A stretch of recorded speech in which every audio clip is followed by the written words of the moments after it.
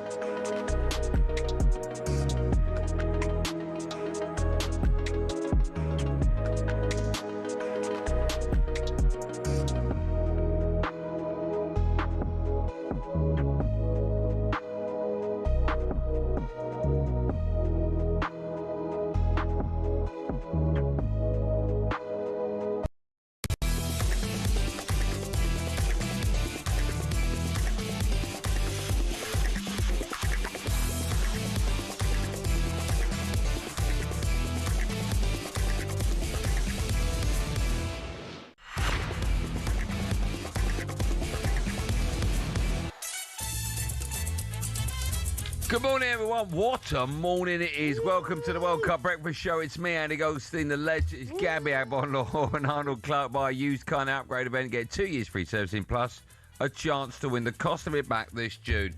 Happy World Cup, everyone. The World Cup has begun. It's started.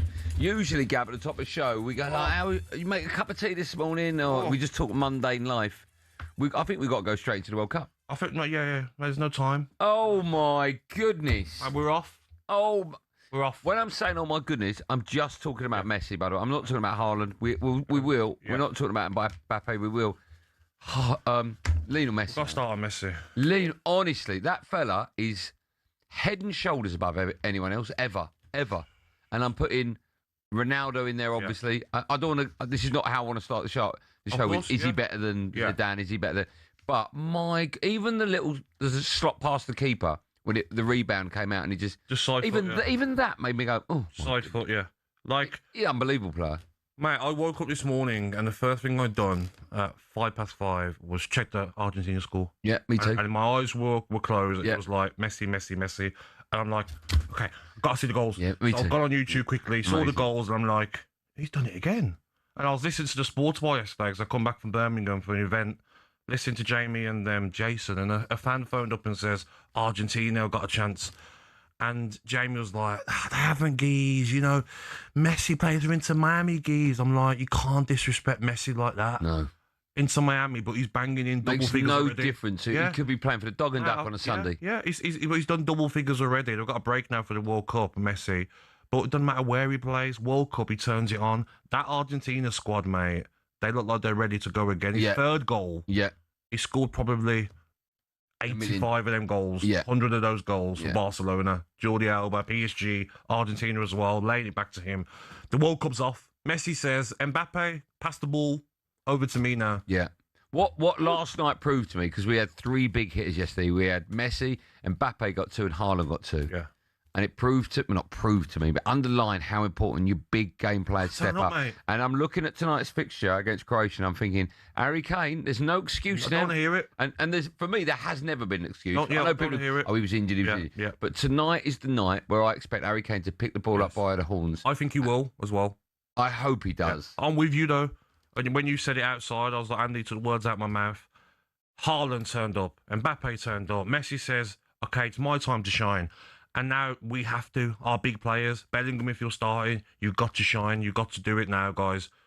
This is what it's about, because we should be putting goals past Croatia. No disrespect to Croatia. Harry Kane, go and show us the Bayern Munich. Well, exactly. Some of the goals he was scoring for Bayern Munich, not tap-ins. Screamers. Quick feet. Great control of the ball outside the area, dropping his shoulder, bending it. I need to see that tonight. Have to, mate. Yeah.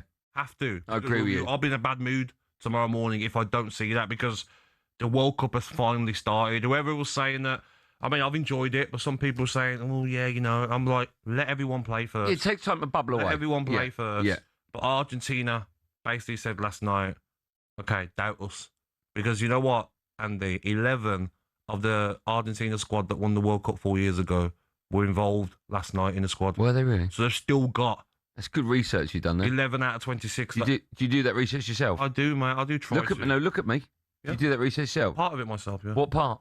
Probably 8 of the players myself and one of the producers.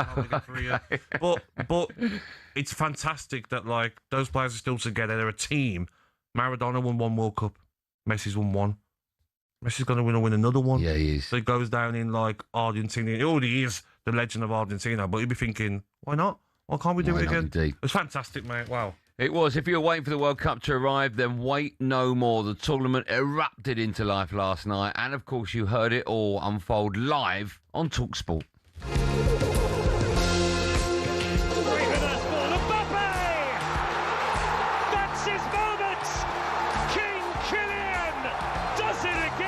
Not really in tears, but oh my goodness, I just find these sport moments, and to be here to see that is special. Lise on the other end for France, picks out Mbappe, 25 yards out! Magnifique! Arise, Kylian Mbappe! Officially the greatest goal scorer in France history! Erling Haaland has pounced on a dreadful back pass. Erling Haaland has his, and Norway second. Back for Messi in the day. There's the hat trick for Lionel Messi. 200 up, and it's a World Cup hat trick. They found him on the edge of the box, and he finds the bottom corner. The maestro strikes again. Messi at the treble. Oh my goodness, if you're just waking up, you missed one historic evening. Right, pin back your luggles. Take all this in. So Kylian Mbappe got his tournament off to an electric start. 2 goals as France beat Senegal 3-1 in New York. Mbappe, in the process, became France's all-time top scorer, overtaking Olivier Giroud. Yep. Crystal Palace's Ismail Sarr missed it was a huge chance, actually, 0-0 for Senegal, while Nicholas Jackson hit the post with the scores level. Haaland, he stepped up, scored twice as Norway. He's passed Iraq 4-1. And as we've just been talking to Lionel Messi, this surprised me. He scored his first ever World Cup hat-trick as Argentina smashed Algeria 3-0. He's now level with Miroslav Klose as the highest ever goal scorer in World Cup history.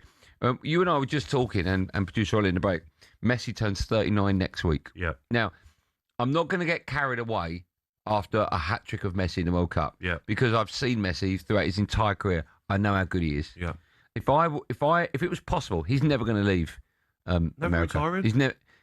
If I could get him over to Manchester United, if I could get him to the Premier League, 100%. I'd pay 50 million for a 39-year-old. Oh, and the rest. Yeah, and the rest, yeah. You pay 100 million for Messi. Yeah, Well, you that's insane, you pay isn't it? more That's because of insane. what you're going to get on shirt sales as well. Obviously, you're going to get that money back. No, but I just think like- he goes into any team in the of course Prem he and does. wins it. Mate, and Am I going a bit nuts? Am I literally getting carried away by... You're not, mate. I don't know if I might be. He's because 39 next week. Messi, yeah, but it doesn't matter.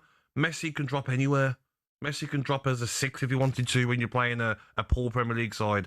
And like, okay, where do you want the ball? I'm going to find you. Yeah. What runs are you making? Mate, that third goal, that is a Messi goal. And the World Cup's off. I've seen the clips when I woke up. I'm like, wow. My whole Instagram was like Argentina fans. Messi, Messi. Because I was in the stadium for the first game of the Qatar World Cup against Mexico. I've witnessed it. I was so jealous. I've not been jealous of being out there at all so far until I've seen those clips of Messi. Yeah. To see Messi score a goal. I don't know if Olivia was there because he said she's going to an Argentina game. But like, it's a privilege, mate. You feel like you're with a god. You are witnessing possibly, and this is up for debate. Yeah. I'm still too young, by the way, to have seen Pele, but you are witnessing arguably the greatest human being ever to 100%. Play football. Messi is that loved in Argentina that if he retired in 2 years' time, he could probably just come back 2 years afterwards for the World Cup. And just as long as he keeps fit. Well, I think we're getting carried away now. No, we're not, I'm mate. agreeing with you. This is nuts. We're not, mate. Imagine that boost of, say, the next World Cup in 4 years. Yeah, but would his teammates not go older than him? He's not played for 2 years. No, mate, he's that loved. You know, sometimes when you see players score goals and, like, the whole team don't run over and celebrate, every Messi goal, they're over. It's like, yes, no one's ever looking at Messi when Messi runs through and he should pass and he shoots and misses and they're throwing their arms up. No, you're right. They don't, mate. Sometimes with Ronaldo, I've seen it with Bruno Fernandes. Like, come on, you could have given me there. It's like, Messi, we are here for you. We are here for you. Yeah, you are right. You are the gods. We are here for you, sir. That god now is the World Cup all-time scorer, 16, closer. Oh, joint, with 16. R9, Ronaldo, 15. Gert Muller with 14. And Kylian Mbappe also on 14. And those numbers are going to go up for those two. Mbappe's probably got minimum 3 World Cups as well. He's only 27. Who? Mbappe, 27. Is he? So Are you sure he's that old? 27, yeah, he is. He's been around forever. Remember, he started at Monaco. Yeah, Mbappe's 27. You know it for a fact? 100%, yeah. Wasn't he? He is 27. He is. Okay.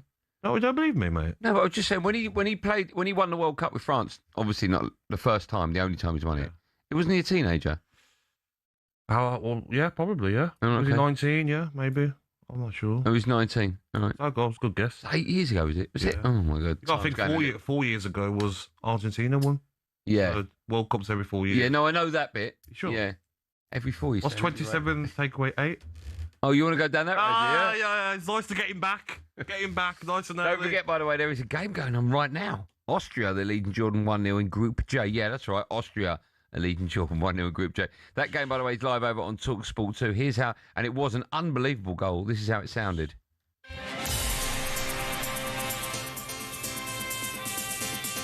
And here they come again, forward once more. The ball up into the attacking line for Sava Schlager. He's got 1, 2, 3, 4 red shirts in the middle. He finds a fifth though. Oh, that's a brilliant goal!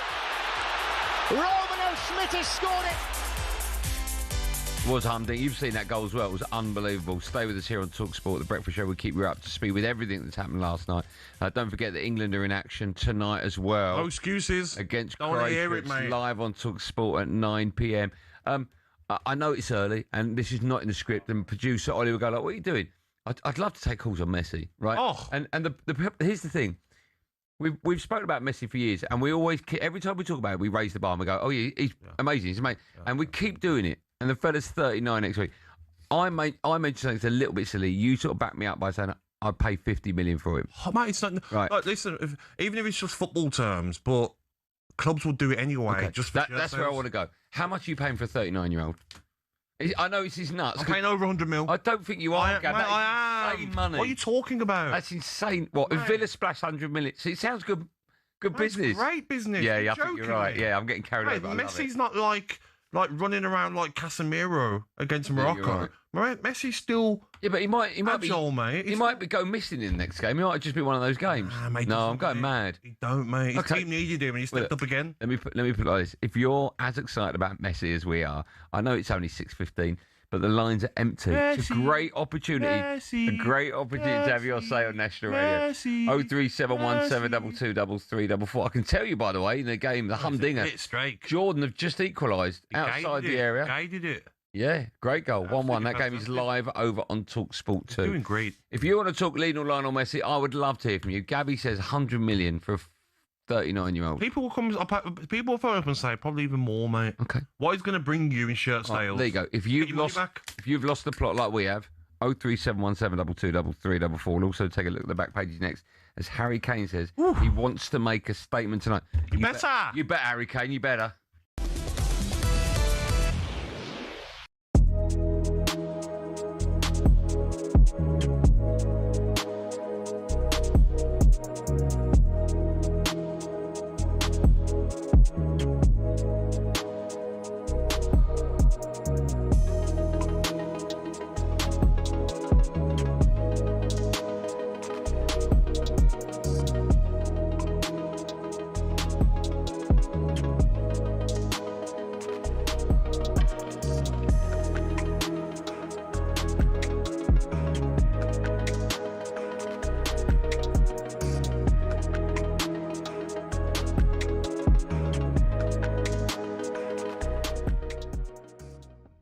My problem is I think I try and turn things into a roast that aren't a roast. Like the Brits, I'm like, oh, this could be like a roast. And then I try to do roast jokes within the Brits.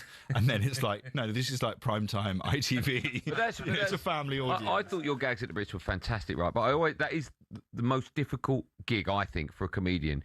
Because primarily people are going there to see the winners and hear music. And get drunk. And get incredibly drunk. Incredibly drunk. And also in such a big room that it's almost like, it's like whoever it is, not you, but it's almost like, can we get on with it so I can drink more alcohol? Exactly. And it's the weirdest show to do ever, because also you have this weird little grace period at the beginning where you come on and for 2 minutes you feel like, you know, you're the greatest showman and you're there and you've got all the eyes on you and they love you and it's amazing. And so you got 2 minutes of the greatest showman and then 3 hours of being a Wetherspoons bouncer at closing time.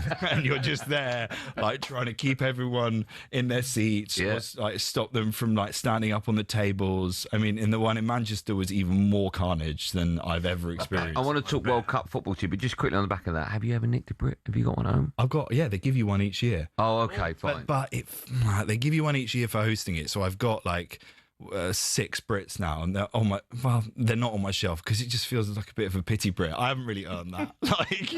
Someone writes an incredible heartfelt album and wins their Brit Award, and then I just get given one for turning up, basically. One of them. Yeah. Right, let's talk about the World Cup. What are you watching England game Wednesday? What are you doing? I'm watching it with some mates in a pub. We booked a little space, and we're going to go watch the first game. All right, how do you think we'll get on? Yeah, I'm actually feeling quite optimistic now. That last warm-up game, I thought we looked pretty good, and I think Thomas Tuchel's a good tournament manager, and I feel like, there's been a lot of chat about the squad selection, but I feel like we've got a really good, strong... Hello, I'm Matt Forden from talkSPORT. This is How to Win the World Cup. This is the best squad I think England have ever had.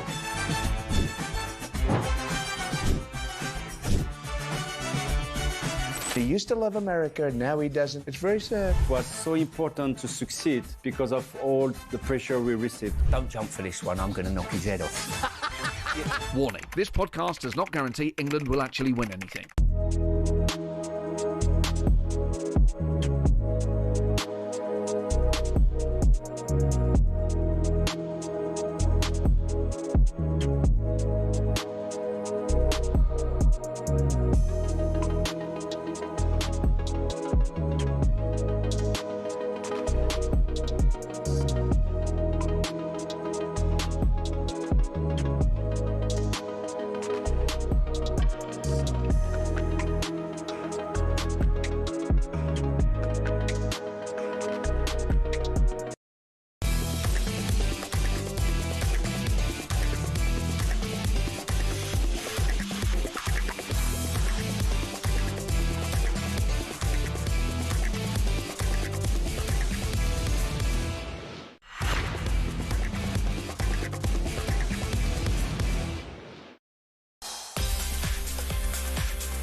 Good morning, everyone. What a morning it is. 6:20. You're waking up with the World Cup breakfast show on talkSPORT. It's me, Andy Goldstein Gabby Agbonlahor.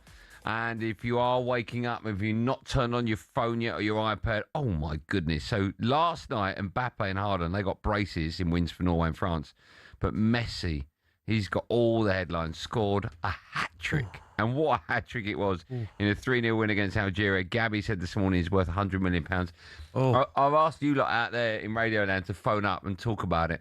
I don't know. I mean, I'm only covering the breakfast show. I don't know if you've ever had a full switchboard at 6:20 in the morning. Incredible, isn't it? So many people want to. I've got yes or no questions for you, right? Before we go to the line. Yep. If Messi goes to Arsenal, do they win the Champions League? Yes. Okay. If Messi goes to Spurs, do they get top 6? Yes. If Messi goes to Ipswich, do they get top 10? Maybe not top 10, but they stay up. They stay up? Yeah. Okay. Maximum you pay? Maximum? I would. Yeah. I'll pay 100 million for Lionel Messi. Okay. 100%. Let's go to the phone. Love this. Jamie's a West Ham fan. Morning, Jamie. Morning, Jamie. Jamie? Jamie? We're on hold. While we hold for Jamie, we'll speak to Sam. Hello, Sam. Hello, Sam. Morning, Andy. Morning, Gabby. Morning, mate. How are you, my friend? You well? Yeah, all good, all good. Right. Hold on. Before we talk about how much you do it, talk me through. Did you watch the game live, or did you wake up and see the score? What happened? No, so I set my alarm for 2 o'clock. Yeah. Woke up at 2 o'clock. It literally just for Messi. That's literally the only reason I set my alarm. Like I said, I'm a teacher by day, so I've got to go and teach a load of kids now. But so I'm going to be knackered through the day. But yeah, that's amazing. I love that. He is the GOAT. So. And you were rewarded, right, with just an unbelievable. So I didn't watch the game, right? I just saw the highlights because it was on at 2 o'clock, and I was 2 hours from waking up. But did he play like that throughout the whole 90 minutes? Was he just exceptional from beginning to end? Everything, Andy. Because he even had a goal disallowed just by being offside. Yes, so it, saw that. Potentially could have had 4, but everything went through him. And like I say, he just controlled the game, and it was a privilege to actually just watch it on the telly, to be honest. Okay. Let alone be there. You're an Arsenal fan, right? Yes, mate. Yep. How much are you paying for him? Easily 100 million. Easily. Told you, mate. Insane. Have a lovely day. Good luck at school, kids. Cheers, Thanks, guys. Man. Have we got time for one more? I'm looking at my producer. He says, yes, of course. Why we not? do. Good work, producer. Let's Samir. go. Samir join. Hello, Samir. How are you? Good morning, Samir. Morning, lads. How are you? The World Cup started, mate. I'm like a little boy, loving it. Messi, come on. I would honestly pay 150 million for Messi. Don't blame you, mate. Are we all losing the plot here? We're not, mate. No. Go on. You get 2 years out of it. Look, Andy, I'm a United fan. Yeah. Get 2 years out of him. United will win the league, probably win the Champions League. Well worth it. I mean, when you say it like that, yeah, of course it is. With him, mate. £150 million for a 39. Imagine signing that check. Don't matter. It doesn't matter. You're right. We pay 100 for Anthony or 90. Yeah, but you're getting straight away that back. How long would it take you to earn that back in shirt sales? Yeah. Everything else that comes with it. So much to get through. We'll take more calls in just a moment. Don't forget, of course, Jordan against Austria is 1-1. It's live over on talkSPORT 2 right now. 58 minutes on the clock. We're well and truly in World Cup party mode. The time on air. This time, I think it should be. We're on air tomorrow. There'd have been 4 more World Cup games. So 6 p.m. on talkSPORT 2, Portugal, they're in action. At 9 p.m. tonight, of course, the big one, England against Croatia. That's live on talkSPORT. Midnight, you got Ghana against Panama, live on talkSPORT 2. And Uzbekistan against Colombia is live on talkSPORT at 3 a.m. tomorrow morning. I hope you've made notes on that. Time for a quick coffee break and a look at the back pages with Costa Express. The Costa Coffee Break on talkSPORT, sponsored by Costa Express. Quality coffee, quality day.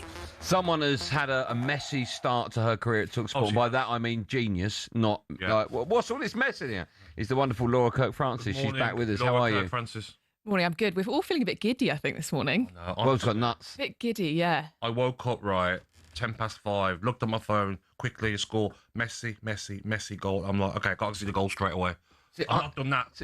That excitement. And I'm not. Far. I swear to you, this is true. I woke up. I wasn't with Gabby, and I turned my phone on, and when I saw this is like I'm on my own now. Obviously, downstairs in the kitchen. The dog was there, Dr. Scoot Frank, and it was about what time would it have been? About 4:45. And when I saw he scored a hat trick, I actually went, oh. I made a noise. Yeah. I made a noise by looking at a word 3 times. It's noise. frightening, Yeah, isn't it? little noise. No, it's a great day to be here, and what a World Cup we've got now.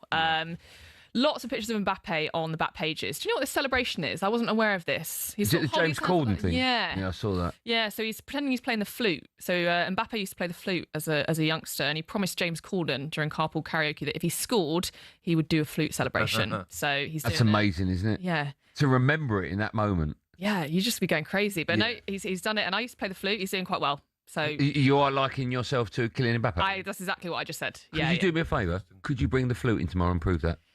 No. Why not? It was sold a few years ago when I If realised. I get you a flute, I'll do it. You'll play tomorrow. Yeah, Okay, yeah. Used one or new one? Can we get me a flute? Can you get me a flute? Brand new I'll one? be a used one. Yeah, that's going to be a no, I think. On to England then, who start tonight. Harry Kane backs the 3 Lions to flex their muscles in the opener. That's in the Sun. Thomas Tuchel also in the Times asking for energy. So some rallying cries from England here ahead of their game tonight. Gabby, we've waited quite a long time to start this tournament. We're amongst the last to play. Yep. What are you expecting from England tonight in terms of a statement, laying down a bit of a marker? Start with a bang. I really am. I look at the performance against Costa Rica, the energy, the way they were moving the ball, everyone was at it. And they would have saw the likes of Norway, Haaland, Mbappe, France, Argentina, Messi. I think they will be out the traps. Now look at this Croatia squad. There's talk that they're going to play 3 at the back. They're going to play like a 3-5-2 maybe, change their formation. I think we have to be at it. And I would start Marcus Rashford on that right-hand side like Emmanuel Petit said yesterday. I think Gordon, Rashford, either side of Kane, crosses into the box. Kane, don't come too deep. Bellingham get in the box as well. Let's go and absolutely annihilate Croatia. I'm going to ask you both a question, right? I'm going to give you the question, and then I'm going to say 1, 2, 3, and you both answer with a yes or no. I want to see what your views are, okay? 2, 3. So don't answer it. My question is a 1-0 win and a terrible performance good enough for tonight? Okay? So have you got your answer? Okay, 1, 2, 3. Yes. It is. Wow, okay. It is good. It is good enough. I'm just saying it's about because the first game can be sticky. That's what I'm asking. Spain, but I'm just excited to see other teams now turning up last night. I'm like, just let's go. Yeah. We're better than this Croatia squad players. Andy, on that note, you said earlier no excuses for Harry Kane. I think you made a bit of a threat as well. Actually, you said, "Right, this is." I'll come and get him. Yeah, you'll come and get him. Do you expect him to lay down a bit of a statement tonight? He has to. He's full for Bayern Munich. Was it 61 goals in all comps for Bayern Munich? And they weren't just tap-ins; they were from all over the place. It's So not I just Harry expect, Kane, no. I expect because so many times when you're discussing Harry Kane, you're doing a phone in. So many people phone up and go, he doesn't do it in big games. Yeah. Now, I'm not suggesting it's a huge game, but first game of the World Cup on the back of all those superstars scoring 2 and 3, I'd like to see a Kane performance tonight. I really would. You know what we like as well? Even if it is a 1-0, it's not a great performance. Everyone's going to be slaughtering the team. That's what we do in this country. Yeah, and we do it well. Yeah, we do it well. Even Bellingham, you start tonight, make a statement. I mean, whoever starts putting a performance to give the country like a lift and say, okay, we can. What if it's a 1-0 from a set piece, Gabby? How would you feel about that? Listen, I want to see goals. I want to see look at Mbappe's goal. Look at Barcola's goal yesterday, running behind runners. I want to see top class goals, but at the end of the day, it's about getting out of the group. Yeah. Yeah. I agree. Absolutely. And finally, then Tino Livramento going home. What do we make of his replacement? So Thomas Tuchel has said that his reasoning is that Trevor Chalobah has given us full coverage in the back 4. Gabby, is that a mistake? I wouldn't have brought in Chalobah, but I get it in the sense of Trent. He's not brought him in for a reason. You had Ben White before him when Ben White got injured. He's obviously not going to go and bring Maguire and Trent in when they're going to be so upset. Are they going to come into the squad and maybe he's thinking, I want positive vibes only. Chalobah will be positive. That's Lewis Hall as well. I would have brought Lewis Hall. Me too. That's exactly the one. But now you've got a chance now of, okay, Reece James, injury problems, could get injured, touch what he doesn't. Does Spence go there? Does Konsa go there? Chalobah's not been at the level for Chelsea last season. He's not been at a great level. So the defence worries me a bit, mate, when we get into the latter stages. You look at that France performance yesterday, second half, and they play us, you're frightened. Yeah. Laura, thank you for coming in. I noticed you got the English shirt on, of course. What do you mean coming in like she should have been off today? Yeah, thanks for coming in. Yeah, well done. You got a bit of a headache this morning, so well done fighting that. What time do you usually? Because you get up at silly o'clock in the morning, right? Yes, you do the hour before us. Yes, I do. What time do you normally go to bed? Normally, if I'm not getting up at 3 o'clock. No, because of the 3 o'clock. Well, last night I thought I'd go to bed nice and early, but then I started watching France, and then I actually ended up probably about 11. I went to bed. Oh, wow. So I was going to ask what time you're going to bed tonight because of England. As the second half progresses, I'm going to start making my way towards my bed. Okay. So for every 5 minutes, I'm going to brush my teeth, do all that needs to be done. And then as soon as that whistle ends, I'll be asleep. Okay. That's my tactic for tonight. Yeah, let's hope our back four time to get there. isn't asleep. We'll see you in a bit. Good work as always. That was all thanks to our friends at Costa Express. Coming up, we'll carry on taking your calls. Last night, of course, Messi scored a hat-trick, Mbappe and Haaland, they scored braces. Is Messi at 38, 39 next week still one of the best players in the world? Of course. How much would you pay for him? 100 million is the top price so far. It's a little bit insane. 03717 223344. It's 6:31. It's the Breakfast Show on talkSPORT. The Costa Coffee Break on talkSPORT. Sponsored by Costa Express. Quality coffee, quality day.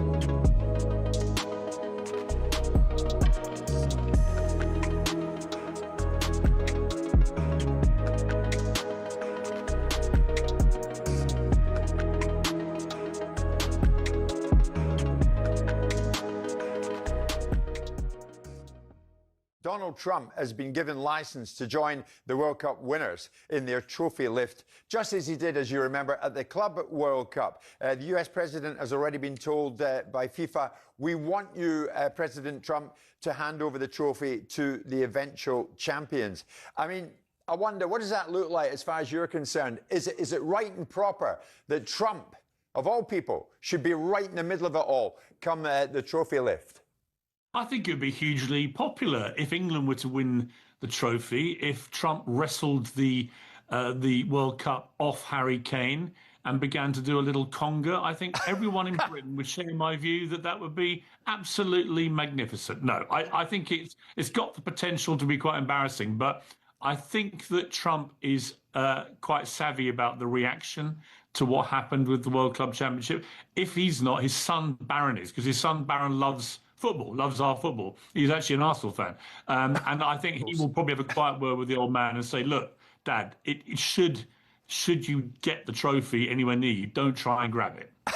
Well, as you know, Simon, who's right beside me here, always says politicians should stay out of football. So, Simon, why should they make an exception for the president?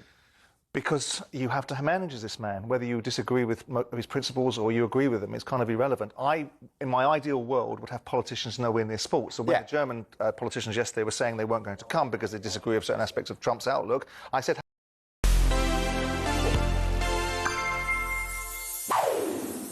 What is the World Cup's most controversial moment? Hurst's goal, which definitely was a goal?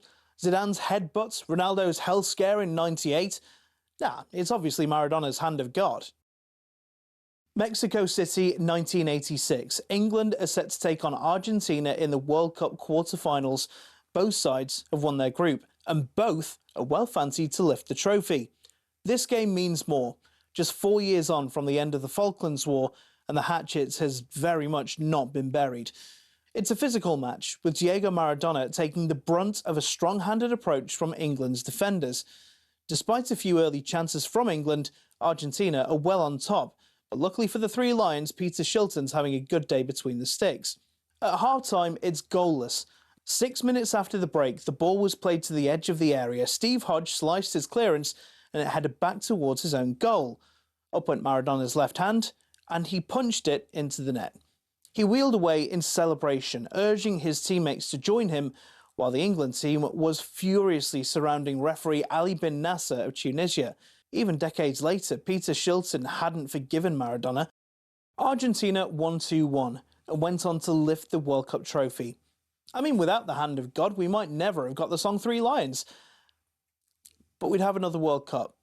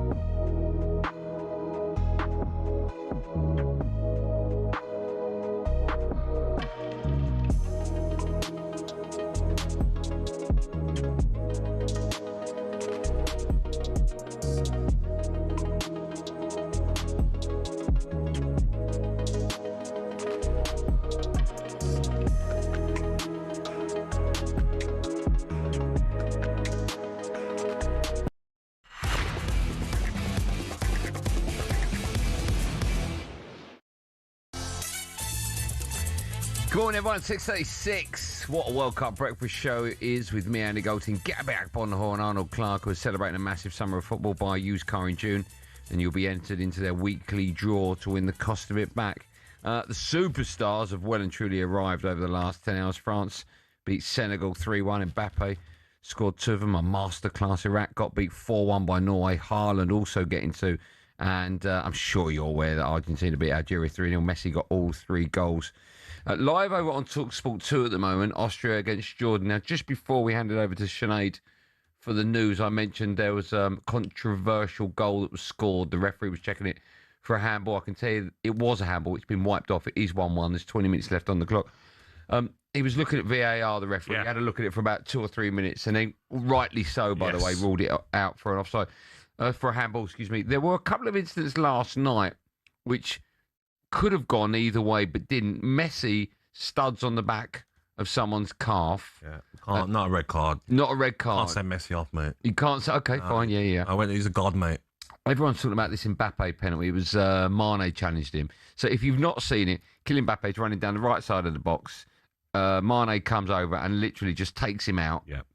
And the referee doesn't give a penalty. Then he's told to go to the box to have a look at it. Has a look at it, shown about four angles. You can clearly see from every angle it's a foul. I mean, there is no denying it. Yes. There's no argument to be had that maybe it's a clear-cut penalty and doesn't give it. It's 100% a penalty, but it's not the most blatant penalty you'll see that hasn't been given. Oh, I don't know, Gab. It's not, mate. Like he hasn't literally like wiped him out with like a scissor tackle where you say blatant penalty. Not even. No, it's not the worst, but it's still the most 100%. Still an obvious penalty. I totally agree. And when you slow it down, like we keep saying, repeating ourselves, the contact. Maybe some people will say it's not too much to go down, but when he's in full pelt, Mbappe, it's 100% a penalty. Yeah, referee gave nothing in that game, by the way. Yeah, it was weird, wasn't it? Like, to make a statement. Do you reckon he'll struggle? Would he be taking off games, maybe? No, I don't think he will. Because it wasn't a great performance. The stubbornness, though, to be shown it from like 3 angles. It's so stupid for Mane. Yeah, I know attackers can be stupid when they're defending and clumsy, but what are you doing? Nowadays, with penalties, the slightest touch is a penalty. Don't slide in the box. We're taking calls because at the top of the show, I asked a silly question. Maybe I got carried away by asking how much Messi's worth. You said 100 million. Silly, he's man. 39 next week. Okay. Would you have him? Is the question. Howard's a Liverpool fan. Morning, Howard. Morning, Howard. Morning, lads. How you doing? Yeah, good, man. How are you today? You all right? Yeah, I'm good. The weather's great. On the way to work, but other than that, I'm all good. Lovely. Are you saying it's not great? Is it raining? It's absolutely pouring down. Where are you in the world? Just on the way to Sheffield to work. Okay, I think it's going to be one of those days. Friday it brightens up, apparently. Oh, great. Thanks. Yeah. Although the World, how about this feeling? The World Cup has already brightened up after that wonderful performance from Messi last night. Are we getting carried away by saying we pay £100 million for a 39-year-old? No. I definitely, honestly, it could have had 6. It's just different levels. I mean, the World Cup started yesterday, didn't it? Let's be honest. Yes. Haaland and Mbappe, and then the goat of all goats. We've been blessed, haven't we? Let's be honest. Yeah. 100 million, I'd pay whatever we wanted.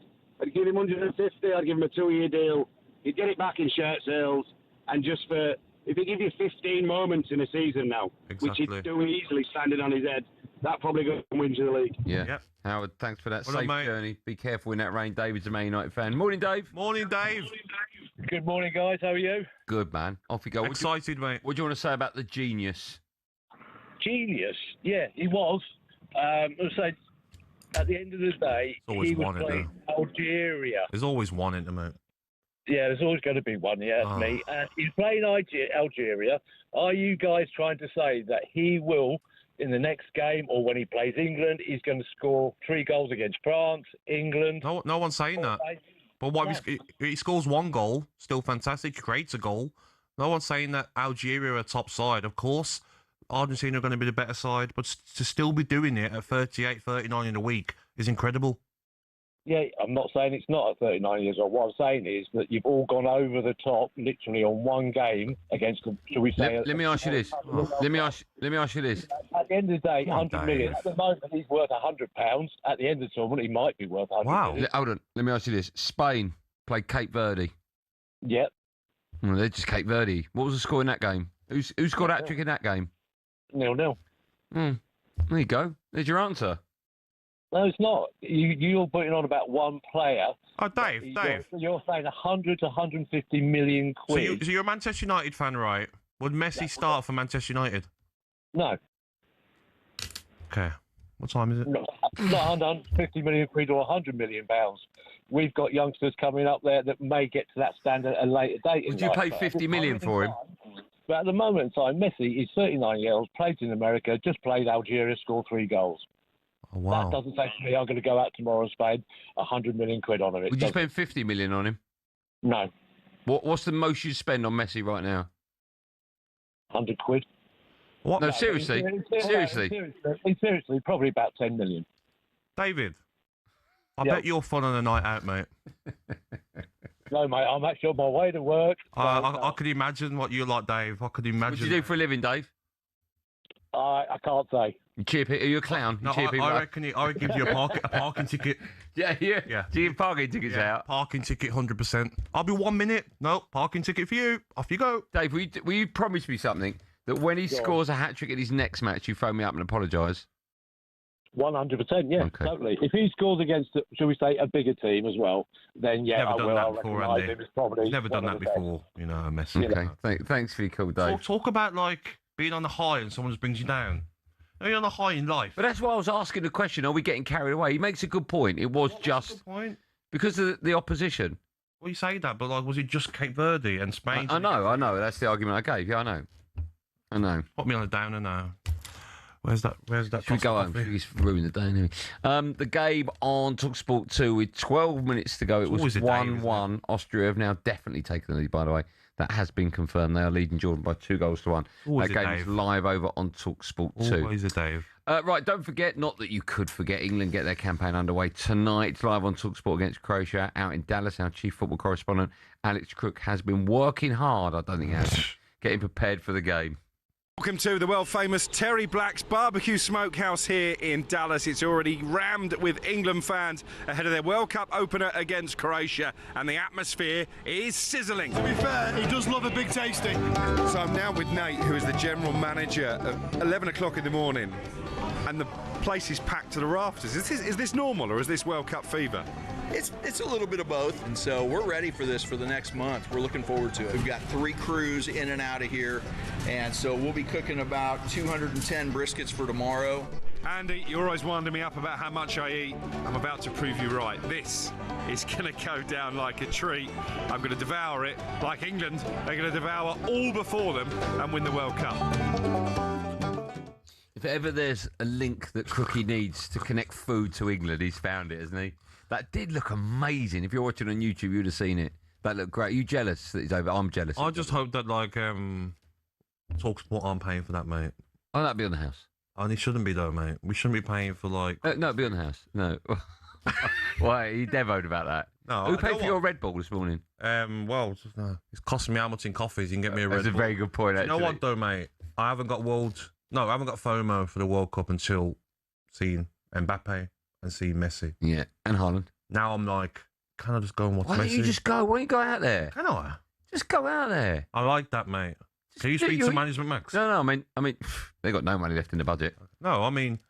Well, you go out there, I like that, mate. Enjoy it. Come out with me and Benny when we go for a drive. What date are we going? 4th of July. Okay. Because we both need someone to carry our suitcases, so you could... Yeah, okay. We could easily do that. Okay. Come out of us. Can I? Yeah. All right. Yeah, my blessing. All over it, mate. Although, if you wanted some free money, maybe you should go in for this, because if you want the chance to win 26 grand tax-free cash, how about that, to celebrate the 2026 FIFA World Cup? Then listen, because we're giving away big bucks. Fund your summer. Enter right now. Head to talksportwin.com to enter for full T's and C's. Good luck. Still to come on The Breakfast Show. Superstar Breakfast preview on talkSPORT with Travis Perkins. Manage your Travis Perkins trade account online at travisperkins.co.uk or via the Travis Perkins app. You know, sometimes you do a show and you just know it's going to be a humdinger. We're only 46 minutes. Easy. I just know today's show is going to be amazing. Thanks to Messi and Mbappe. And Holland. Yeah, it's totally right. And also a big thanks to the Dutch and Chelsea legend Jimmy Floyd Hasselbank. He'll be with us in the studio from 9 to build up to England and tell us which teams have impressed him so far. Next up, we'll ask the question, is there any way Ronaldo doesn't start for Portugal tonight? Even more so after that Messi hat-trick. That was our breakfast preview with our wonderful friends at Travis Perkins. It's 6:46, everyone. Good morning to you. Superstar Breakfast preview on talkSPORT with Travis Perkins. Get free next day track delivery. Head to travisperkins.co.uk or download the app.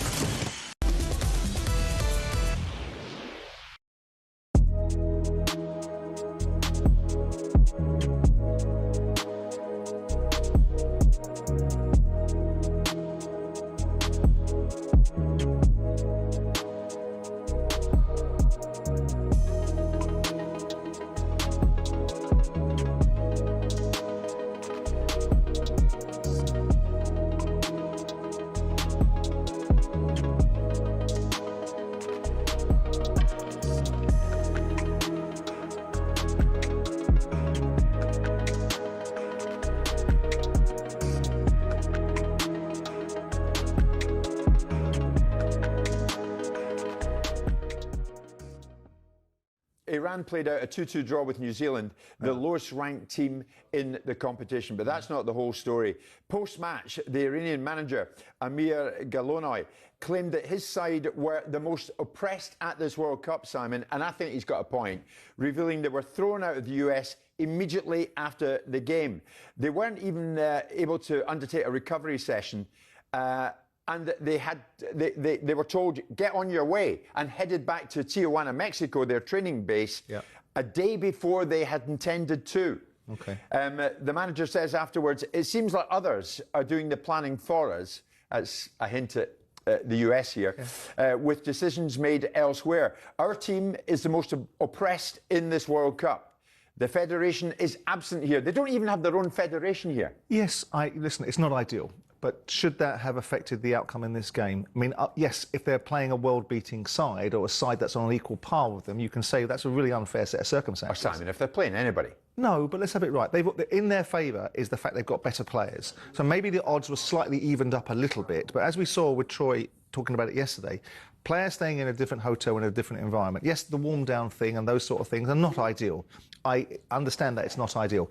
But as we discussed yesterday, this is going to be the built-in excuse if they have a bad result. Oh, come on. It's not fair, Simon. Never mind not ideal. It's not fair in them. It's not equitable. No one else is getting treated like this. It's not equitable. I hear you, right? And we know the reasons why, and whether we agree with them or not is a different discussion, right? But the bottom line is should they have been able to overcome New Zealand with all of that disadvantage? But that's not the point. Well, it is. It's not equitable. It's not fair on them. It is. Well, some could say that the quality of Iranian player and New Zealand having to play against a far better player is not equitable for New Zealand because New Zealand are far less capable of... Hello, I'm Matt Forden from talkSPORT. This is How to Win the World Cup. This is the best squad I think England have ever had.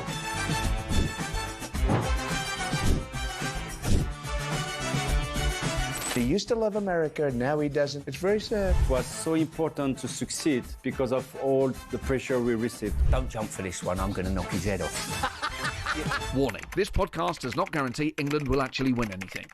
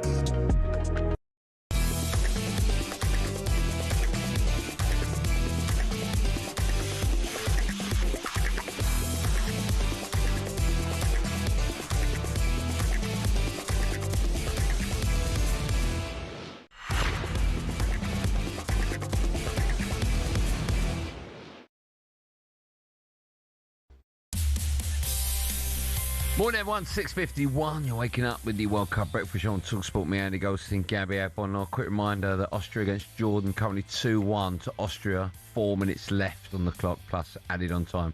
That is live over on talkSPORT 2. What else do we know this Wednesday morning? Well, we do know that Messi grabbed his first ever World Cup hat-trick as the world champions cruised to a 3-0 victory over Algeria. He equals Miroslav Klose's record for most goals scored at a World Cup. 16 is the magic number. Elsewhere, Norway beat Iraq 4-1. France tonked Senegal 3-1. Thomas Tuchel has said that he's not ready to adapt, I'm quoting there, England's playing style at the World Cup despite the heat. And former Arsenal midfielder Thomas Partey has lost his appeal after being denied entry to Canada.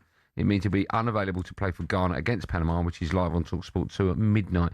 Let's bring in talkSPORT's Breakfast World Cup report, the one for Max Scott, to tell us more on that. Morning, Max. How Morning, you doing? Max. Morning, fellas. Yeah, so obviously we've been aware that Thomas Partey, former Arsenal midfielder, was denied entry into Canada. He appealed that decision. He's since lost the appeal, and he's facing 5 charges of rape in the UK. The documents declared publicly by a federal court show that Partey didn't initially declare those charges when he applied for his visa. They actually wrote to him in late May, saying that he had directly or indirectly misrepresented or withheld material facts relating to that case. They ask him for clarification.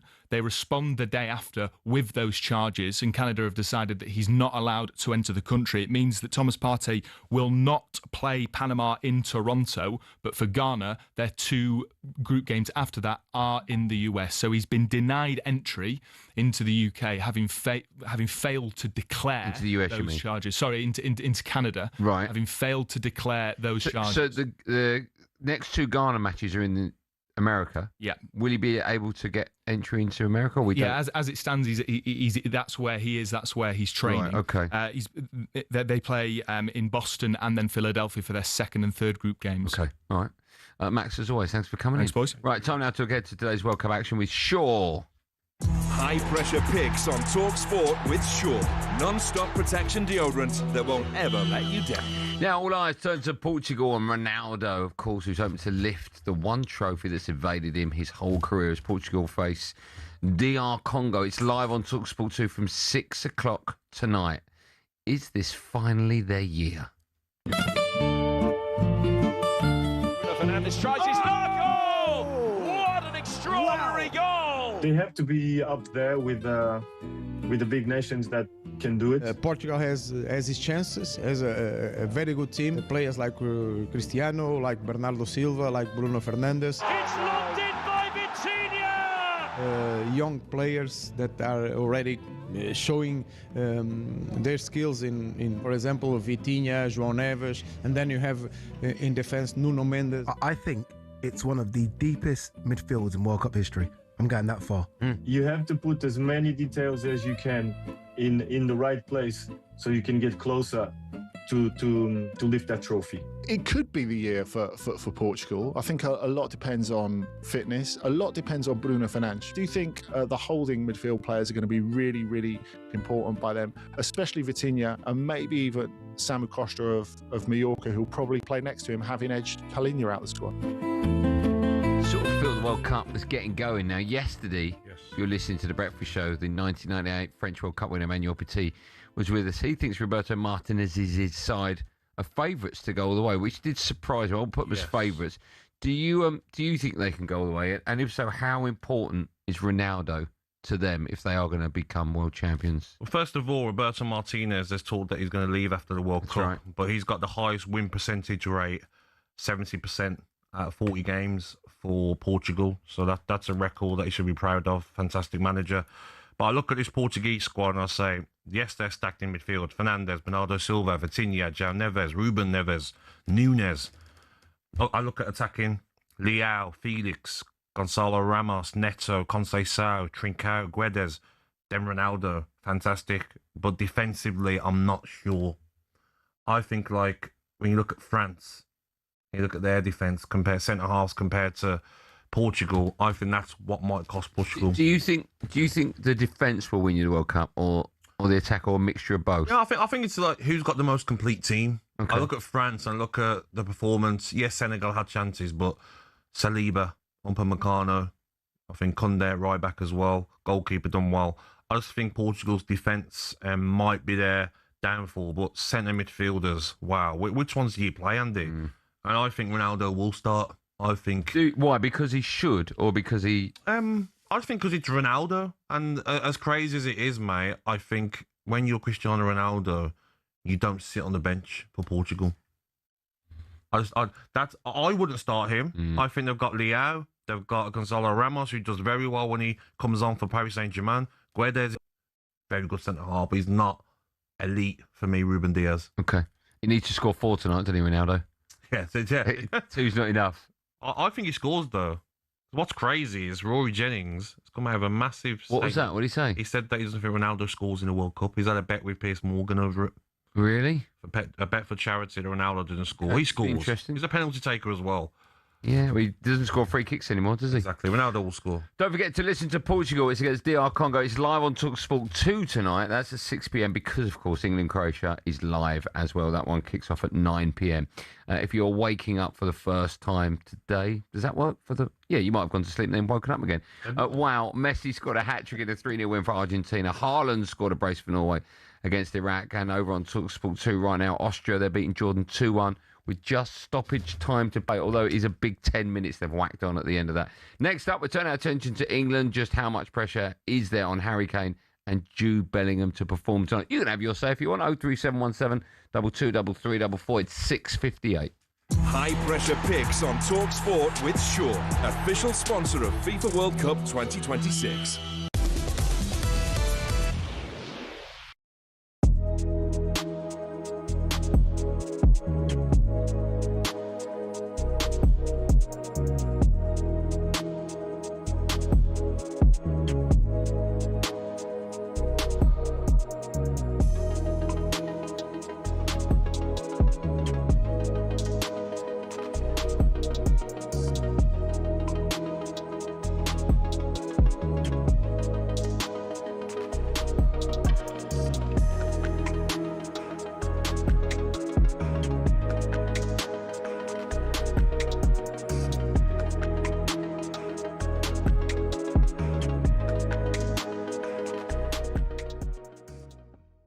The big result yesterday came, of course, with Spain being held to a 0-0 draw against debutants Cape Verde. I don't know if you're aware of it. The Spanish captain, Rodri, criticised their defensive approach to the game. Rodri. He said, this is what he said. He said, that's how they play. They don't get past midfield. It's a matter of improving our finishing. I think it's arrogant. Tell me Don't why. expect Cape Verde to get the position of the ball and to create many occasions against Spain. Spain is one of the best teams in the world. So the way he said that, I think this is disrespectful for Cape Verde.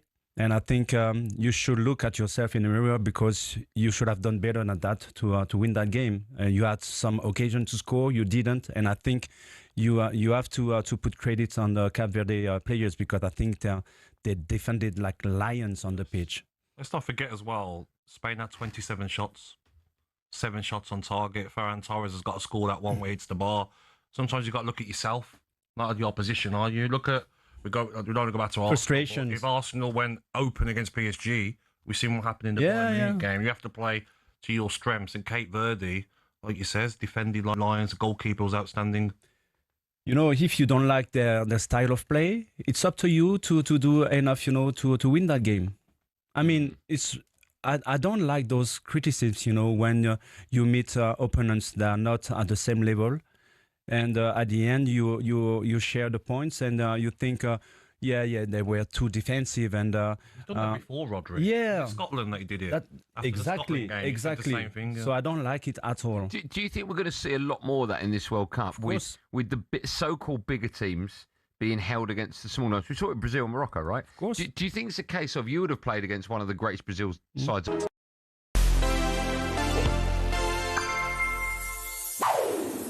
He's one of, if not the greatest of all time. Diego Maradona led Argentina to glory in 1986, producing some incredible moments on the way. But his World Cup story wasn't all triumph and inspiration. A fresh-faced 21-year-old Maradona arrived at the 1982 World Cup as the next great hope for Argentina. But his tournament debut didn't go to plan. Argentina were knocked out early on, and Maradona was criticised for underperforming. His legend truly begins 4 years later, when, in the Estadio Azteca in Mexico City, he created outrage and infamy with one flick of his wrist, the hand of God. He punched it into the net. Peter Shilton called him a cheat. Maradona described the referee Ali bin Nasser, who missed it, as his great eternal friend. Then just 4 minutes later, he picks up the ball in his own half and starts to dance around the England team. He goes past one, then another. Can we have that music off, please? Anyway, the run ends in glory for Maradona, and just days later, he was lifting the World Cup trophy, Argentina's second, and returning home a national hero. Hopes were high for Italia 90 when he'd captained the side again, but it was bizarre. Maradona was playing his club football in Italy at the time, winning titles for Napoli, and the Neapolitans were actually supporting Argentina over their own country when they faced off in the semi-final.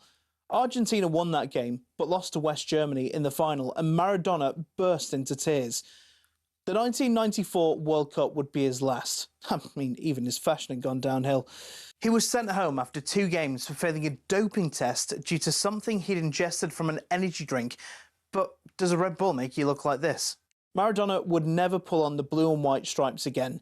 He did come back as manager, but was sacked after they were knocked out in 2010. The goal of the century is a permanent reminder that he may well have been the greatest of them all.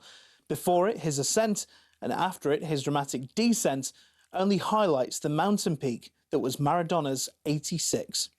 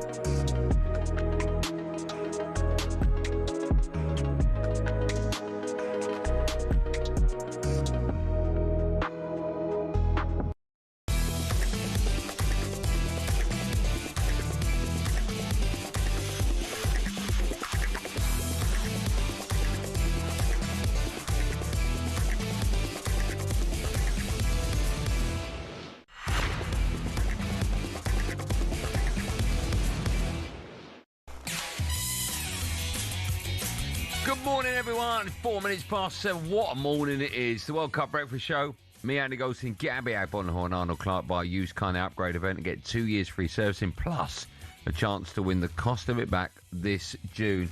There is 40 seconds left. Austria against Jordan. They're currently leading 2-1. It was live over on talkSPORT 2. 10 minutes added on time. They're checking something on VAR. Do you know what they're checking, Gab? Possible penalty for Austria. Let's have a look. Let's have a look. I'll tell you what, let's cross live over to talkSPORT 2 and find out what they're saying. Salim Abeid, who got that block in. It's going to be handball. Well, it's going to the monitor. And when we looked at it again there, his arm seemed to be ever so slightly out of the body, and it hit his arm. Yep, as Abeid slides in, and Alvic gets his cross in with his right foot. Abeid slides in, his right forearm is quite a long way from his body. It hits just below his elbow.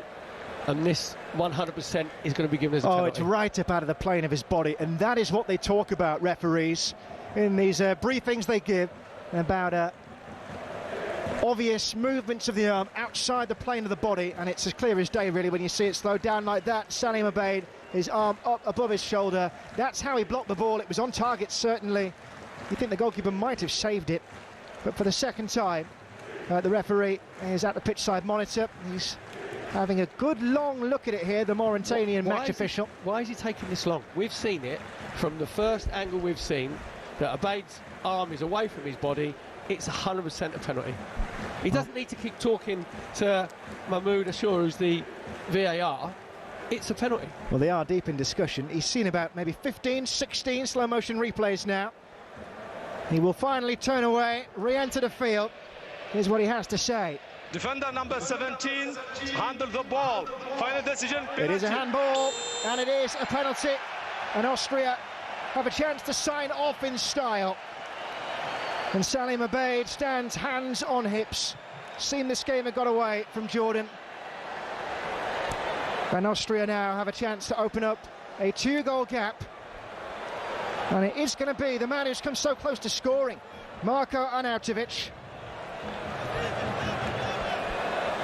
who wants to become Austria's oldest scorer in World Cup games. By taking to the field this evening, he's become their oldest player at a World Cup. Can he go one better now against Abu Layla at 2-1? Make that 3-1. Fired into the corner. Went low to the goalkeeper's right. Abu Layla went the wrong way. And Austria, after 36 years of waiting, have a World Cup win. Ralph Rangnick celebrates in his technical area. Yeah, 3-1. Well done to Cameron Pope and Perry Groves. They were adding the colour for you there. It was definitely a penalty. Perry was right. I don't know why they were taking so long over that one, but yeah, definitely a penalty. No reason to have your arm up there. No, none at all. Right, what do we know this morning? Well, we know the stars have arrived in force at the World Cup. How about this? A combined 7 goals between Mbappe, Haaland and Messi. That was just last night, and the early hours of this morning have stolen the headlines in the opening game. Victories for France, Norway and reigning champions Argentina. In fact, let's cross to LA right now, catch up with presenter, content creator, the wonderful Joel Bayer joins us now. Joel, good morning to you. Morning, Joel. Good morning and good evening to me. How you doing over there? Oh, well, mate. We are very well. I tell you what, we're good, but we're even better now. We sort of feel the World Cup has begun well and truly after just an unbelievable night and early morning of football. Yeah, no, for sure. Especially when you saw Mbappe kind of kick us off with those goals. I thought this is what we've been waiting for. We've been waiting for like the big stars to play. And, you know, something tells me that CR7 camp is panicking at the moment. What do you reckon then to, obviously, we're coming on to England in a minute. Do you think Ronaldo starts for Portugal, Joel? Because they've got some very good attackers.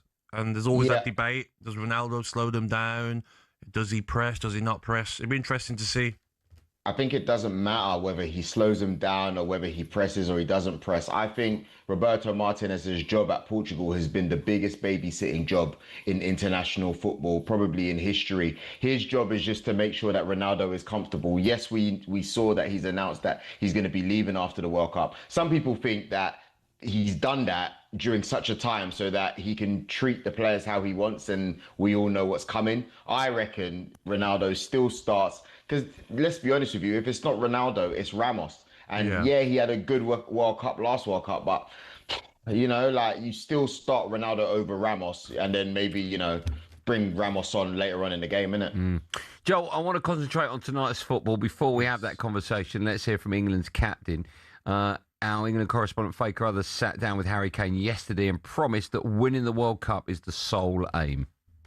You know, I made it clear back then, you know, our aim is to win this competition. Our aim is to win a major tournament with England, and we've been extremely close to that.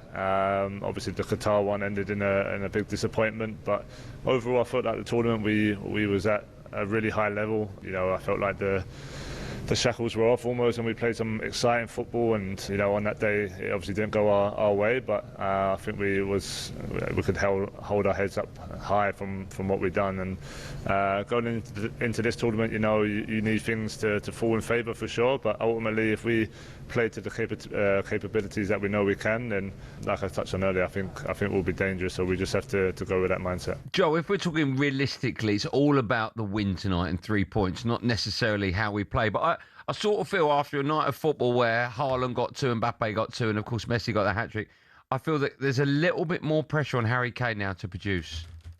I don't think there's as much pressure on him because out of those other strikers, Haaland and, you know, the way Mbappe plays, Kane's game has changed. He's able to drop, bring players in, spray the balls, etc. Of course, you want your England captain to score goals, but if he doesn't and he still produces a good performances and the other guys score, I don't think it's the end of the world. I think for Kylian Mbappe, it was way more important, especially because Dembele has had a fantastic Champions League. And I think for Haaland, he's just that kind of guy, isn't it? Like, he's not going to get a lot of touches in the half, but once he touches it, he's got to get it in the net. I think there's more pressure in Cristiano, if I'm honest with you, scoring, playing against the Congo tomorrow. I think all England have to do is win, and I disagree, Andy. There has to be a good performance tomorrow, because if there isn't, we already seen the kind of pressure that Thomas Tuchel's on for not picking, you know, Trent, for not picking some of the players he's picked. They have to score tomorrow and they have to perform well. Yeah, but I understand why you would say that, but look at Spain, right? I mean, it was an awful performance, but we've seen teams start the competition really poorly and go on to actually win it. We've seen teams lose their first game and go on to win it. For me, as an England fan, although I will sit here tomorrow and say it was a terrible performance, but we won 1-0, if we win 1-0 and we get all 3 points, that, for me, is the most important thing. Overall, but you don't compare us to Spain. No disrespect, we're nowhere near them. I'm not comparing. I'm just giving you an example of a team that plays badly and doesn't get... That's a bad example. That's a bad example because we haven't won, Andy. What? No. I'm not comparing. Argentina. I'm not comparing England to Argentina, but they have lost an opening group game and gone on to win the World Cup. That's still a bad example, Andy, because these are teams that have won the World Cup. Okay, Joe, what would you rather? Okay, what would you rather have tonight? An unbelievable England performance, Harry Kane hat-trick, we draw 3-3, or a terrible, one of the worst performances you've ever seen, and we win with a 90th minute penalty? Well, Andy, of course we would rather win. That's what I'm saying. Those examples that you gave are with teams that have started badly and gone on to win the World Cup. Well, no, I'm just giving you examples of teams that haven't started the competition well and gone on to the late stages. I don't think it's important that England play well tonight. I think it's important we win. It's important that we play well as well, because otherwise Thomas Tuchel is going to get a lot of backlash. He still hasn't called on Trent. He's the squad selection is very questionable. He has to win and he has to play well. What do you think, Joel, of centre half? Because we, in this country we like to find out the team before other countries do. There's talk that it's Stones and Konsa. Do you think that's harsh on Gahey? It's a difficult one, that one, really. I think Gahey should be starting. I think the question is who plays alongside him. Konsa done really well, good season. I actually rate him more than most people do, if I'm honest with you. But the experience of John Stones, how can you overlook that just because he's played less games this season? But do you not look at that and say, like, it can go two ways, can't it? He can be one of the fresher players, or because he's not played enough, is he at the standard? And when you look at his performance in some of the games he played this season, he's never been quick, has he? But he's not definitely lost a yard. The group games, I think, will be fine, Joel. But would you back John Stones in that back line against France? I would, because, when you look at some of these players, when it comes to international football, they just flick on the light switch, man. When you look at an accomplished player like John Stones, someone who, you've been able to rely on the past, I don't think just because he's played less games this season, oh my gosh, he's going to have a bad World Cup. Yeah. On the contrary, if you are Konsa and you miss out, you're going to think, oh man, I deserve to play, I've won a European Cup, etc. But for me, John Stones still gets the nod, man. Okay. Joel, thanks for coming on. What's key tonight? If number one thing that needs to happen, is it a win or performance? The number one, top of the list. The number one thing that needs to happen, Andy, is we need to score and play well. Yeah, but that's two things.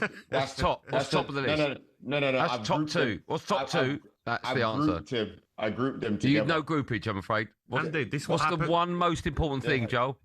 But I've grouped them. You're breaking up. What's happening? This is what happens, though, when you spend so much time in Beverly Hills, mate. It's what happens, you lost the plot. I think it's all about the win, right, Joel? We both agree it's all about the win tonight.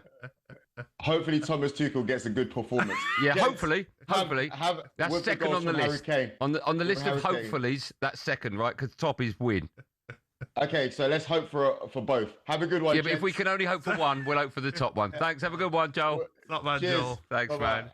I understand what he's saying, of course, but it's all about the win. If we scrape a 1-0 win, happy days. 100%. It'll be the first game, and we can use examples of Spain and say, okay, we've got to get better, get used to the conditions, blah, blah, blah, the dehydration breaks and all this. But I do want to see a top performance. I'm being a bit greedy, mate. We all do. You want to start off with 3 Yeah. Well, a reminder, coverage begins on talkSPORT at 7 for England against Croatia. Kick-off 2 hours later at 9. Let's take calls on it, shall we? How important is that win over the performance? Or is it a bit about what's number one on the list of most important things to see tonight? All right, that's where we're going. I hope Joe calls back, actually. 03717223344. Don't forget, of course, more England build-up. If you want that, you can check out the World Cup Daily podcast wherever you get your pods from. Coming up, we'll carry on celebrating the magic of Messi after his hat-trick last night. Are we putting him at the same levels of the likes of Mbappe and Haaland, who scored braces last night? Of course we are. We're putting him higher, the very, very top. That's number one on the list. But what's number one on your England list? 03717 223344. By the way, we had a full switchboard at 6. Henry's just walked back. I don't know where he's been doing. He's been gallivanting. What? You can't sit still. Can't see. Honestly. I don't know why he's dressed like that. You're going to court later. But make Henry work, right? I'd love another full switchboard. What's key for England tonight? Is it the win or is it the performance? 03717 223344. It's 7:17.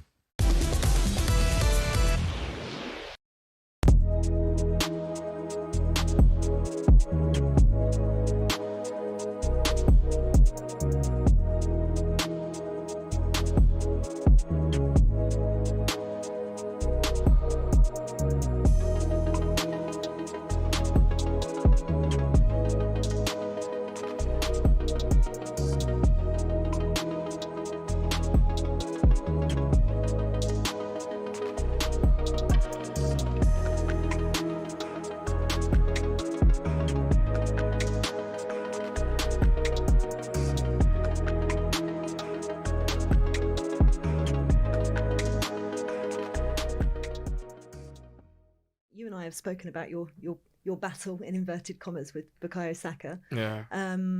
He's just spoken very highly about you in the press conference. Yeah. What did he say? He said you were his brother. Yeah. So give some love back to B. No, he knows. We know.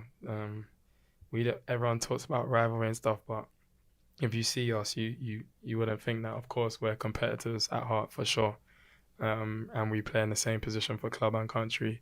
So there's that natural competition, but it's not rivalry for sure. We know we're pulling in the same direction. We know we both have parts to play for club and for country. So whenever he's playing, I want him to do the best he can because he's an amazing player and it's going to help us win. And I'm sure he thinks the same. So that's really it. It seems to be a bit of a theme, actually. Thomas Tuchel has almost created he's been very clear in everybody's roles, 2 players for each position and then, elsewhere. And that you're close, the people that you're. What does that do, and how does it help? Yeah, I think it's great, to be honest. And I feel like also we have such an amazing team where everybody knows how good they are. So it's like it's not that you're going to be on the bench and you're rubbish. It might be that opponent, that team suits one player better, or someone's in form, and But like if you look at the last game, how the subs came on and won the game for us so easily. That's the strength and depth we have, and it's gonna be crucial for this tournament. You impressed as well against Costa Rica. It was great seeing you back out there. Yeah. Hello, I'm Matt Fordham from talkSPORT. This is How to Win the World Cup. This is the best squad I think England have ever had.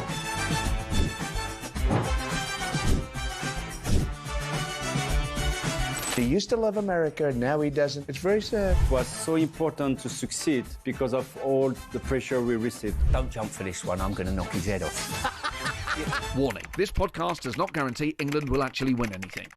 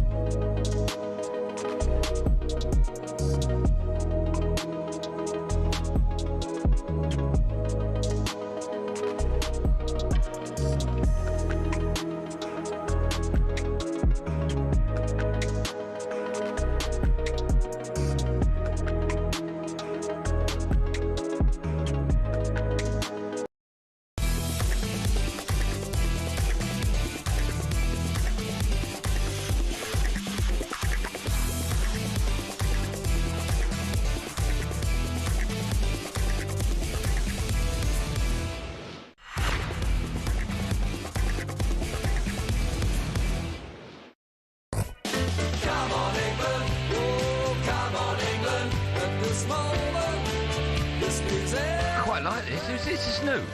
Come on, Eileen, but come on, England. How old's this? I've never heard this before. I like this.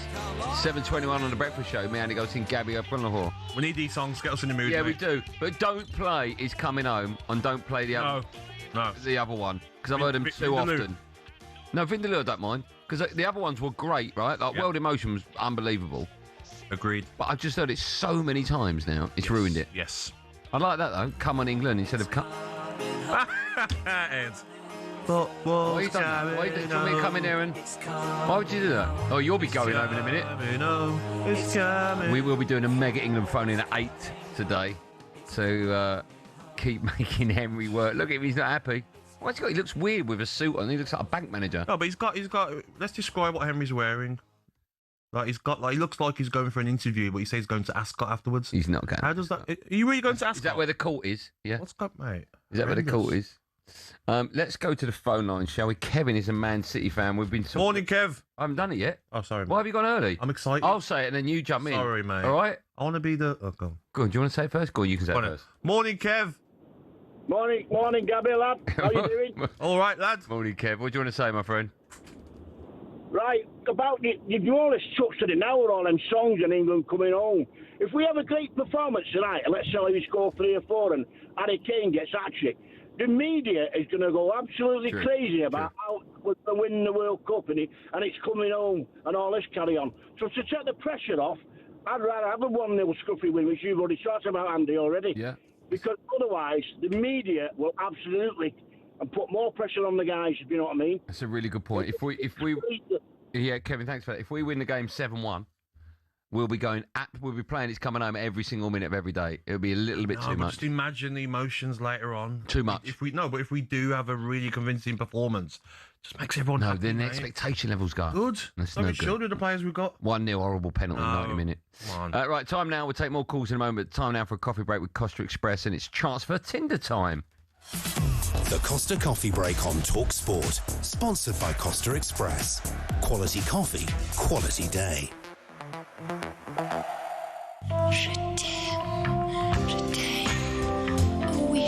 Stick a load of singles in there and then they fall in love.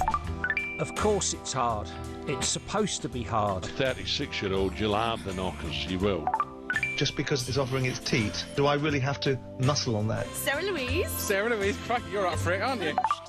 I was in love at the time, that's what I was doing. At the time? LKF, a.k.a. Laura Kirk Francis, with us in the studio. Lots of initials there. Laura and Kirk Francis. Oh, yeah. LAKF. Yeah. I remember. LAKF. Yeah, that's yeah, me. good And work. with an E. And with an E, yeah. Most people spell it with an A, but yeah, and with an E. How are you, Laura? Good. I'm very good. You've got a bit of Tinderage for us. I do, yes. This is the part. You were going to say something. I interrupted you. What were you No, gonna I don't think I was. I was sort of forming a thought in my mind and then it disappeared, so it can't have been important. Okay. It can't be very important. All good. Very good. Yes, this is the part of the show where we do some matchmaking. First one then. Manchester United are looking for a spicy summer romance, aggressively swiping right on a sensational double deal for Mateus Fernandes and Crescencio Somerville for a combined £130 million. If United can successfully sweep both talents off their feet, it will be a blockbuster affair that leaves West Ham fans completely heartbroken. Are we swiping yes or no? 100% swiping right. Where's Somerville playing? Somerville on the left-hand side. Instead of... You don't need more than one player per position. If you're paying £120 million for a squad player, you're not playing or two players, and you need to improve that squad. Look at Manchester City's options. You know what I mean? Why you say options like that? No, I'm saying like you've got Foden that doesn't start. You need 2 players for each position. Okay, fair enough. When you're in the Champions League as well, what couldn't you got injured? You know who you're going to play on the left-hand side. I'm just waiting for that juicy signing. 120 million. I'm like, that means we've got less to spend. What do you think, Laura Kirk Francis? The two of them together, I don't think that's bad. Yeah. I would prefer Mateus Fernandes at Arsenal.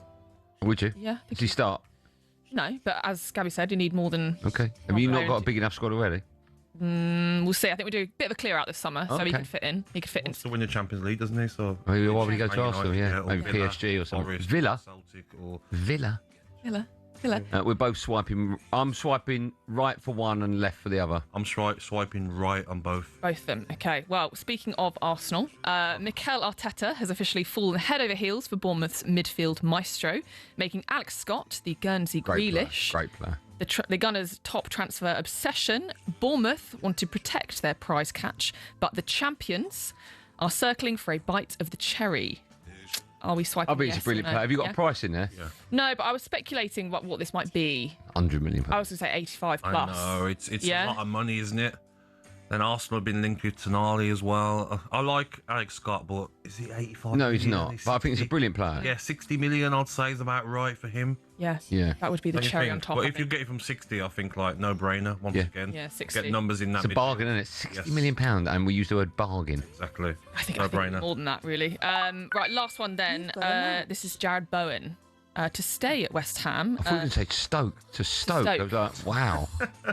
Stay at West Ham. Yeah, to stay at West Ham. Despite a long line of wealthy suitors trying to win his affection, Jared Bowen is choosing long-term loyalty over a flashy new fling. The Hammers are preparing a lavish new package to show Bowen that true love is right here in East London. Does he stay or does he go? Do you know his age? Is he 27 or 29? 29, I think. 29, okay. Yeah, nearly 30. What? Is that how numbers work? I think. Hold on. Whoa. 29, and then what's next? 30. 30. Wow. Okay, I didn't know that. I think Bowen. Listen, if he stays, you love it as a football fan, don't you? The loyalty.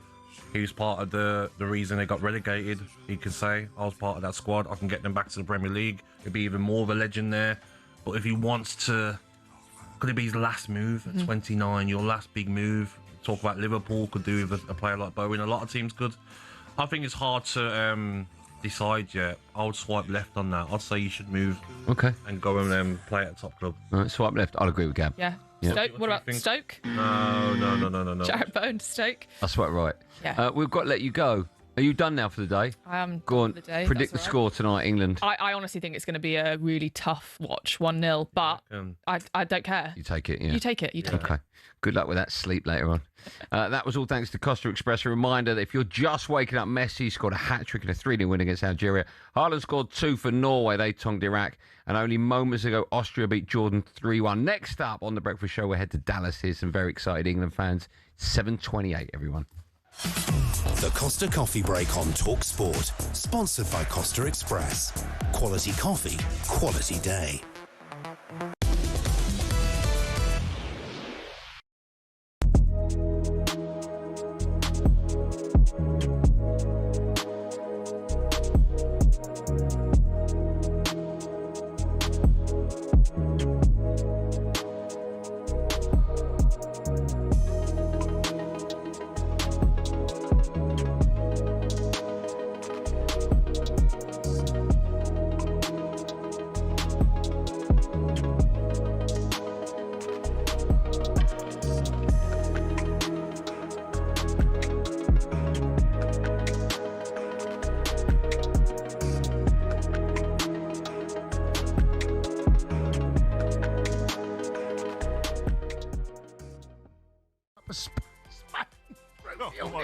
With Cape Verde, it's only fair and right we do this. ¿Alguien ha visto a España? Paella. ¿Puedes oírme, paella? Siempre eres tú. Menuda paliza. Ni cucaracha. Estrella. Chorizo. Chorizo. ¿Puedes oírme, chorizo? Siempre eres tú. Menuda paliza. Siesta. Tiki-taka. Taka, tiki-taka. Tiki-taka, tiki. ¿Puedes oírme? Tiki-tiki. Siempre eres tú. Menuda paliza. La Liga. Tumbonas. Benidorm. Pablo Picasso. Sangría. Islas Canarias, Santiago Bernabéu, Rafael Nadal, Málaga, Penélope Cruz, el clásico, ¿puedes oírme? El clásico, ¿puedes oírme? España, siempre eres tú, menuda humildad. Oh, mate. That's hard work, that, mate. I didn't know you could That's speak hard Spanish. work, that. I didn't know you could That took a lot of effort. I didn't know. No, I didn't know you had that in the locker. Me neither. Unbelievable game that we saw. Spain, the European champions, will take on Cape Verde. In a game where I thought Cape Verde absolutely deserved a point out of that. And you know what football's like? I see 5 minutes come up of extra time at the end of the game. I'm like, this football's such a cruel sport that you don't always get what you deserve, but they absolutely got what they deserved. And had Spain somehow nicked that header towards the end, had they somehow nicked a goal, that would have been one of the biggest travesties I can think of. Listen, I was watching the game. And I was looking at it, I was thinking, damn, I couldn't see a way, because you know what it is? It's the low block that you can't unlock it no more, because people are defending so well, teams are defending so well, and it's hard to, you need individual brilliance, or what do you have to have? You have to move the ball faster to get your wingers on the ball so you can get crosses in and get goals that way from for your striker. But when I saw Cape Verde. I thought they deserved something out of that game.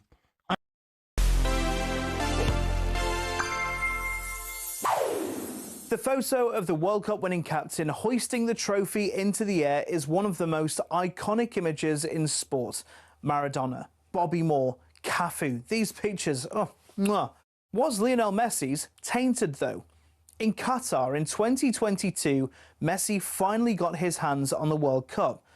But as he prepared to lift the trophy in those famous blue and white stripes, the Emir of Qatar approached, flanked by Gianni Infantino, with a bisht in hand. Now, a bisht is a traditional Arabic robe worn by royalty, and in it, Messi raised Argentina's golden prize into the night sky. Cynics said Qatar had paid for this exact photograph, knowing it would go down in history. But look, the badge of his country isn't even visible on Messi's chest. Pablo Zabaleta said on TV that there was no reason to do this. In fact, let's just bring this picture back. I mean, just imagine if the three lions were obscured on it. Some suggest what happened in Doha was the icing on the sports washing cake. But it was a massive moment of cultural significance for the Arabic world. So much so that a member of Oman's parliament offered to buy the bisht for $1 million. Messi himself has never publicly commented, and I'll leave it up to you to decide how he felt. But maybe he was just happy to finally get his hands on the World Cup.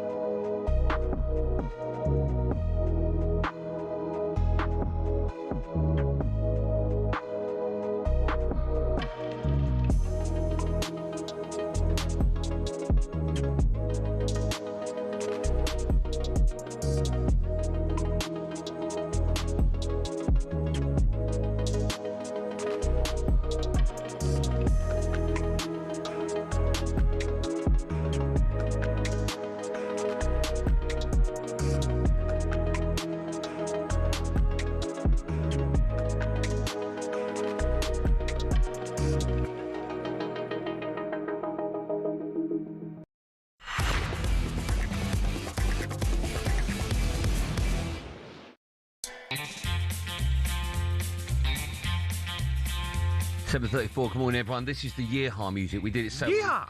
Yeehaw! It's the World Cup Breakfast Show. It's me, Andy Goldstein Gabby Agbonlahor, Arnold Clark, who are celebrating a massive summer of football. Buy a used car in June, and you'll be entered into their weekly draw to win the cost of it back. In just a moment, we'll focus on the big names scoring the big goals last night. But first, there is sport going on elsewhere today on talkSPORT 2. We've got live commentary of every race from Royal Ascot, and our racing commentator, Rupert Bell, has everything you need to know. Morning all. Good day at Royal Ascot yesterday. Fascinating big race, the St James's Palace Stakes, won by Bo Echo. And all sorts of controversial fallouts from the race, with Christophe Soumillon getting an 8-day suspension for tactics that seem to help another runner, which is very much a no-no in the sport of racing in theory. But this first time, it seems the stewards are getting to grips with this problem around some of the tactics employed by Aidan O'Brien's runners. But it was such a good race, and Bo Echo just might be the new Frankel. He was greeted with a huge reception when he came back to the winner's enclosure. Both George Bowie and Billy Loughnane are two new stars of the sport. What are today? Well, the Prince of Wales' stakes is the highlight. Ombudsman is the favourite, but I like the look of Darius. So hopefully we'll have another power-packed day at Royal Ascot. All the action on the afternoon is on talkSPORT 2. Lizzie Kelly and I doing a preview programme on talkSPORT 2 at 10 o'clock. Hope you can join us. Spiffing the wonderful Rupert Bell at the helm there. Good work. Splendid. Now, we have to continue lauding these footballing superheroes today. 25 yards out! Magnifique! Arise, Kylian Mbappe! Officially the greatest goal scorer in France history! It's gone! Erling Haaland has pounced on a dreadful back pass, and the goalkeeper, Jalal Hassan, hit it straight against Haaland, and it ricocheted and flew into the net. For Messi in the day, there's the hat-trick for Lionel Messi! 200 up, and it's a World Cup hat-trick! It's a gift from God. I think him and Maradona are the best two players this planet has ever seen. Unbelievable. Or as producer Ollie would say, it was a spiffing night, wasn't it? The stars have well and truly arrived in force. A combined 7 goals between Mbappe, Haaland and Messi. Stolen the headlines in the opening game for victories for France, Norway and, of course, reigning champions Argentina. Austria, by the way, not too long ago finished. They beat Jordan 3-1. That was live on talkSPORT 2. Gabs, horrible question. Right now, can you value Messi, Haaland and Mbappe for me?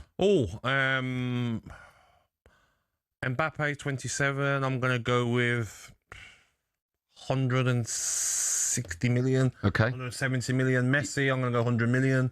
I'm going to go Haaland, same as Mbappe. I think he's younger as well. Stick Kane in there as well. Kane at his age now. At his age? Yeah. He's just given 39-year-old Messi £100 million price tag. Oh, right, okay. Messi with like the shirt sales. Yeah. I still think Harry Kane now has got to be like 80? 80, yeah. Yeah, I of agree. his age as well. Yeah. Mate, can I say something quickly and I'm here on the move on? Yeah, of course. If you haven't seen the clip on you can see it on social media or whatever, where Messi's walking out for the warm-up and he's literally in the middle and he's got like his teammates either side of him. There's probably like 6 or 7 of them. Mate, that's proper. Oh no, 7 or 8, not 6 or 7, for God's sake. But mate, talk about aura. Talk about goosebumps when you see that. And you see him when he's playing, you see the fans. I mean, I'll never get starstruck of a celebrity. Never in my life. But when if I ever saw Messi, I'll be starstruck. Yeah. I'll be lost for words. It looks like they are. Mate, I've seen Ronaldinho in Miami and took a picture with him. Wasn't starstruck. Messi is probably one of the only people, actors, anything, sports stars, that if I met him, I'd say, I wouldn't be able to get my words out. Yeah. I'll be that starstruck. Well, you do that every morning, don't you? He's 4 a hours. god, yeah. He is a god. I need to see that clip. Prodigy over here. I haven't seen that clip yet. I need to see it. You need to Producer look Ollie, at it. can you find it for me? Yeah, do a bit of work. 10 o'clock, you'll get it. Right, let's focus on Erling Haaland now. Took his goal tally to 57 goals, ridiculous, in 51 appearances for his country as they made their World Cup return after 28 years. From on this, I'm delighted to say we're joined by a man who coached Haaland in Norway. It's Norwegian football coach Alf Inge Bernstein joins us now. Alf, good morning to you. Good morning, Alf. Morning. How are you? Lovely to see you.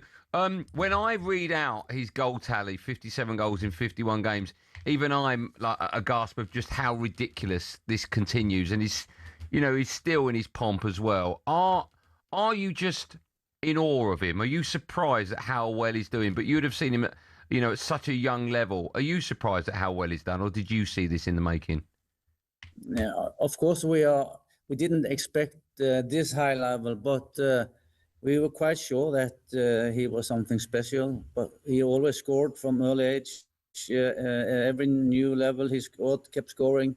When he moved to Salzburg and Dortmund and City, he just kept scoring. Do you know what I love about Haaland, Alf, and you know more than me, obviously coaching him, is that he just got that goal scorer instinct, hasn't he? You know, some players like to hang around on the edge of the box. Haaland's there. The first goal last night, he's there for the tapping, stretching. He knows where he has to be to score his goals. Yeah, he's had the combination of be strong and fast, but also have his smartness, because it's not easy for him to come to that big chances. So he's really clever in the box. His movement is underrated. So it's now and then it seems like it's just tap-ins, but if it's that easy, try yourself. So he's really smart in the box, and he combined with his speed, and that's really dangerous combination. Alf, we saw just how important last time out in the last World Cup, how important one great player can be for a nation, with, of course, Messi. I wouldn't say single-handedly helping Argentina to become World Cup, but he was such a huge influence on their success. Is it even mad to contemplate the possibility of Haaland doing that with Norway? It's first time in World Cup for 28 years. So Erling was not even born when last time. So I think it's a bit early for them to win, but we hope for maybe a quarterfinal or something. That will be really good, because none of the players have been on this stage before. But you have to respect as well that Haaland, fantastic player for Norway, but it's got so many other good players, haven't they? I was looking at the team last night. Sorloth started. He come off. Oscar Bob got 15 minutes. I would have thought he would have started. You've got Odegaard as well at the back. You've got top defenders. So there's more players to this Norway side, not just a one-man team in Haaland. No, that's true. So and Strand Larsen as well on the bench. The real good factor is the team spirit. Yes. Because some of the teams player might think of themselves, but in Norway, the manager they have a really good team spirit. Erling is doing the dirty job. Martin Ødegaard is doing the dirty job, and they really enjoy times together. Yeah, as I mentioned earlier on, you sort of managed him as a kid. Do you still keep in contact with him? And as his global fame, has it changed him at all, or is he still exactly the same person? I'm never the old coach that calls him, but now and then he's back home in Bryne. There's a really small place with 13,000. So everybody knows everybody. So I speak with him if he's back home, but I never call him. He's doing fine on his own. Yeah, well, he's doing it with a team around him, but there's every chance they can go deep into this competition. What a pleasure it was speaking to you, Alf. Thanks so much for your time. Thank the same. Thank you. Thanks, man. Have a lovely day. That was our Norwegian football coach who worked with Erling Haaland, Alf Bernstein there. Right, still to come on The Breakfast Show. Superstar Breakfast preview on talkSPORT with Travis Perkins. Go big on landscaping with Travis Perkins. Find everything you need at travisperkins.co.uk. Yeah, he was so good last time. He's coming back, Dutch legend, former England assistant coach Jimmy Floyd Hasselbank will be right here in the studio for the final hour to let us know if football really is coming home for England. Let's not go down that road.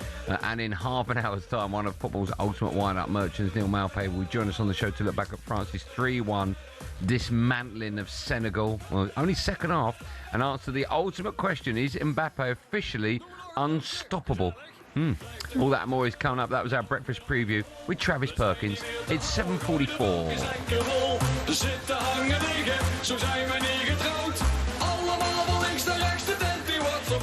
Superstar Breakfast preview on talkSPORT with Travis Perkins. From fence panels to decking or paving packs to topsoil, Travis Perkins has all your landscaping needs covered.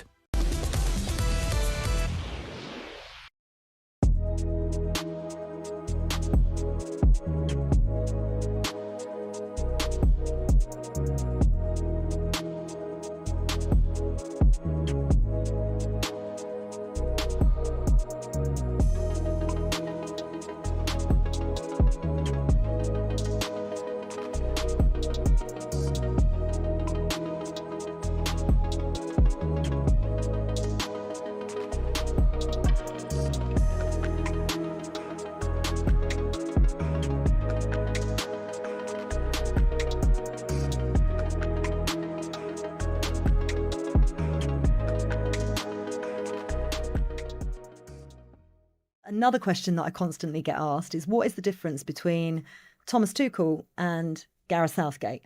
And obviously you had Gareth Southgate in 2018, and there's the argument to say without the success that you had from 2018 to 2024, we wouldn't have Thomas Tuchel necessarily in charge of the England squad. So from your point of view, what is the difference between the two, and how is Thomas maybe taking it to that next step as we've progressed?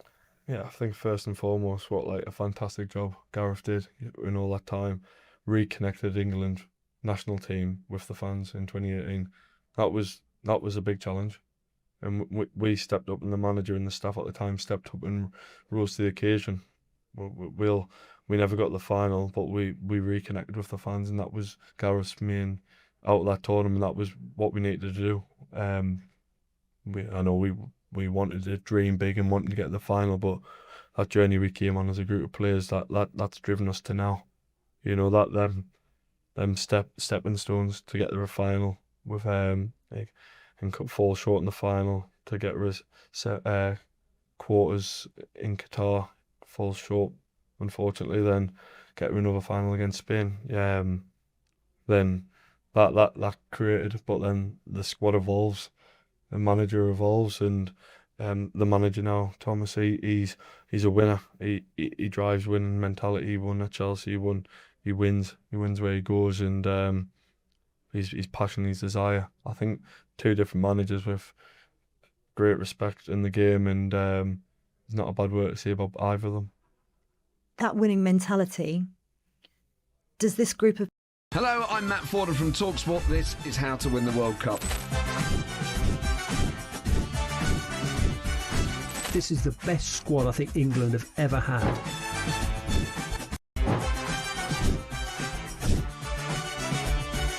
He used to love America, now he doesn't. It's very sad. It was so important to succeed because of all the pressure we received. Don't jump for this one, I'm going to knock his head off. Warning, this podcast does not guarantee England will actually win anything.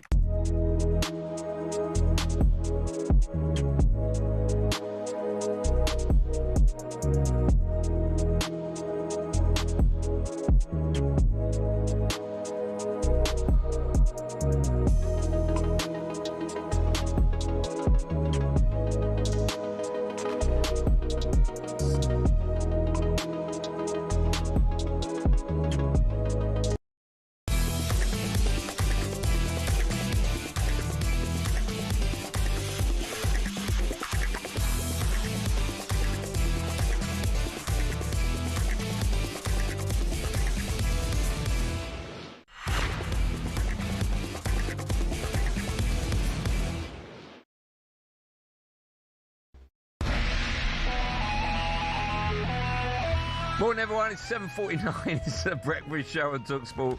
It's me, Andy Goldstein. The superstar goes by the name of Gabby Agbonlahor to my left. What do we know this Wednesday morning, Gabby? Good question.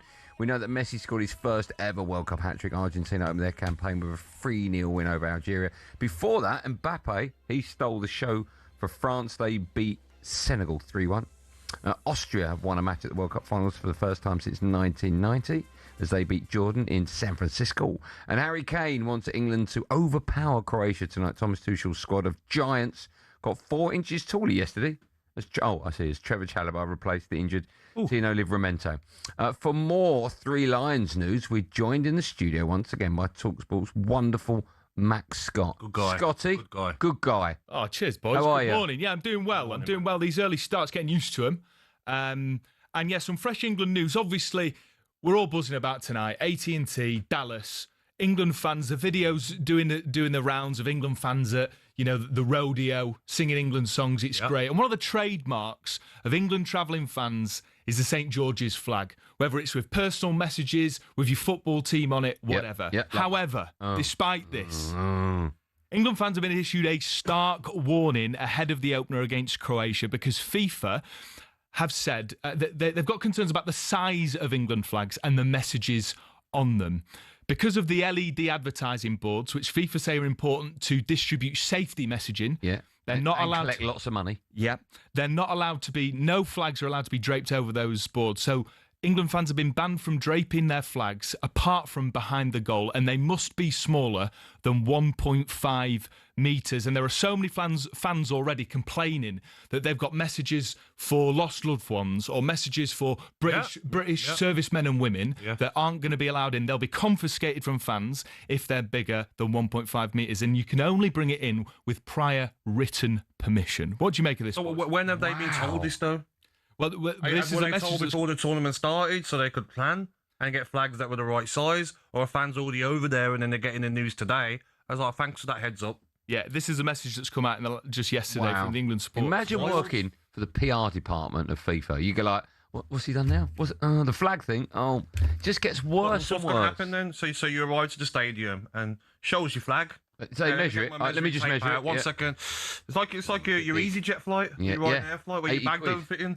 Like, it's incredible. Come on. So would you be allowed to, here's a question, to rip a big flag in two, right? You take one off. Serious question. I take the other.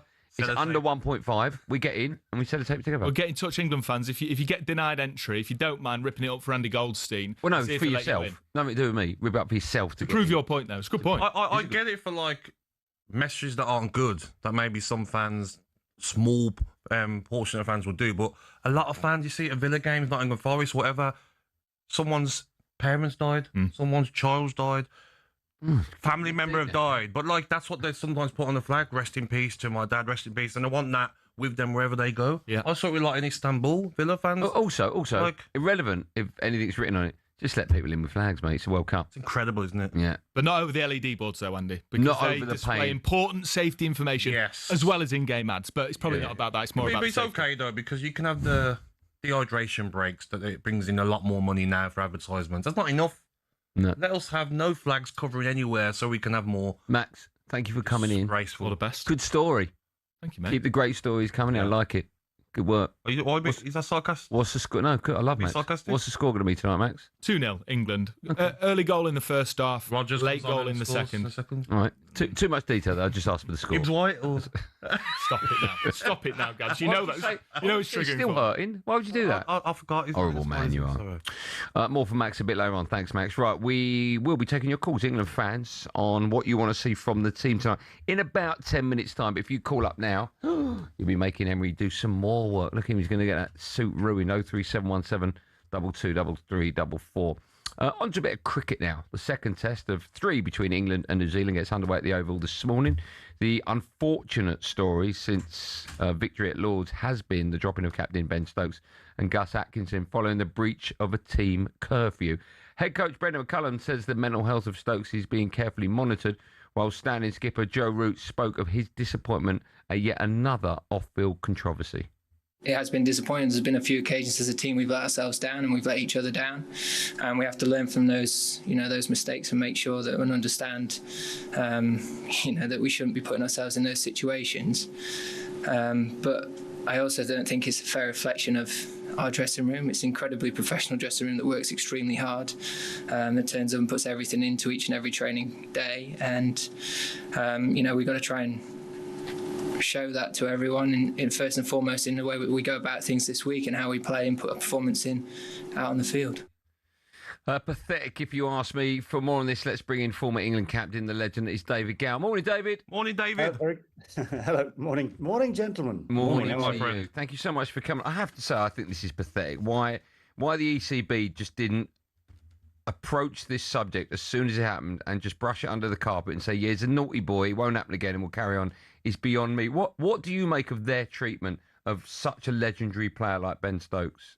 Well, but the first thing, very obviously to me, is there's a huge generational conflict here. If you go back 30, 40 years, the idea of not celebrating a test win, I mean, we had a few. We didn't win everything, that's for sure. We did have a few. But the idea of not celebrating or having some sort of restriction like this is horrendous in many, many ways. It obviously goes back, and I hate to say it does go back to the winter. It does go back to the various things that came out of the woodwork during the winter and the fact they're trying to put forward a clean slate, trying to look good. It's an optic, which, I mean, again, I agree with you entirely that it's a storm we didn't need. Let's face it, it's thrown everything into turbulence. Poor old Joe. I mean, I feel sorry for Joe in many, many ways. He is the safe pair of hands. He is the nicest man in cricket. Even that little clip of the interview, he's trying just to smooth things over, make all the right points. I mean, you just want them to get on and play cricket as best they can and get things back on track, because a win at Lord's on a terrible pitch, to be fair, was hard earned, and you just want the cricket to go on. So now we've had, in a sense, it gives cricket fans something to argue about while the World Cup starts up and takes everyone else's attention away. But at the same time, we just want things to be right. David, talk to me. Is there a genuine chance that Stokes doesn't play for England again? Possibly. Wow. I mean, I mean, that would be incredibly sad to me. I am a Stokes fan. What he's done over the last 3-4 years, I think has been extraordinary. As a leader, as a player, some of the highlights as a player. In that 100 at Headingley against Australia almost, 3 years ago now, was just the most unbelievable thing. He likes to lead from the front. He did lead from the front. Australia last winter was a disaster. That would have affected him and would have taken a lot of energy out. So he's had a lot of things to deal with. And eventually, it seems to come to everyone who does the job, eventually run out of steam. You know, it's all engrossing. People don't see what goes on in between games. All you see is what goes on the field. If it goes well, people are happy. If it goes badly, people are, throwing things at the TV. Just before I let you go, I've got to get your views on the returning Jofra Archer. What are you expecting from him? I'm expecting a lot. I thought it was wrong that he wasn't available for the first Test match because he's paid headloads by the ECB to be an England contracted player. Obviously the kerfuffle that we've had with Stokes and Atkinson means that selection was easy. He should be fit. I mean, he's been playing IPL. Okay, it's not Test matches, that's the thing. But he should be strong enough. He's had a decent IPL. He's got pace. He's got all the things that we want out of him. But we'll have to wait and see, I guess, over the next 3, 4, 5 days, how much stamina he's got. If he bowls well, it'll be brilliant. You've been brilliant, Dave. What an honour to speak to you. Thanks so much. You look really Dave. well. It's nearly 8 o'clock. Is that early for you? Because you look like you've got up, you've had a wash, you're ready to go for the day. I am ready to, yes. Yes, obviously, realising these things involve a Zoom call and a picture. There was an obligation to get out of the pit, have a shower, rearrange the various strands that are left, and try and look interested. I think that's a very important thing when you're talking to people like this. You look well, mate. Pleasure. You've ticked every single box. Yes. Well done, David. A real pleasure. Thanks so much for your time. Have a great day. Mate. Thanks, man. Okay, have a good day. Thanks, you too. He looks great, doesn't he? Yeah, absolutely He looks fantastic. Yeah. He's made an effort. Top guy. Unlike some in here. Coming up, what is more important tonight for England? Is it the performance or just to get the victory? You know my views. I say it's all about the win. 03717223344. Call that number. You can have your say next. A reminder, that game is live on talkSPORT tonight. We want your thoughts on the talkSPORT breakfast show. It's 7:58.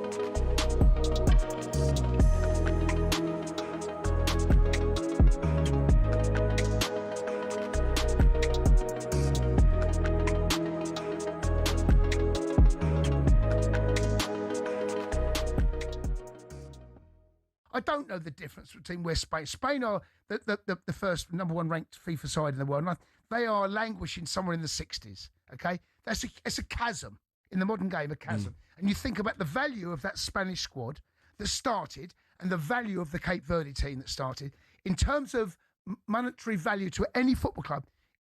It's a little bit like PSG playing someone from the conference. Oh no, it's not.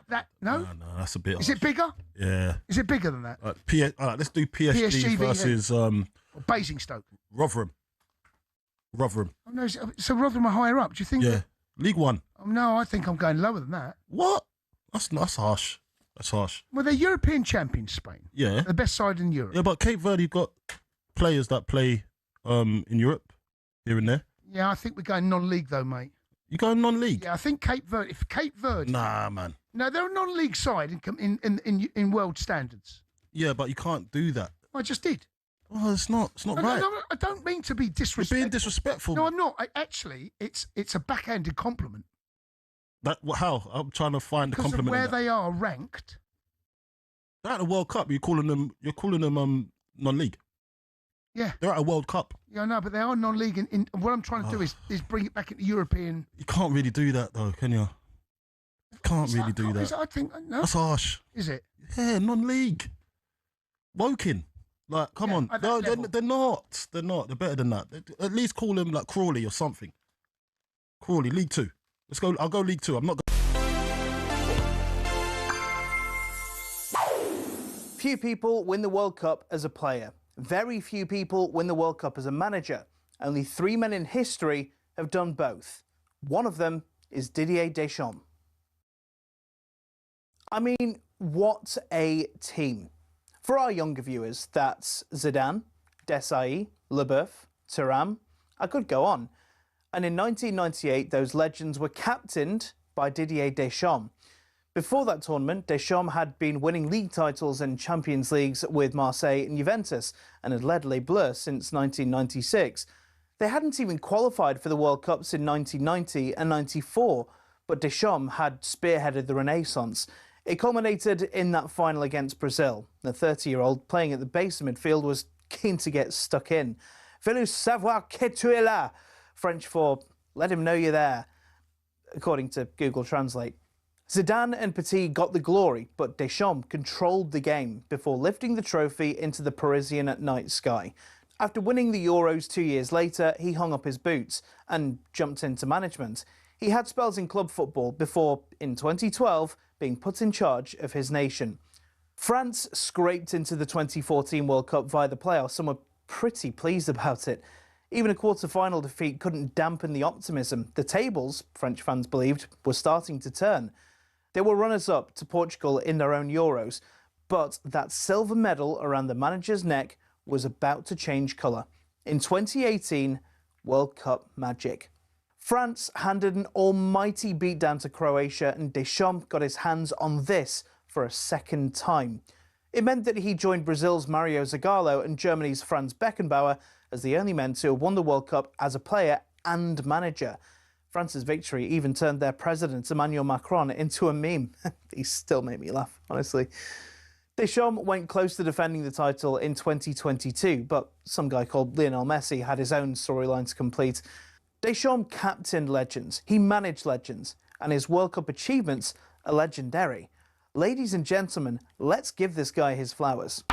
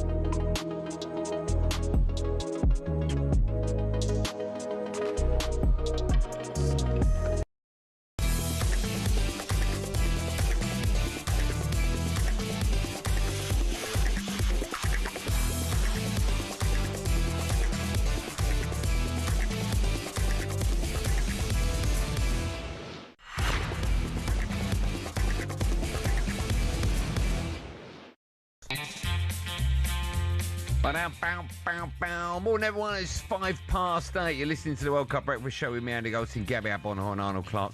Buy a used car and upgrade event and get 2 years free servicing, plus a chance to win the cost of it back this June. I'm bubbling today. So am I. I think it's because the World Cup started last night. Yeah, I think we have to explain how excited you were at 6:02 a.m. this morning. Really I woke up this morning straight away. Eyes weren't even open. Looked at my phone. Messi, 3 goals. Had to quickly check the goals. So that's the most excited I've been so far this World Cup. What about yourself, Andrew? Amazing. When I looked at my talkSPORT app, which is free to download from wherever you download your apps. By the way. It's my favourite app. If you're going to ask me, it's my favourite app. Agreed. And I turned it on, and they didn't have the update on Messi, so I had to go to a proper app. And then I found I still got that Paolo Rossi scored a hat-trick. I was like, what? That's 82. And then I thought, I need to see that hat-trick. I need to see it. It's just been, and do you know what? We'll carry on reacting to last night's World Cup action because the tournament has well and truly started after the arrival of these three megastars. 25 yards out! Magnifique! Arise, Kylian Mbappe! And there's the inevitable goal from Erling Haaland. For Messi in the day. There's the hat-trick for Lionel Messi! Oh, my goodness. Yeah, Haaland, Mbappe and Messi, all sensational in wins for their respective countries. A losing start, sadly, to their first World Cup for Jordan. They were beaten 3-1 by Austria. That game finished about an hour ago. It was live on talkSPORT 2. All eyes today are on groups K and L. Portugal face DR Congo at 6 tonight. Then it's, of course, over to the big one. England take on Croatia at 9 p.m. live on talkSPORT. Build up for that one, by the way, gang, from 7 p.m. here on talkSPORT. I cannot wait for that. It's Kieran Trippier. Oh, it's in! What a start for England! Inside the opening 5 minutes! We're not the top favourites. We can't be because we haven't won it for so many years. Throw taken. Rodgers, left footed, beaten away and headed in for 3-0 by Ollie Watkins. Thomas Tuchel will be quite pleased with some of the stuff he's seen today, without a doubt. That's one to give England confidence. To win it with England, it is a dream come true for me. So if there's still anyone doubting, we have to convince them on the pitch. They're facing an ageing side. They're facing a side that are probably not at their pomp as they were a couple of years ago. Checks back onto his right again. Oh, what a goal! What a goal from Luka Modric! We should not be worried about Croatia. We really shouldn't. That's what England fans have to do. Believe in the manager and trust. We compete for the trophy. We dream big and we want to go all the way. I really can't wait for this. After Mbappe, Haaland and Messi's heroics last night, what can we, the England fans, expect tonight? Well, Thomas Tuchel explained exactly that in yesterday's press conference.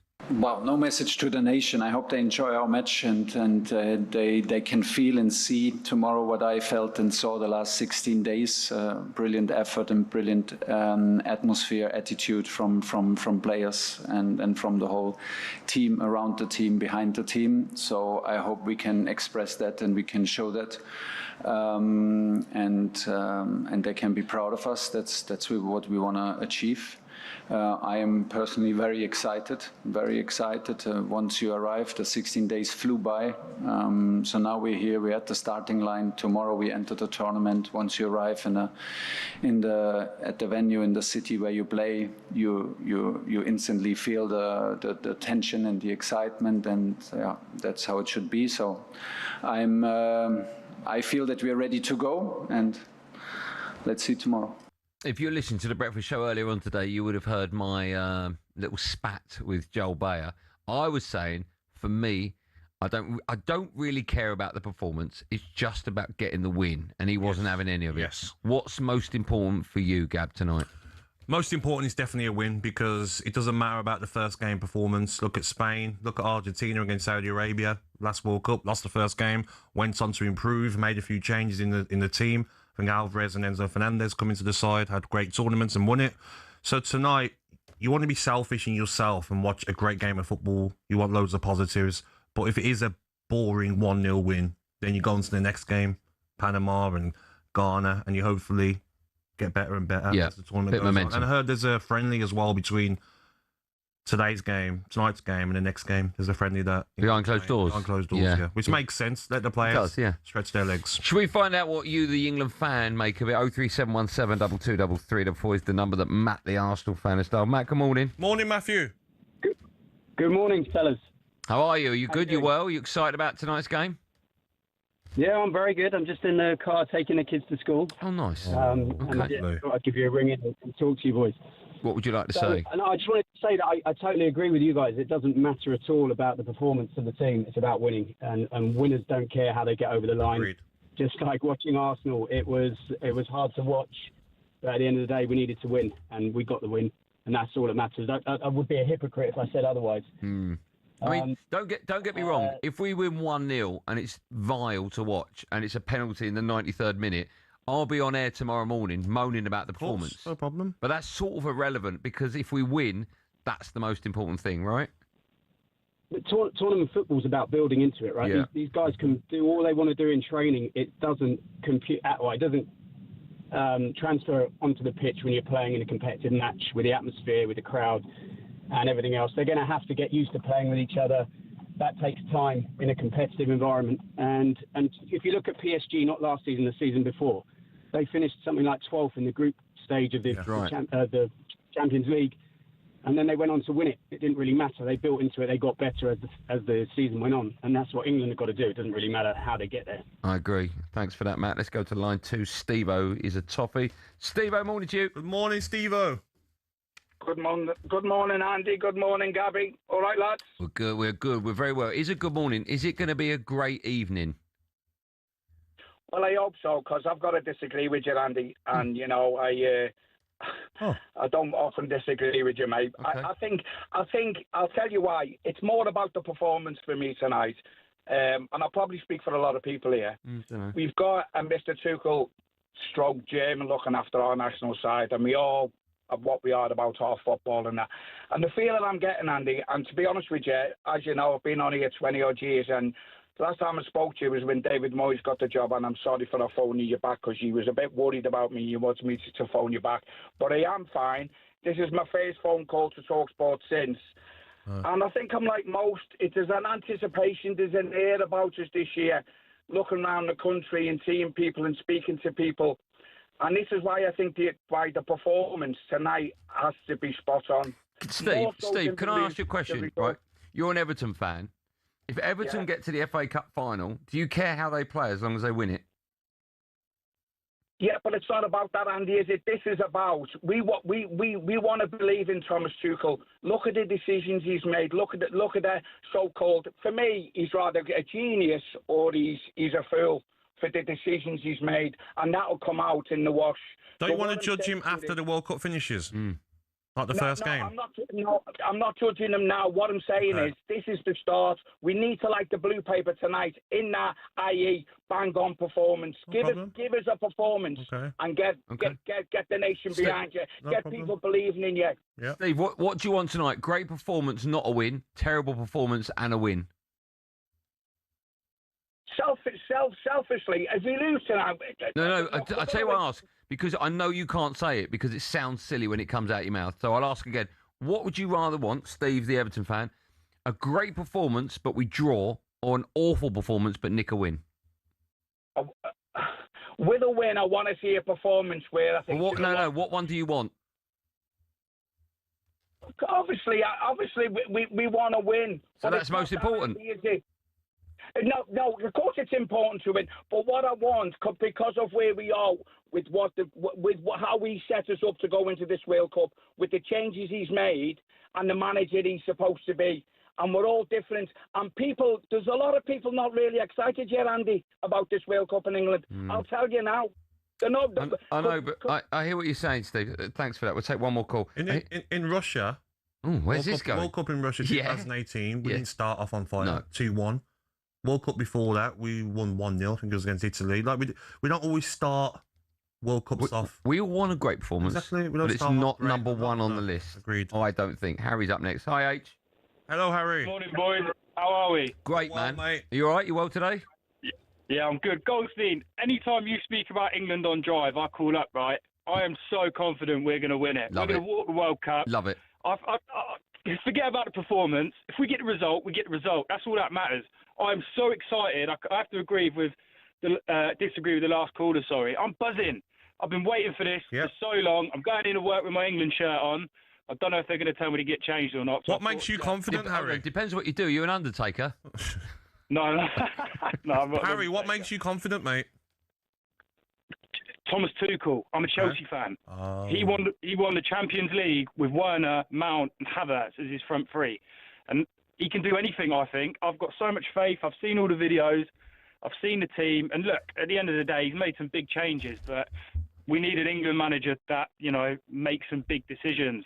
And hopefully it all goes right. I think it's going to. I love it. What will the score be tonight? I love it. 4-0. Oh. Good work. Throw me back 4-0. tomorrow morning, Harry, all right? I'll bell you tomorrow morning. All right. 4-0, Harry Kane hat-trick, and Reece James free kick. There we go. Okay, almost like you've seen the future. A reminder, that game is live on talkSPORT tonight. Kicks off at 9. We'll build up to it from 7. Coming up, we'll head stateside and catch up with some Scotland fans who are apparently drinking all the beer in Boston. No surprise there. That's next. It's 8:16.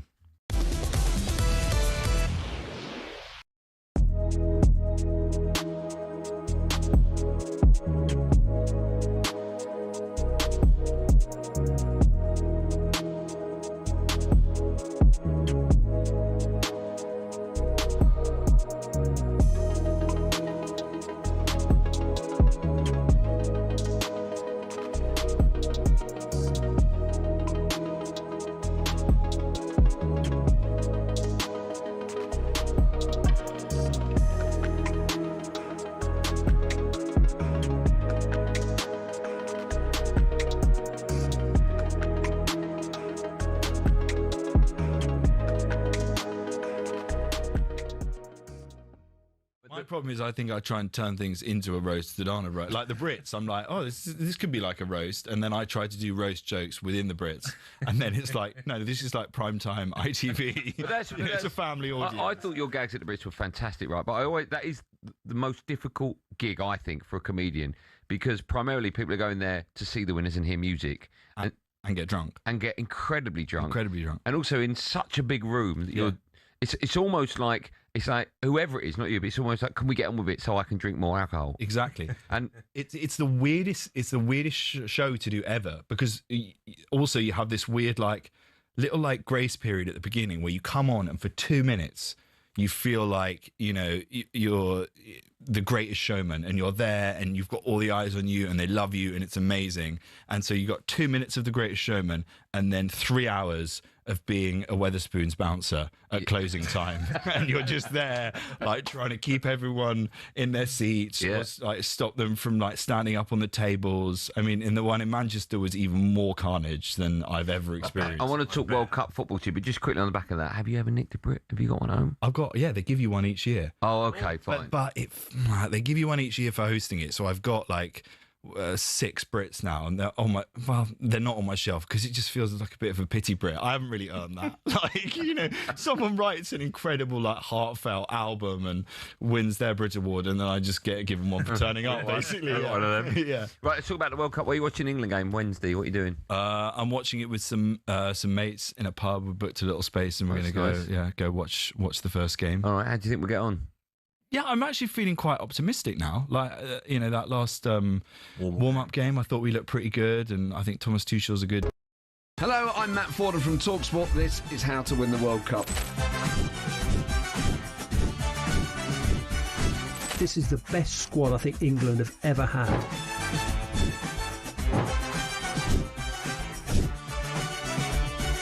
He used to love America, now he doesn't. It's very sad. It was so important to succeed because of all the pressure we received. Don't jump for this one, I'm going to knock his head off. Warning, this podcast does not guarantee England will actually win anything.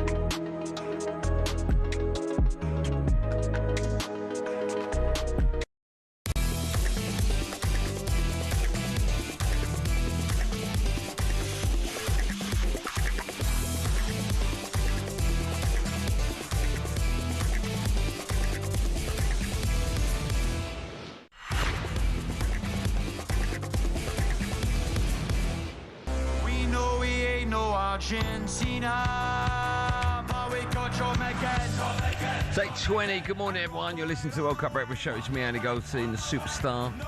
Goes by the name of Gabby Agbonlahor alongside me. What? Are we playing this? I'm guessing we're going to talk Scotland now. It's not their time, mate. It's our time. You got a problem with that? Yeah, it's our time. Yeah, right. Why are we playing this? They've had their moment. It's about bad production values from our producer there. It's about England, though. What? It's not about us. Don't know what. I mean, doesn't sound. I don't know, mate. I don't know. I don't want to name the producer. I don't want to throw Ollie under the bus. That'd be Incredible, terrible. isn't it? Should be England song. Yeah, it should be England song. Huh? Bad production values there. Right, let's talk a bit of Scotland. After their opening victory against Haiti, Scotland are back in action on Friday. They face Morocco, which is, you got your Morocco shirt, which is a game that's live on talkSPORT from 11 p.m. What are you not happy with? Because it's not about Scotland now. I didn't write this. It's nothing to do with me. About Scotland for how many days? It's about England. Can we talk about the England team? Can we talk about who's going to play, who shouldn't be playing? Come on. But what have the fans been getting up to between games? I hear you. Just ask me that question. Just say what the fans have been getting up to. Just ask me that, Gab, so we can move on. What have the fans been getting up to? Great question. Apparently just drinking lots of beer. So let's cross over to America and hear a very serious report from NBC on what the Scots are actually getting up to.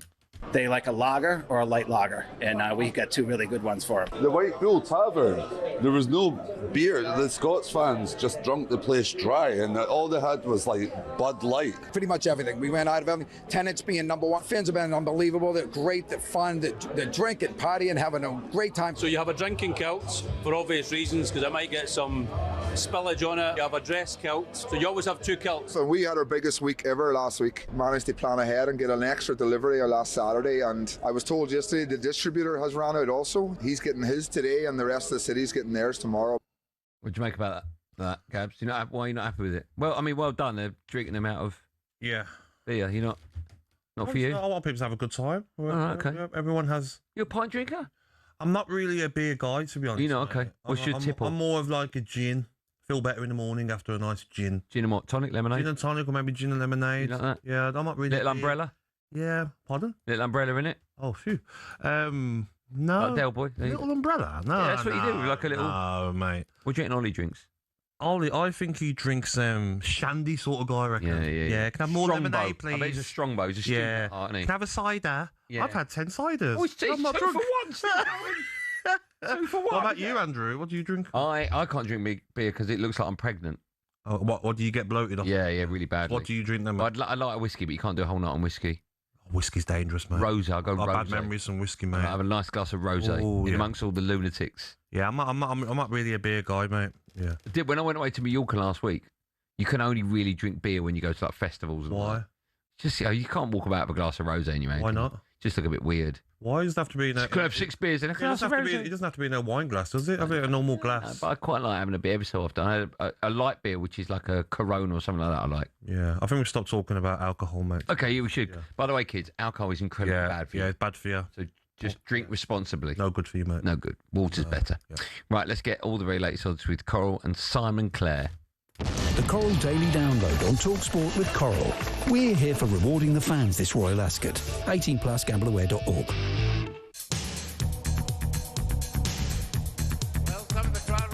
I don't know why we're doing this.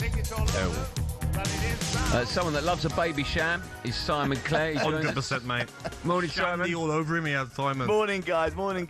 Yeah, well, it's Royal Ascot. It's all about the champagne, isn't it? Of course. Royal Ascot. Exactly. There is actually, funny, joking apart, I noted down there's an American horse running in the first who actually has got a really good chance called More Champagne, and there wouldn't be a more apt winner at Royal Ascot today, I don't think. That is nice. Yeah. Okay, we'll come to that in just a moment, but we have to start with England against Croatia. Tell me what you got and include Harry Kane, would you? Yeah, exactly. Listen, the World Cup really kicked into life. I thought it was a good start, but last night was incredible. The stars, Haaland, Mbappe, Messi, surely that's just set it up beautifully for tonight being all about Harry Kane. England are 4-6 to win, 11-4 the draw, 4-1 Croatia. They qualified almost as well as England, so this is as always a tough game. But let's just talk about Harry Kane odds. He's 3-1 to get the first goal. He's 6-5 to score any time, 13-2 to score 2 or more. And could he emulate Messi's opening game and score a hat-trick? Well, he's 22-1 to score a hat-trick. Key player. I noticed I know you were saying, Andy, trying to press that caller about performance over result. I must admit, I'm greedy. I want a performance and a result, but I'm with you. 3 points is clearly more important than how they play. But what are you guys? Come on, nail your colours to mast. What is the scorelines you're going for tonight? I'm going for 2-0. I'm going for a Bellingham goal at some point. Yeah, you got odds on that? 2-0. 11-2, 2-0. Bellingham goal is anytime. Anytime is 3-1. Okay, it's about 18.5 to 1. That is. I fancy that. Yeah. What do you think, Andy? I think it's going to be incredibly close. It wouldn't surprise me if we win. It wouldn't surprise me if we win 1-0. I'm going to go 2-1 England and Kane. 2-1. That's and Kane brace. 13-2. Kane brace, brilliant. Okay, 32. He's 30-2. The 2-1 scoreline. I think as well, Simon. When you hear, he's not finished my. Sorry. Only because I have a special here, which I think is that England are 4-6 to win, but Kane to score and England to win is 7-4, which I feel is if England win, I feel like Kane is going to be on the score sheet. So that might be the one. I think as well, I wouldn't go more than 2-0 because when you hear the report from Croatia that they're going to go to a 3-5-2, 3 centre half, so they're going to make it probably stubborn and hard for us to break them down. Exactly. Just quickly before we move back to Roy Ascot. No, I didn't put him off. I'm just impressed by Gabby's research, to be honest. He's done a lot of prep, which is impressive. I'll be honest, Gab, I've heard so much of him. I just need to get rid of him. Okay. Oh, come on. Right, the other games live on talkSPORT today. Panama against Ghana, Portugal. They're in action, as are Uzbekistan and Colombia. What have you got on those?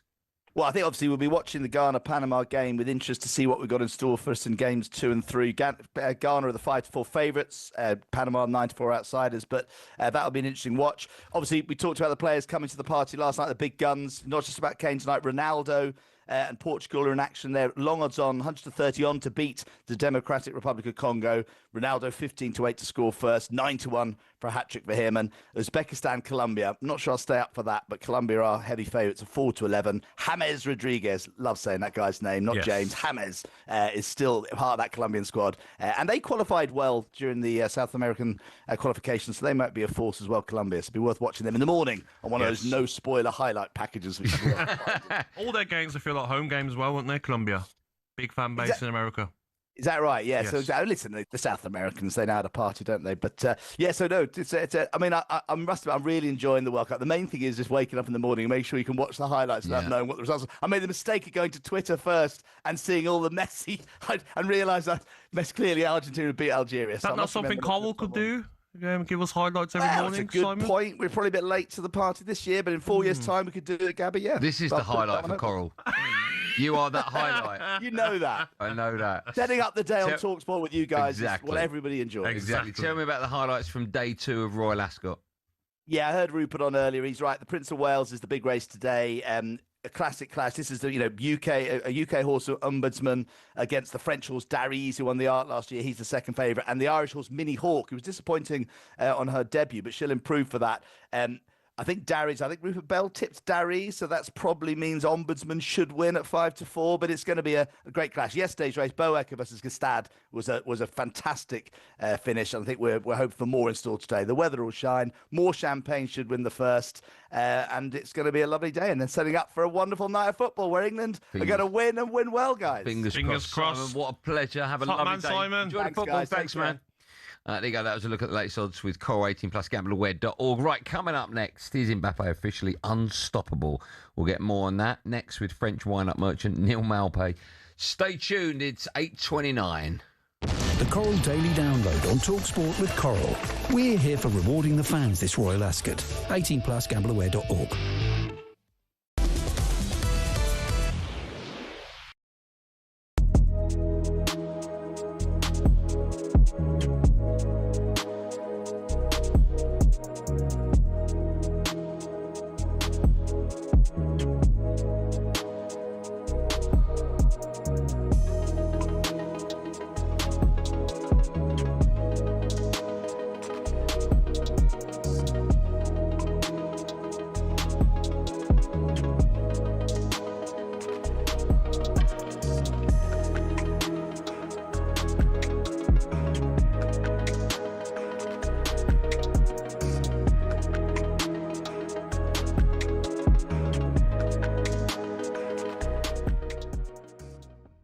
Donald Trump has been given license to join the World Cup winners in their trophy lift, just as he did, as you remember, at the Club World Cup. The US president has already been told by FIFA, we want you, President Trump, to hand over the trophy to the eventual champions. I mean, I wonder, what does that look like as far as you're concerned? Is it right and proper that Trump of all people, should be right in the middle of it all come the trophy lift? I think it would be hugely popular if England were to win the trophy, if Trump wrestled the World Cup off Harry Kane and began to do a little conga. I think everyone in Britain would share my view that that would be absolutely magnificent. No, I think it's got the potential to be quite embarrassing, but I think that Trump is quite savvy about the reaction to what happened with the World Club Championship. If he's not, his son Barron is, because his son Barron loves football, loves our football. He's actually an Arsenal fan. And I think he will probably have a quiet word with the old man and say, look, Dad, it should you get the trophy anywhere near you, don't try and grab it. Well, as you know, Simon, who's right beside me here, always says politicians should stay out of football. So, Simon, why should they make an exception for the president? Because you have to manage this man, whether you disagree with his principles or you agree with them, it's kind of irrelevant. In my ideal world, would have politicians nowhere near sports. So when the German politicians yesterday were saying they weren't going to come because they disagree with certain aspects of Trump's outlook, I said, hallelujah, more of that. The situation with Trump has a relatively unique feel about it because Trump is such an omnipotent character that it does add to the argument.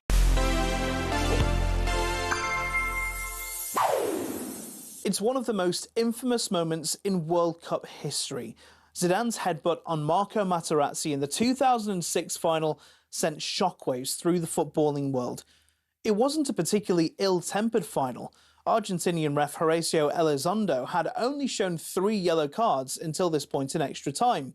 Zidane and Materazzi had been the main protagonists of the match so far.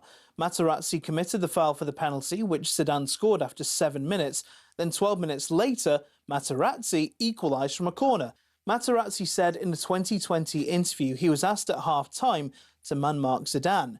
So they'd been literally rubbing each other up the wrong way for more than an hour before the tension boiled over in extra time. Some reports suggested Materazzi had insulted Zidane's mother, but he successfully refuted that in a libel case 2 years later. According to the Italian, Zidane started it with a little insult, saying, "I'll give you my shirt later." Then he responded by saying, "I'd rather have your sister than your shirt." And Zidane switched. In 2022, he said, "I'm not at all proud of what I did, but it's part of my past." But would he apologise? To his teammates and fans, yes. But to Materazzi? I'd rather die. Non, je ne regrette rien.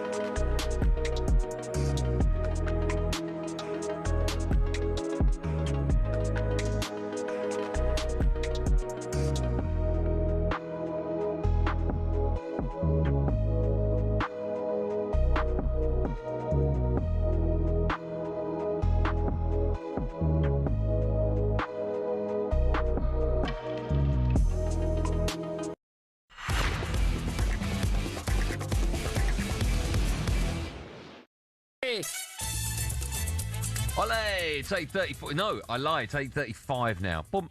You're listening to the World Cup Breakfast Show on talkSPORT. Me, Andy Goldstein Gabby Agbonlahor and Arnold Clark, who are celebrating a massive summer of football by a used car in June. You'll be entered into their weekly draw to win the cost of it back. Right, time now to round up all the latest tournament action with Burger King.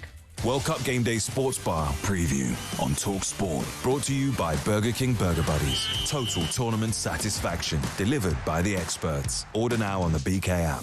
Yeah, it sort of felt that the World Cup started yesterday. France hit the ground running with a big old statement victory over dark horses Senegal, thanks to the brilliance of Kylian Mbappe. Here's how it sounded live on talkSPORT.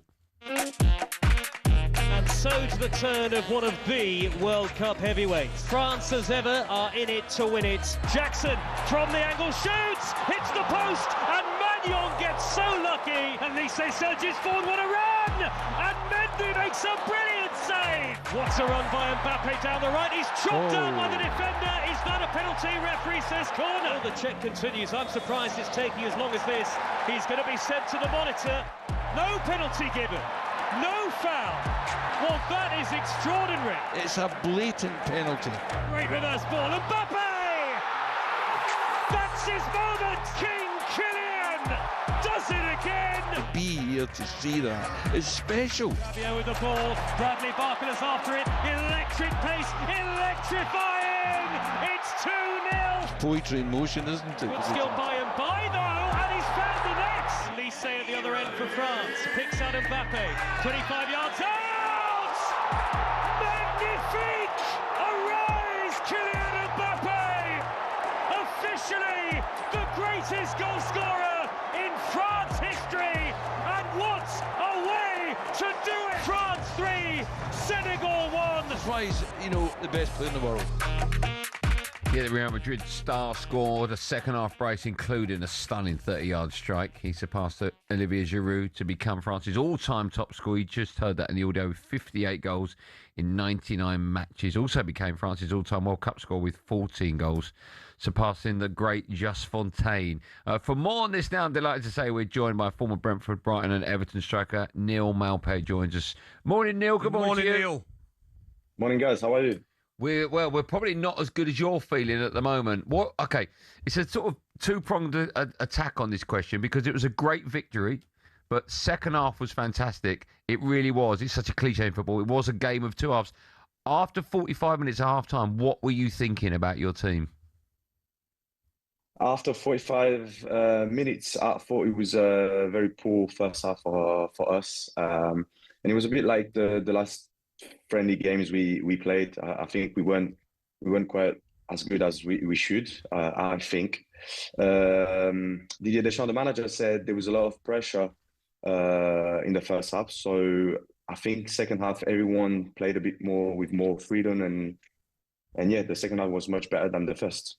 Neil, you know as a striker, the first goal from Mbappe, you only made that run if you know you got players at least on the ball, don't you, who are going to look for that pass and try and execute it. It was a great pass and a fantastic finish, wasn't it?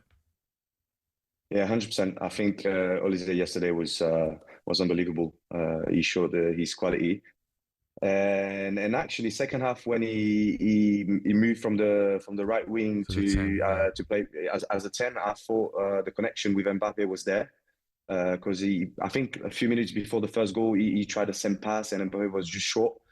And I mean, he's got that pass quality, he's got that vision, and I think Mbappe can actually play higher on the pitch and use his pace more rather than try to create himself, because he knows Olise can do it for him. So he was great. Neil, yesterday we had another French legend in the studio, in Emmanuel Petit, and I asked him... No, in fact, I didn't even ask him. He just offered it to us. He said that he thinks Mbappe is more important than Henry was to France. Who do you put above the other on that list? Who's a better player? Who's more important? I think Mbappe is the main man. He's the guy for France, and actually he's had some tough time at Madrid this season, but with France, he's always there and he's always playing well. And I think when you look at the stats, he's got already like 14 World Cup goals, yes. 58 goals for France. So he's the top scorer of all time. I've backed him from the start, and I believe he's got a big desire to prove like all the people wrong after his tough season, I'd say, at Madrid. I remember as a kid growing up watching France, you had the great Michel Platini playing, who I think is possibly the best French player of all time. Is that how you guys see it over in France? Who is number one on your list? It's hard to say, because I feel like most of the time great players are being recognized more when they retire. And I think that's kind of what happened with Mbappe when, he was playing for Paris. Like he was criticized a lot, but then we left him, and the League One in France is not the same. with or without Mbappe, and I think that will happen to him. And I believe we've never had a player coming from very young age, like doing the things that he's done already. He's one of the World Cup. He scored so many goals, and so I think he will be number one on the list for sure. But that will probably happen at the end of his career. Neil, after the first goal, the game opened up, and if there's one team that you can't allow spacing behind your defence, it's France. And when Barcola come on in that second goal, I've seen him do that so many times for PSG in the final against Arsenal, where he took a big touch, and then Raya come out and stopped him. You can't leave that spacing behind. Doué, Barcola, Mbappe, Elise. That's one team you can't do it against, can you? Yeah, you're absolutely spot on. I think that's why we were lacking first half, and against teams that will just sit back, I think France will struggle because, like you said, we've got so much quality, so much space that if a team opens the pitch a bit too much, then these players, you can't stop these players. No. So I think the challenge for France will be how can we create that space for, like you said, Mbappe, Barcola, Doué, Dembele, or everyone to be allowed to play in that space. Would that be the sort of game where Shirky comes in earlier on in the game and tries to break down a stubborn defence with no spacing behind? Yeah. And it's not easy because obviously we see it, you see it, and I think the teams that will play France will be like, okay, don't give them space. Yes. And that'll be the challenge. And sometimes it's hard, when you have that many good players to give space for everyone. And we could see yesterday Dembele, he's struggling a bit to find his spot on the pitch. Neil, I think I'm right in saying when France knocked England out the last World Cup, you taunted England fans by saying it's coming home.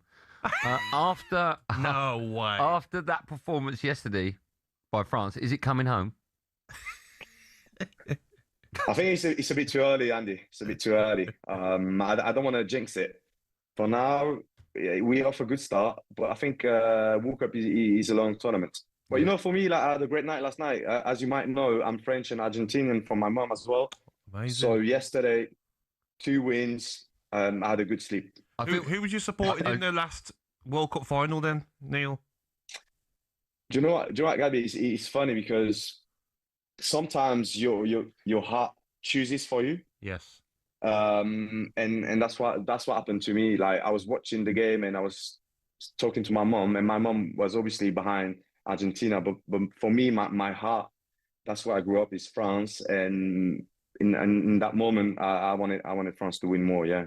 Who would you rather beat, England in the final, Argentina or France? Oh, England, 100%. Oh no! Who would you rather beat, England in the final? Would I rather beat in the final? Yeah, if one team was going to beat England in the World Cup final, who would give you more satisfaction? Messi has won it, so I'd say France. Okay. Just a quick word on Messi and Haaland as well. We felt over here, we came on air at 6, so nearly 3 hours ago, and we were just lifted by just an overnight barrage of just wonderful moments from the World Cup. We all sort of felt it began last night. What did you make of those 3 brilliant performances from those players? I agree with you. There's so many teams that the group stage is a bit long. So I think we were all waiting for France, for Argentina, for England to play. Yep. And last night we had Messi, arguably the greatest of all time, Mbappe, which is a superstar, Haaland playing. So obviously everyone feels more connected with those players. And football when the big stars of football are playing well, I think he helps the audience and everyone involved. So I was glad last night for the games, and I'm looking forward actually to watch England tonight as well, and Portugal. One of your former teammates, Ezri Konsa, should be starting for England. We obviously don't have team news yet, but everyone expects him to start. We were talking about the fact that we don't necessarily feel England have got problems up top, but might defensively. Where do you think the key areas will be for England tonight?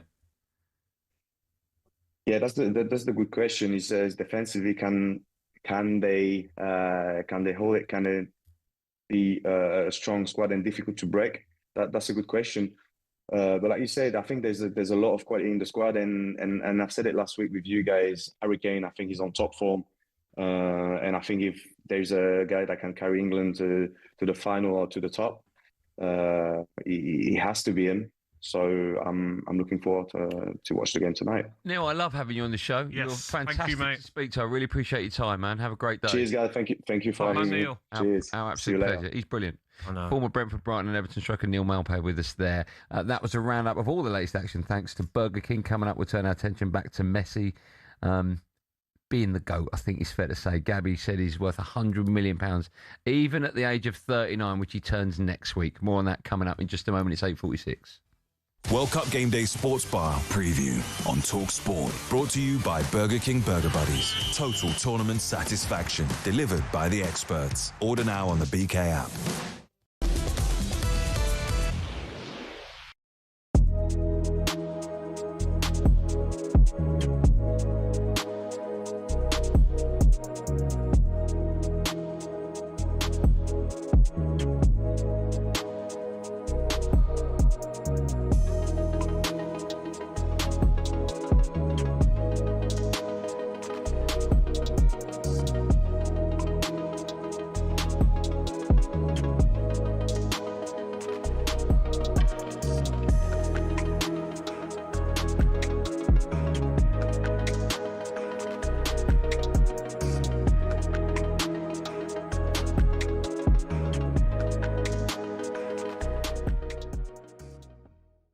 Iran played out a 2-2 draw with New Zealand, the lowest ranked team in the competition. But that's not the whole story.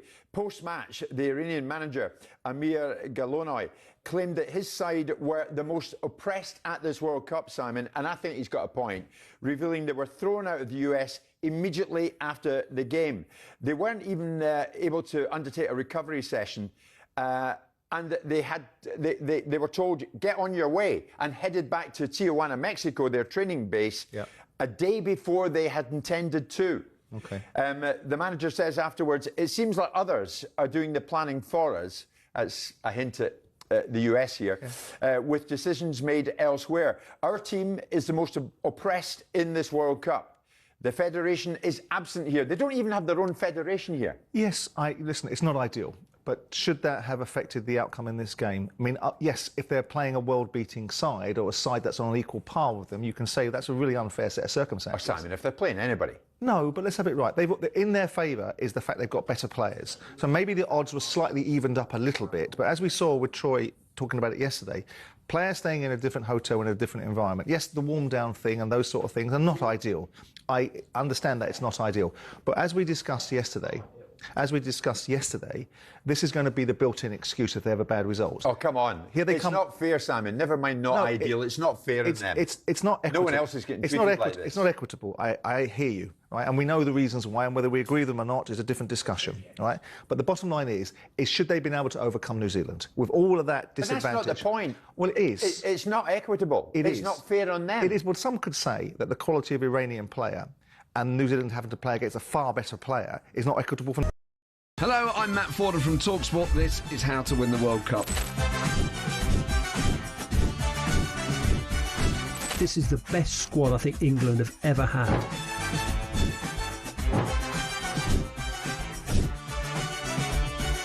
He used to love America, now he doesn't. It's very sad. It was so important to succeed because of all the pressure we received. Don't jump for this one, I'm going to knock his head off. Warning, this podcast does not guarantee England will actually win anything.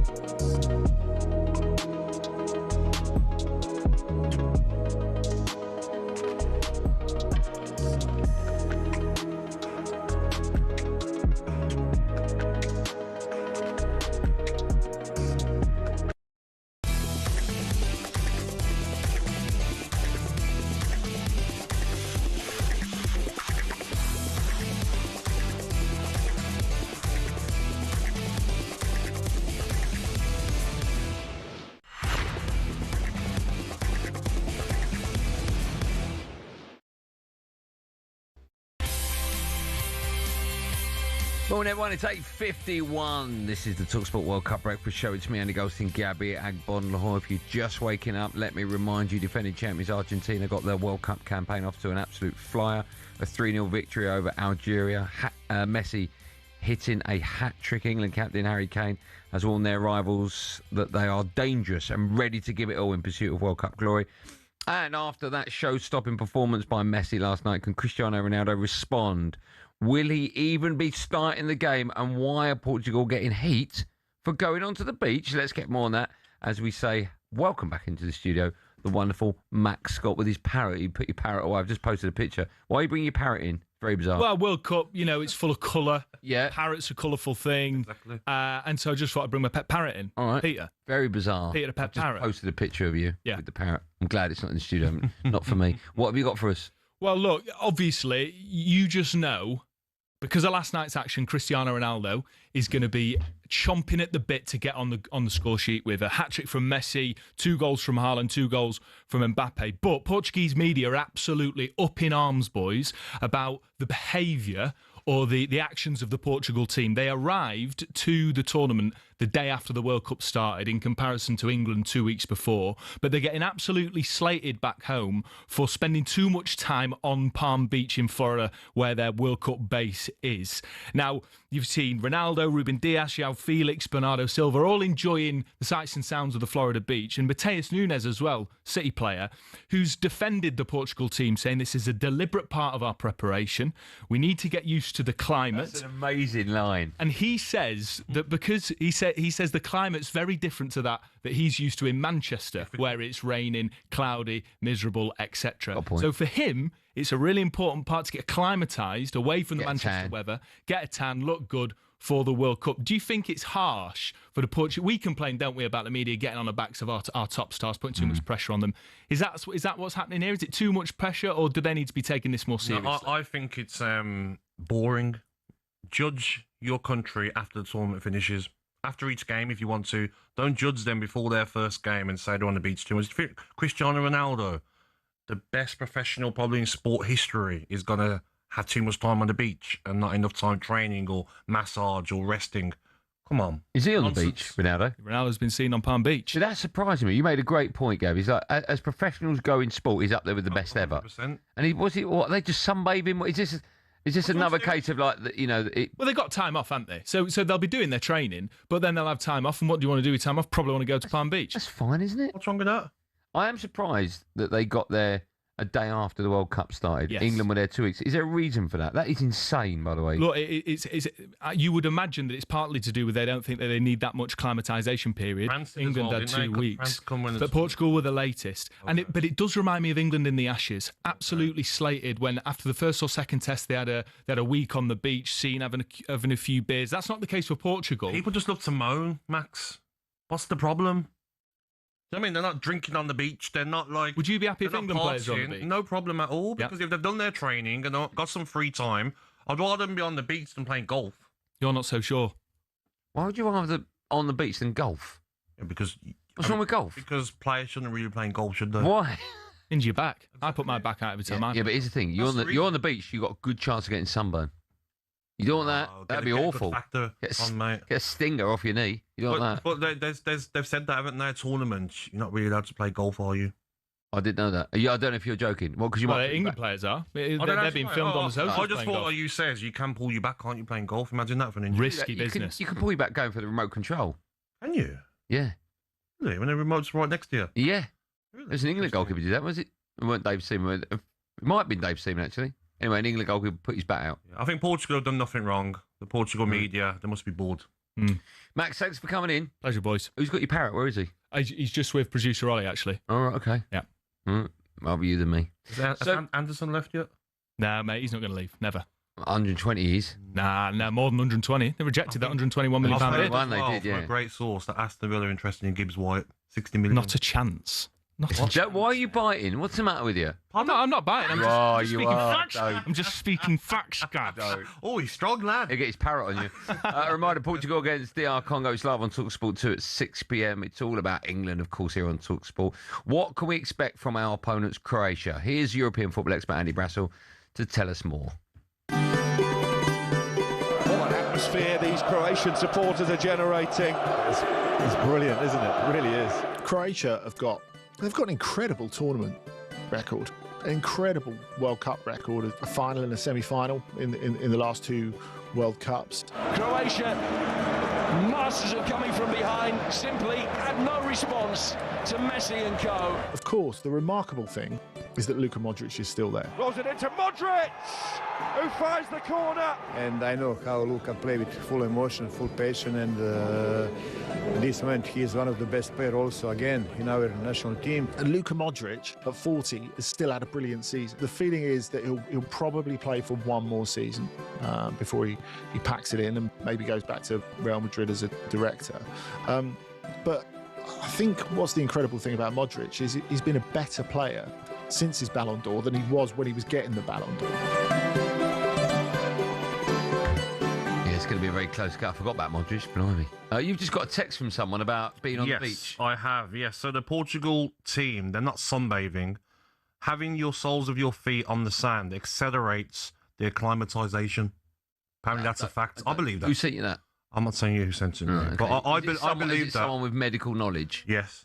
Oh, okay. I believe that, though. Ronaldo's not daft, mate. No, if he's there, Ronaldo's not daft. I watched documentaries where he said, I only have this certain amount of sun. I'm having this right amount of certain foods and stuff and water. I agree, yeah. Ronaldo's perfectionist. He's not out sunbathing and getting sunburnt. No way. No, I agree with that. In a World Cup. Right, blimey, just an hour left of the show. Stay with us because Dutch legend and a man who's coached England to the final of the Euros at 2024, Jimmy Floyd Hasselbank, will be in the studio to tell us if we're getting maybe a little bit too excited. England against Croatia. It's tonight. It's live on talkSPORT. It kicks off at 9 p.m. Build-up begins from 7 p.m. That was our breakfast preview with Travis Perkins. It's 8:58. Superstar Breakfast Preview on talkSPORT with Travis Perkins. With pay-as-you-go hire from Travis Perkins, you can get straight on with the job. Available nationwide at all hire branches.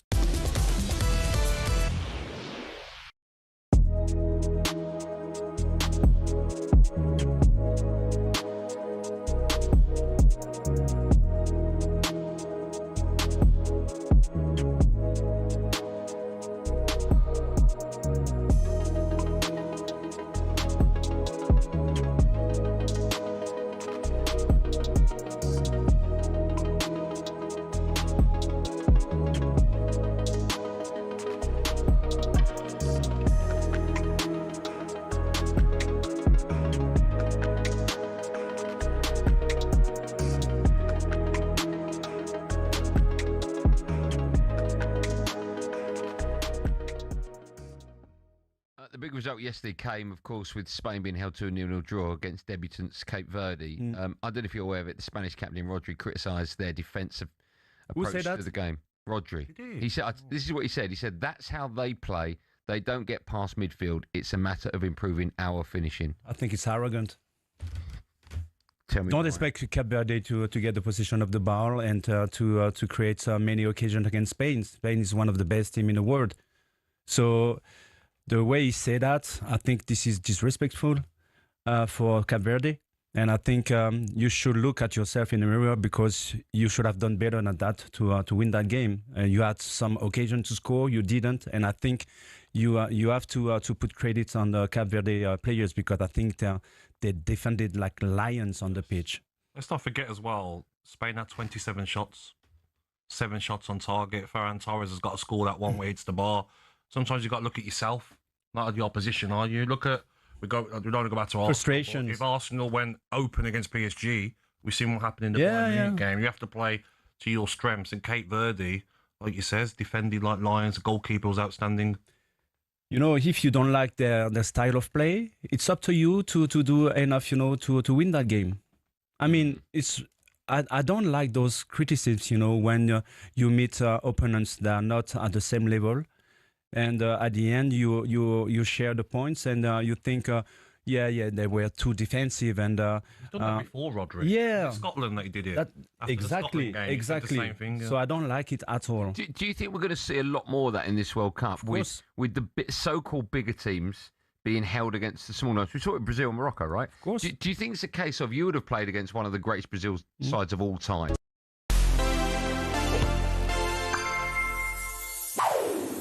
It's not easy to follow in the footsteps of your idol, especially when he's Diego Maradona and your country expects you to emulate him. That was the burden Lionel Messi would carry on his remarkable World Cup journey.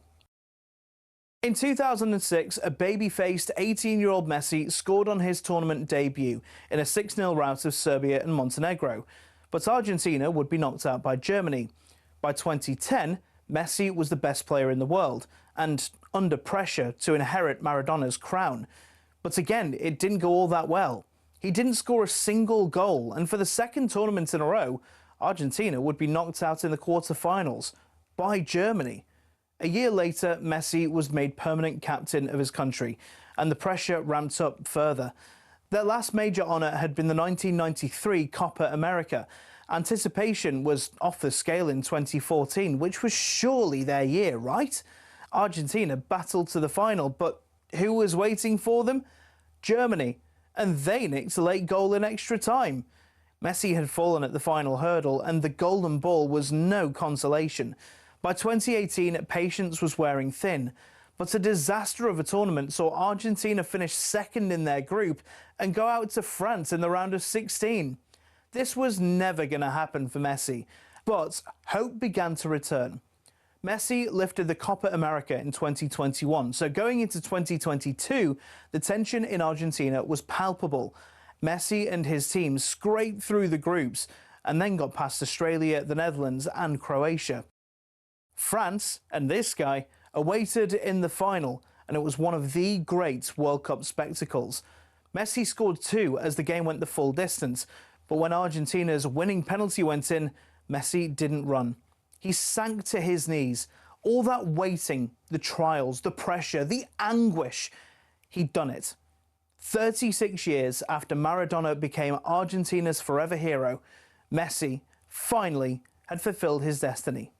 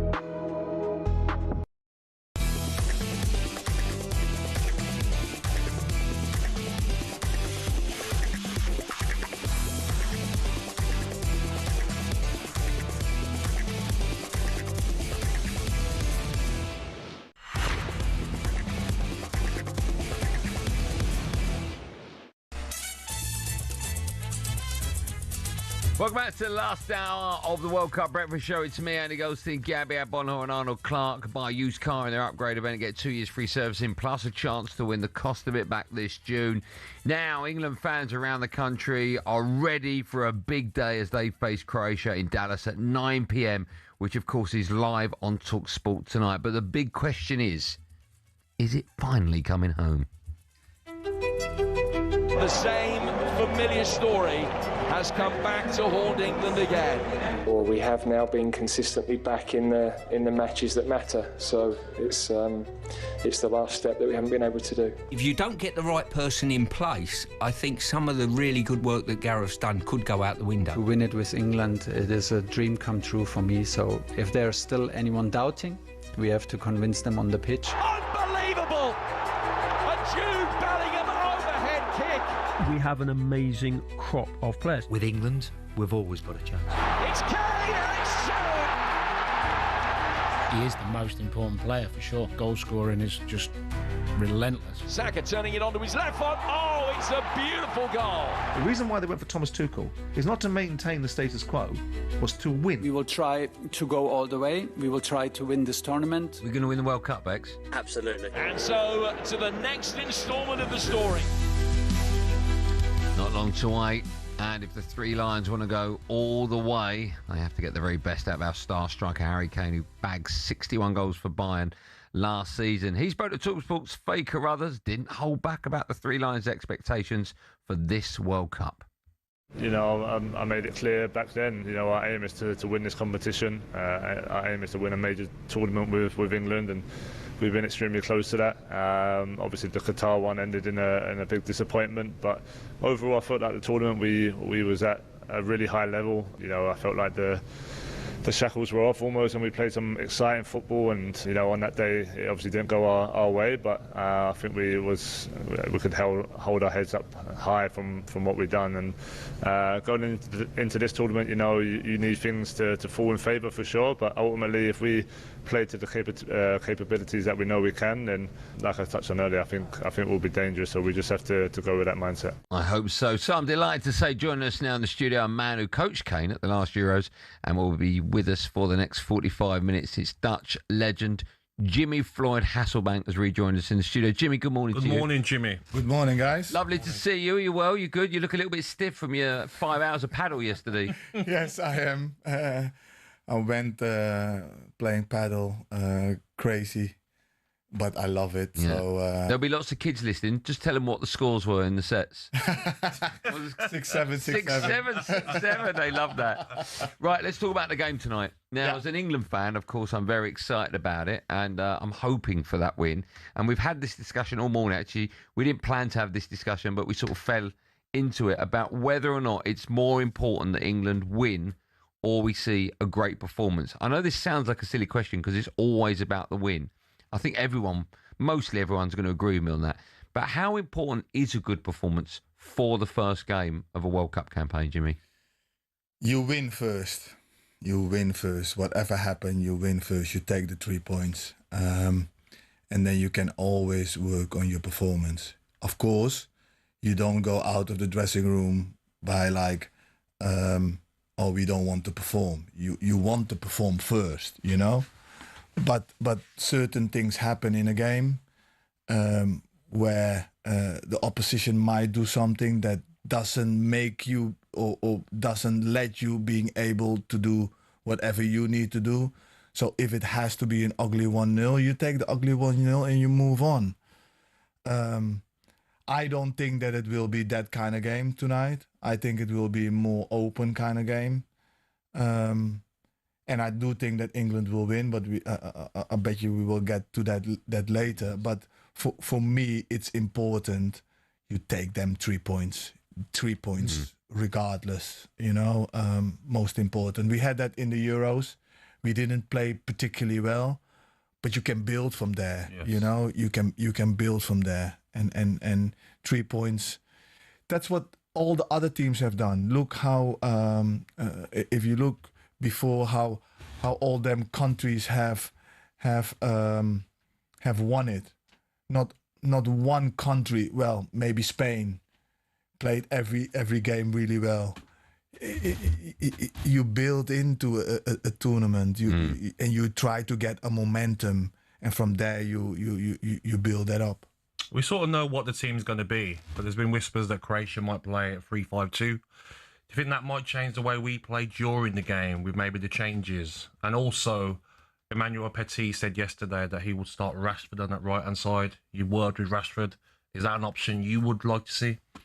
The 3-5-2 shouldn't change the England mentality. It shouldn't change the ideas, the accents, and the entries. How you're gonna get in behind that defense might be a little bit different. Yeah. But the mentality and the way you go about it shouldn't make a difference. I still think that England should play their way, whatever system they're going to play against. Obviously, for the strikers, maybe the runs might be a little bit different. And you all know when you play a 3-5 against a 3-5-2, the fullbacks, your fullbacks are going to be very, very important, and they are going to be your outlets. So you have to switch it from one side to another a lot. And And coming back to Rashford, I think that is a good comment, really, because Rashford has got something to prove. He's sharper as ever. I've been told. He's not been contracted yet by Barcelona. He doesn't want to go back to Man United. So he has to put himself in the picture. Yeah. You know, so you have to use that. What are you expecting from Harry Kane tonight? And I say that because, and we'll talk about this a bit later on, we've already seen Haaland get a brace, we've seen Mbappe get a brace, we've seen Messi get 3 over the last 12 hours. Do your expectation levels for someone like Harry Kane, who had an exceptional season for Bayern Munich last time out, do your levels go up for him at this World Cup? Does he have to perform? He has to perform, but I would rather look. Messi scores 3 goals, but he's not going to sustain that during the whole. Why not? Because that's just how it is. That's just the dynamics of football. He's not going to sustain 3 goals all the time. There has to be some other Argentinian players who have to pop up with goals in important moments. So I rather Harry Kane scores 1, but other players, Rashford, Rice, Bellingham, them others, they score goals as well. Because you cannot only have Harry Kane popping up with goals. No, it is, Jimmy. It's because we've seen so many of his goals this season for Bayern Munich. Absolute screamers, great quick feet and finishes. It's like, I know a World Cup's different in a tournament, but we want to see that for our country. Yeah. We want to see that Harry Kane. I think he will try it and he will be there, and I think he is as the mindset where he will play a really big role and an important role. But with all due respect, Bayern Munich in Germany is a whole different aspect as the England team in a World Cup.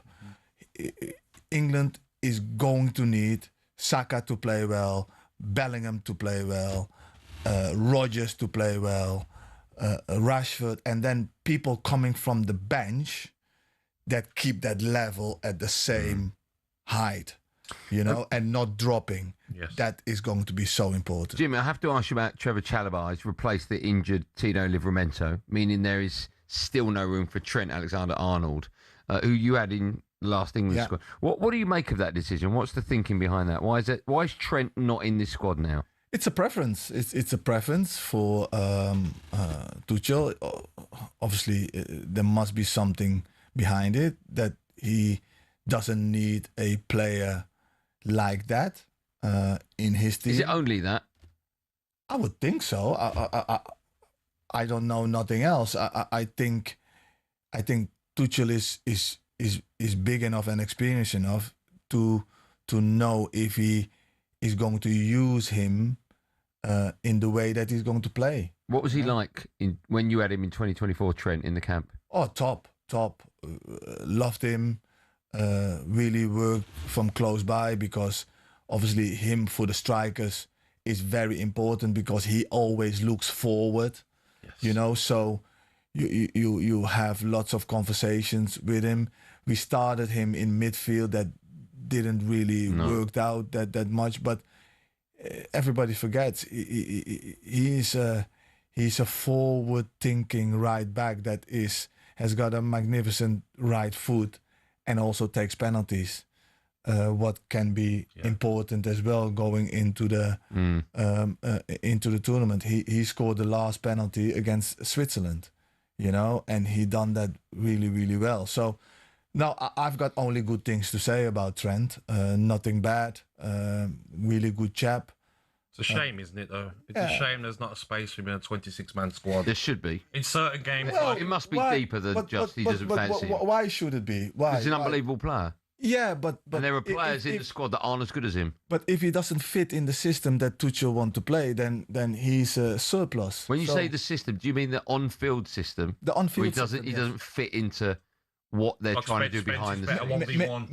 Maybe that is part of it as well. I don't know, but there must be something that he doesn't fit in the concept, And you have to, even though we don't like it, or you don't like it. No, of course, yeah. But you have to respect that. No, but with any other club, any other country he goes, he gets into any other World Cup squad. Don't know. Wow. With a lot of them, I would think, yeah. But let's not say everyone. Okay, we'll carry on this chat in just a moment. Just a reminder, gang, if you want the chance to win 26 grand tax-free cash, then listen up. To celebrate the 2026 FIFA World Cup, we're giving away big bucks. You can fund your summer and enter right now. Head to talksportwin.com to enter for full T's and C's as well. Right, coming up, we'll carry on building up to England, but also focus on last night and the brilliance of Haaland, Mbappe and Messi. It's 9:16. The ultimate football fan winning feeling with talkSPORT Win.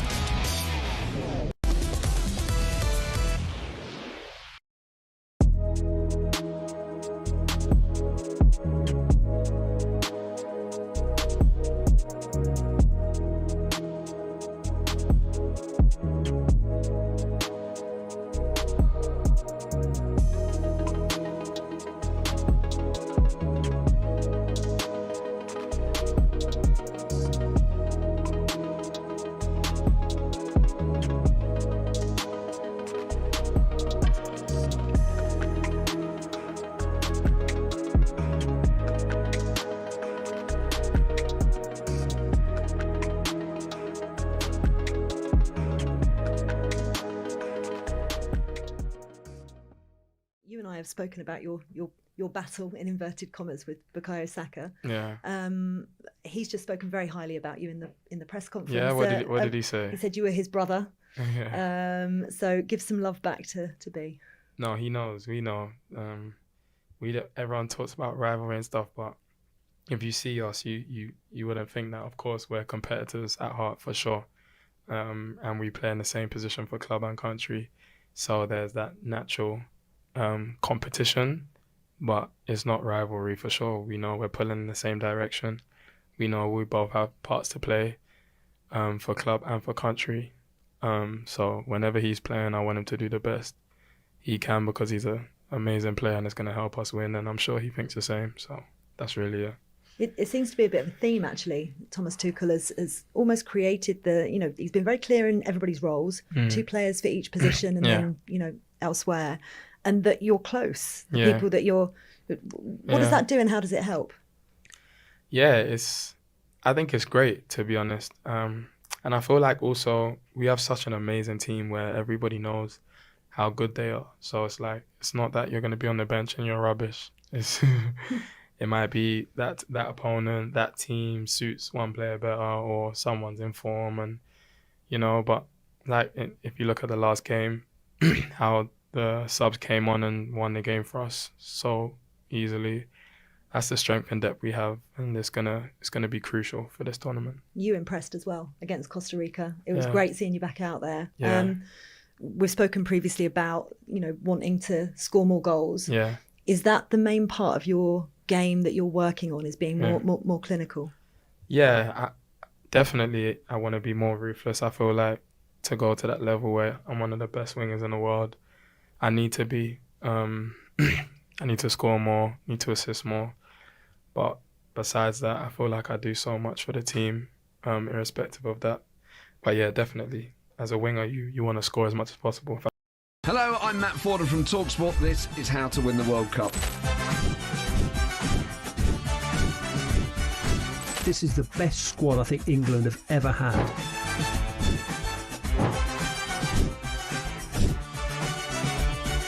He used to love America, now he doesn't. It's very sad. It was so important to succeed because of all the pressure we received. Don't jump for this one, I'm going to knock his head off. Warning, this podcast does not guarantee England will actually win anything.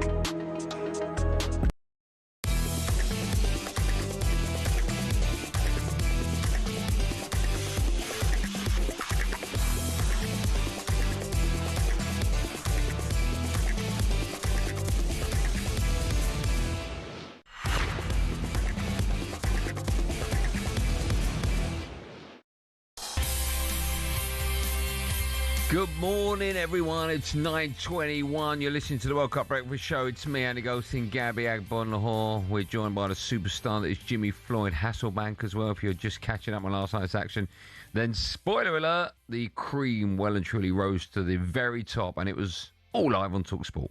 25 yards out! Magnifique! Arise, Kylian Mbappe! Officially the greatest goal scorer in France history! Oh, it's goal! Erling Haaland has pounced on a dreadful back pass, and the goalkeeper, Jalal Hassan, hit it straight against Haaland, and it ricocheted and flew into the net. For Messi in the day, there's the hat-trick for Lionel Messi! 200 up, and it's a World Cup hat-trick! It's a gift from God. I think him and Maradona are the best two players this planet has ever seen. Just an unbelievable night of football. Messi hat-trick, braces from Haaland, and Mbappe led Argentina, Norway and France to their respective wins.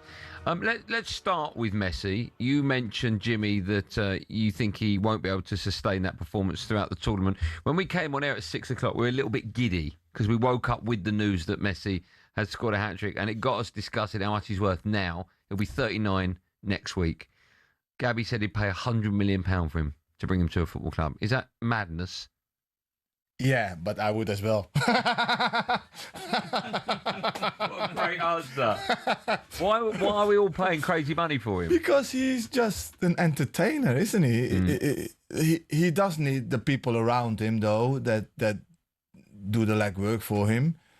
But if he produces that week in, week out, mate, you happily do that, you know? And yeah, he's just superb. You ever been on the pitch with him? Never. No, unfortunately not. Never. But look, he's got an Argentina squad that just absolutely adores him. Yeah, that's so key. That wants to really work and do everything for him. They will be there and thereabouts. But they have got players who pop up with goals. Yeah. That's why I say he's not going to sustain it. They have got players that can score goals as well. You know, you've got the Enzos, you've got Alvarez, Almeida, Lautaro Martinez. Yeah. I think you're right in the sense of, like, he's not going to do that every game because, no offense to Algeria, but if Argentina are playing against the better side, he's not going to get that space. We don't know that, but for the first goal, he's not going to pick the ball up in that defense, that number 10 position without a defensive midfielder on him. Fair. So what I'm saying, what Jimmy's saying is, I agree that, like, in other games, can Alvarez and Martinez do something special? Can Almeida, and then Messi pops up on the edge of the box and he might score a goal as well, but he's not going to get a hat-trick every game, is he? The game will go through him. Mm-hmm. It will go through him, and he will pick up the ball and distribute it and maybe put other players in front of the goal. But other players are going to score. I want to cram in as much as I can in this little chat. So let's quickly move on to Mbappe. Already France's top goal scorer. He's just 27. Do you think because we've been blessed with Ronaldo and, of course, Messi, he goes under the radar a little bit, like he's underappreciated a tiny bit? For me, he's not on the same level as them two. If you see his first half, he was horrendous. He was poor. Yeah. I've never seen Messi like that. You know, Messi doesn't have those kind of games. Yes, he turns up second half and scores 2 goals. The first goal, brilliant goal. Second goal, the keeper should do better, but still, he scores. I just think you have Messi, Ronaldo, and then a little gap, and then you have Mbappe. Don't get me wrong, he will score goals. He will score goals in this World Cup. He will not have that first half again, but I can't. You shouldn't say Mbappe and Messi in the same sentence. For me. They're above and beyond everyone else, right? If they weren't about, we'd be talking about Mbappe as a genius, right? Yes. I mean, he scored 14 World Cup goals in 15 World Cup games. I mean, that's remarkable, isn't it? It is. Look, don't get me wrong. What he's doing is absolutely magnificent, and I think eventually he will outscore Messi in the World Cup as well. But for me, Messi is just...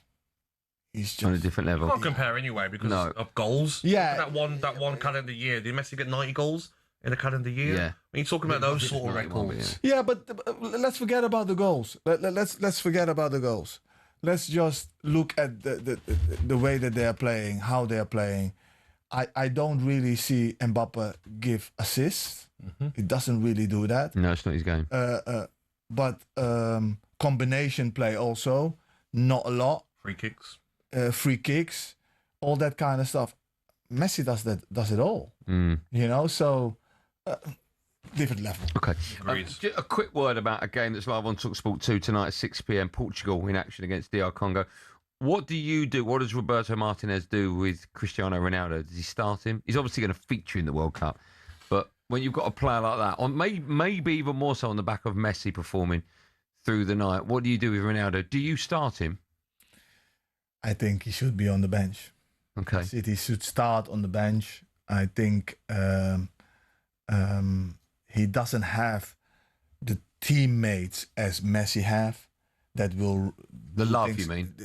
As much. Okay. Yeah. So for me, because of that, he needs to start on the bench and give him the last 20 minutes. You start Ramos? I start Ramos. Or a false 9. Yeah, I think we all would, but the pressure you've got as a manager... Yeah, I do think that he will start. Yeah, I do think that he will start, but I don't think that is the right thing to do. We're talking about this in previous tournaments, haven't we? Yeah. With Ronaldo. Wait, look, I think was it Solskjaer in charge of Man United? Yeah. And all of a sudden United sign Ronaldo and he has to play him in every game. Yeah. There's a lot of pressure there. He won't accept being on the bench. No. A reminder that game, Portugal against DR Congo, it's live on talkSPORT 2 tonight at 6 p.m. In fact, don't forget, there's plenty of sport going on this week. Outside of the World Cup, every race from Royal Ascot, that's also live on talkSPORT 2 this week. England's second test against New Zealand, that gets underway at 11 a.m. tomorrow. And the third golf major of the year starts tomorrow as well. The US Open. How about that? And a massive run of DAZN Saturday fight nights is coming. It all kicks off this weekend in Southampton as Ryan the Piranha Garner takes on Italy's Michael the Lone Ranger Magnesi with a world title shot on the line. Then on June the 27th, 2 Princes collide in Brooklyn as Xander Zay defends his world middleweight title against Yaron Ennis. I think that's how you say it. Apologies if not. Yeah, great player, yeah. Good inside the ring. Join DAZN Ultimate to watch Ryan Garner and get access to 12 plus pay-per-view events every year, including Zayas v Boots next weekend at no extra cost. We'll be talking boots, but the football kind right after this. It's 9:29. Mate. Boxing update on talkSPORT with DAZN, the global home of boxing. Sign up now at dazn.com/boxing.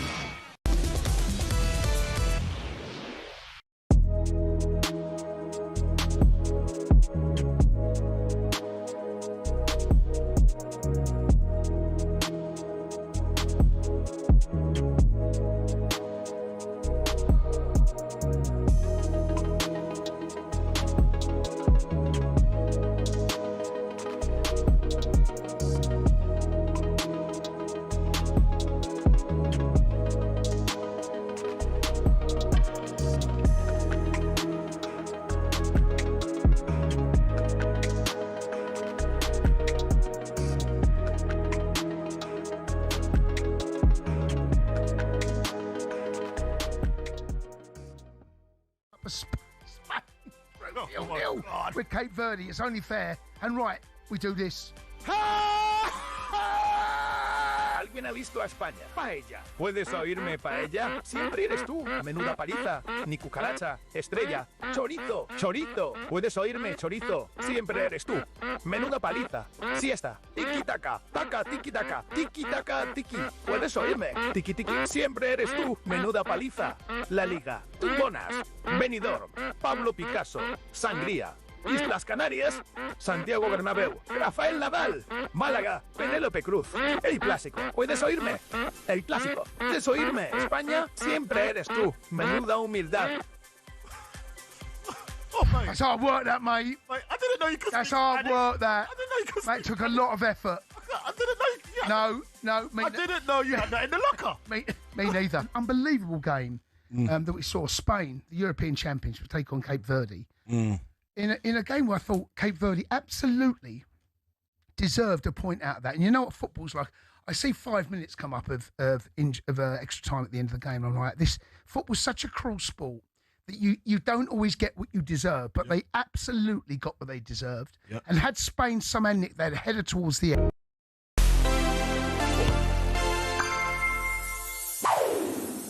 What is the World Cup's most controversial moment? Hurst's goal, which definitely was a goal. Zidane's headbutt, Ronaldo's hell scare in '98. Nah, it's obviously Maradona's hand of God. Mexico City, 1986. England are set to take on Argentina in the World Cup quarter-finals. Both sides have won their group, and both are well fancied to lift the trophy. This game means more. Just 4 years on from the end of the Falklands War, and the hatchet has very much not been buried. It's a physical match, with Diego Maradona taking the brunt of a strong-handed approach from England's defenders. Despite a few early chances from England, Argentina are well on top, but luckily for the Three Lions, Peter Shilton's having a good day between the sticks. At half-time, it's goalless. 6 minutes after the break, the ball was played to the edge of the area. Steve Hodge sliced his clearance, and it headed back towards his own goal. Up went Maradona's left hand, and he punched it into the net. He wheeled away in celebration, urging his teammates to join him, while the England team was furiously surrounding referee Ali bin Nasser of Tunisia. Even decades later, Peter Shilton hadn't forgiven Maradona. Argentina won 2-1 and went on to lift the World Cup trophy. I mean, without the hand of God, we might never have got the song Three Lions. But we'd have another World Cup.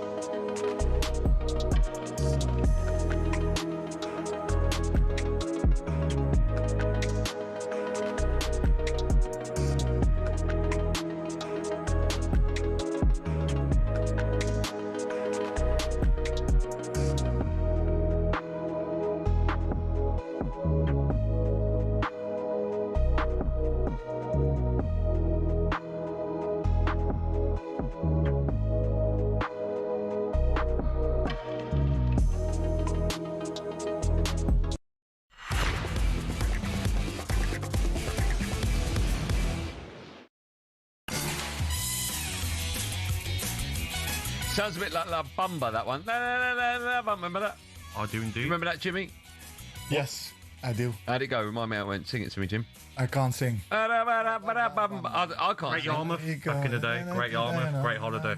Hold on, Jimmy, sing it. Go on, Jim. No, I can't sing. What would your karaoke song be? Oh, no, that would be terrible. Yeah, but they're all, that's the point of karaoke. What honestly, would it be? No, really bad. You've got to do it, or you can't play paddle ever again. What what's your song? It will be, I don't know, R. Kelly song or whatsoever. All right, how's it go? Go on, sing it. Something like that. Go on, sing it. No singing, mate. Come on, ask me about football. That used to be mine, though. Back in the day, I believe I could fly because simple words. Yeah? You like simple words, do you? Not anymore. Not like Prodigy like you. Right, very good. After their opening victory against Haiti, Scotland are back in action on Friday. They face Morocco. A game, of course, you can hear live on talkSPORT from 11 p.m. Let's head over to America and hear from talkSPORT Scotland correspondent, the wonderful Shabana Hearn. She be in Boston. I'm going to give you some Scottish slang. Okay. You need to transcribe it, okay? What you think it might be. He's an absolute ball bag. Worthless or hard to deal with. She's howling. Extremely good looking. I wouldn't ride her into battle. No go. No good.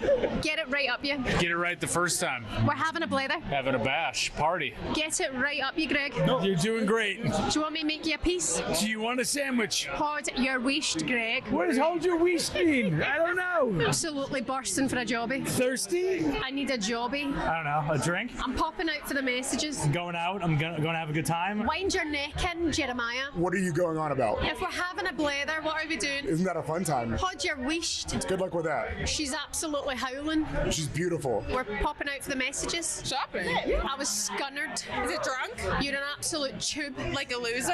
We're popping out for the messages. You got voicemail. If I'm making you a wee piece. I'm making you a small sandwich. Wind your neck in. What are you making? I was scunnered. Surprise. You're an absolute tube as a mate. I don't know if she was using my mistake. They were just calling that person a tube. Right, Gabby and Jimmy, given that England are playing in Texas, it's time for you, both of you, to work out some local slang.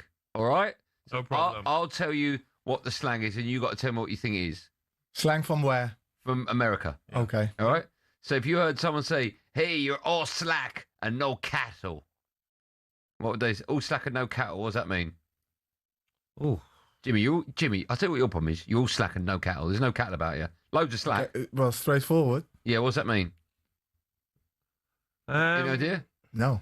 I mean, literally, you are underlining exactly what I'm saying right now. Is it you got talent, but you're not showing it?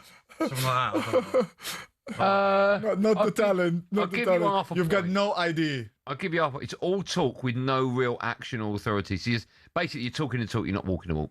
Okay. All slack and Like no you on a cattle. date. Okay. What do you mean, date? Am I happily married man? What do you mean on a Sorry, date? Sorry, one person. You can remember when I was Happily married here, one person. both sides. not to each other. That'd be weird. Yeah. Cattywampus. What does that mean? If I went Cattywampus? Bless you. Yeah, Yeah. cattywampus. By the way, that's a word I thought I'd never hear Jimmy Floyd have to make say ever. Hey, you're a bit cattywampus, Jimmy. Are you a What does that little mean? bit crazy? Not crazy. Can we give a point on that? It's a little bit like that. What does it mean, Andy? It means you're misaligned. Oh, okay. Okay. All right. Misaligned. That's a phrase I would never use. Never. Or you're ever. misaligned. I've never No, heard that's, that's not me. No. Okay. You sure you want me to carry on with these? Yeah. Theory, me. Gabby, you know your problem. I should do it in the American. Hey, Gab, you know your problem? You're just a turd floater. A turd floater. What does that mean? I don't know, mate. No idea. Actually, I wouldn't say you are. I would say, oh my God, look at the. I don't want to give too much away. Have you got a coat? Have you got a coat? Because it's turd floating outside. That might work. What does that mean? Is it cold outside? No. What's the weather like? It's a weather expression, Jimmy. If it's raining, heavy downpour of rain. Well done. 1 point. Total. How many goals do you get? 3 goes. What about if I said to you, Jimmy, that Gabby was a winkle wagon? You're right. Whether it is, you're right. So bang on. What does that mean, Andy? A blagger. Means you're a blagger. Means you're a bald person. A what? A bald person. Yeah. See, he's right. I A told wingle wagon. I like that. You like that? Yeah, I like that. I wish we had more of them. Is that all we got? Yeah, that A was really wingle great, that was. wagon. That was Yeah. a great 3 minutes. A that wingle. I a thought wingle that was wagon. good. Yeah, really enjoyed that Yeah. section, mate. Why are you being negative? I'm being honest. Why are you crossing your arms like It was, defensive? it was amazing, mate. Oh, Jimmy, I like that. You like that? Yeah, it was really good. Yeah, it was. You know what your Yeah, problem it was is, great. Gabby? You're a turd floater. And I'm not talking about the weather. Right, after Mbappe, Haaland and Messi's heroics last night, how is Thomas Tuchel feeling ahead of England's first game tonight? Let's find out. Very, very high. I had one of my best 2 weeks in coaching in the last 2 weeks. Thanks to everyone who supported me. Thanks to the team first of all, and then thanks to the staff and to my closest staff, of course, who support me and energize me, help me, and of course everyone in the FA who is out here with us, because it was I felt it was on very high level. So I'm very excited to take the step into the tournament. It builds up, but at the same time I'm very calm, because I know what I see the players on a daily level, and I feel the energy, and I feel that it's exactly right. So there's no need to over push, and there's no need to be overly emotional and make it a final out of it, because it's not a final, it's a start, and it's important. That's how we will treat it. Jimmy, not long to go before kick-off. When you were with the England camp at the last Euros, what are you doing on the day of the game? What's happening with the squad? it's the last preparation. It's making sure that everybody gets a good night rest. Early morning, you start. You have your meetings in the early morning, and then you already prepare your folders for the game. What does that mean? Your folders? What does that mean? You have a folder with all. It's a literal thing. Okay. All your stuff that you sit on the bench with. Like I was, for instance, doing the penalties, so that I have got the right forms there to write the players on and stuff. And that the last bit in the preparation, but majority just being relaxed. The work is done. You can't do nothing no more. Yeah. It's laughing, smiling, and resting and waiting until the storm starts. You've worked with a lot of these players, been around them for a long time, Jimmy. You've seen the squad of players that we've got available now before this first game kicks off later on. What do you think our chances are? Not just of winning tonight, but winning the World Cup. For all the England fans listening out there. We just spoke about Harry Kane. If England can get other players in their top form and scoring goals as well, not only Harry Kane, Bellingham playing really his best football that he played when he just went to Real Madrid, Rashford, Saka, and then also players on the bench coming off and being an important role in that, England can go really far and can go to the final. It's that momentum that you need. It's that belief, and you don't have to play. You don't really want to play your best football against Croatia. You in a way, you want to struggle a little bit. Not play bad, play okay, struggle a little bit, winning 1-0 or 2-1 or whatsoever. Well, 1-0 preferably, and build your confidence and go on. What have you made of Thomas Tuchel and the way he's handled the job so far? Are you impressed with him, Jim? I like him. I like him a lot. He's got that likability. I was fortunate to sit next to him or sit close to him when first of all with the Chelsea games, when he comes and watch Chelsea, but also with the final of the FA Cup, and when all the players came past him, he had an interaction with all players, and you could see the facial expression of all players. They all really like him, and all really take the time with him, even his previous players, the foreign players. So that says a lot about a manager. Yourself, some managers you just don't want to speak to that you have worked with, and you just walk past them. Not one, So in that aspect, you can see that he has a really good bond with his players.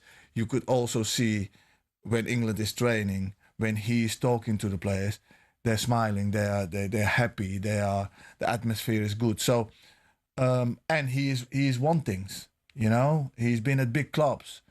He's not afraid of saying certain things, and he's not not afraid of making decisions. So I like about him as well, Jimmy and Andy, is that he looks like he's got a great relationship with the players. He can laugh and joke, but he's got that angry side. Yeah, totally. That if the players aren't performing tonight, he will lose it on that sideline. And the players have got that bit of fear of him, haven't they? That you need.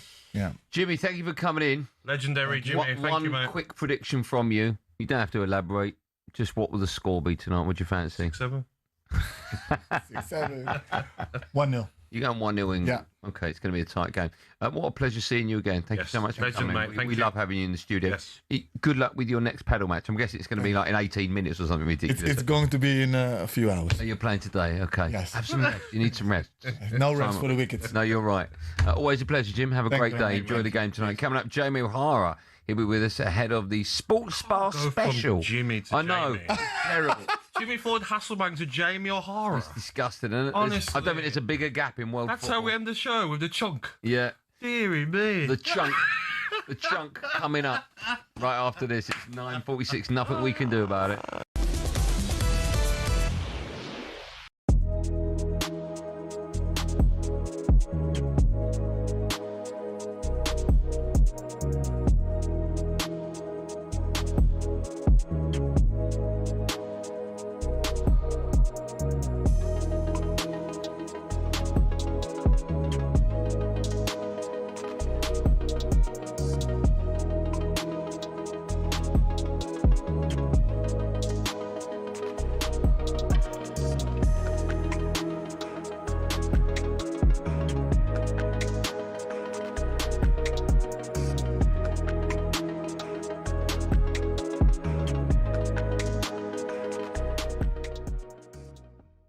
Another question that I constantly get asked is, what is the difference between Thomas Tuchel and Gareth Southgate?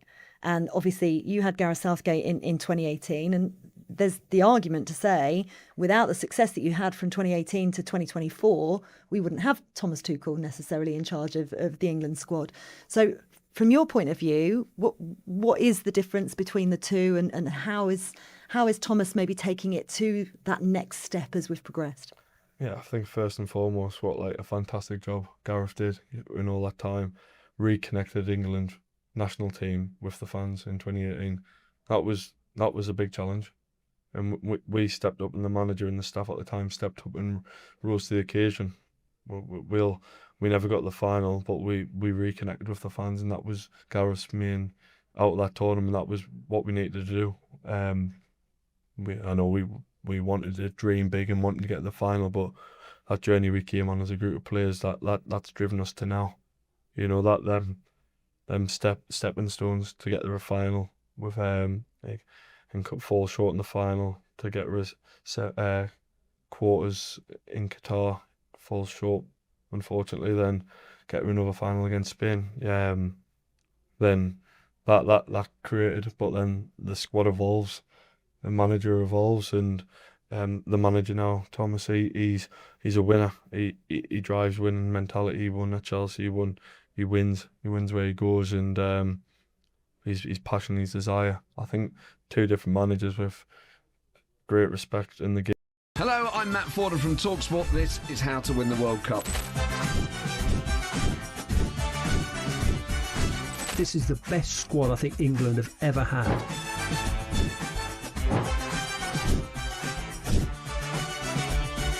He used to love America, now he doesn't. It's very sad. It was so important to succeed because of all the pressure we received. Don't jump for this one, I'm going to knock his head off. Warning, this podcast does not guarantee England will actually win anything.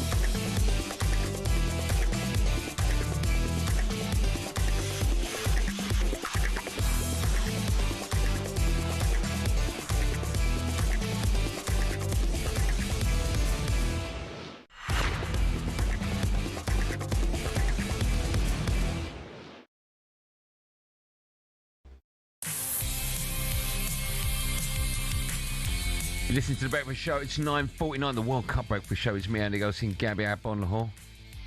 Time now to look ahead to tonight's Sports Bar special. That sounds very exciting with Burger King.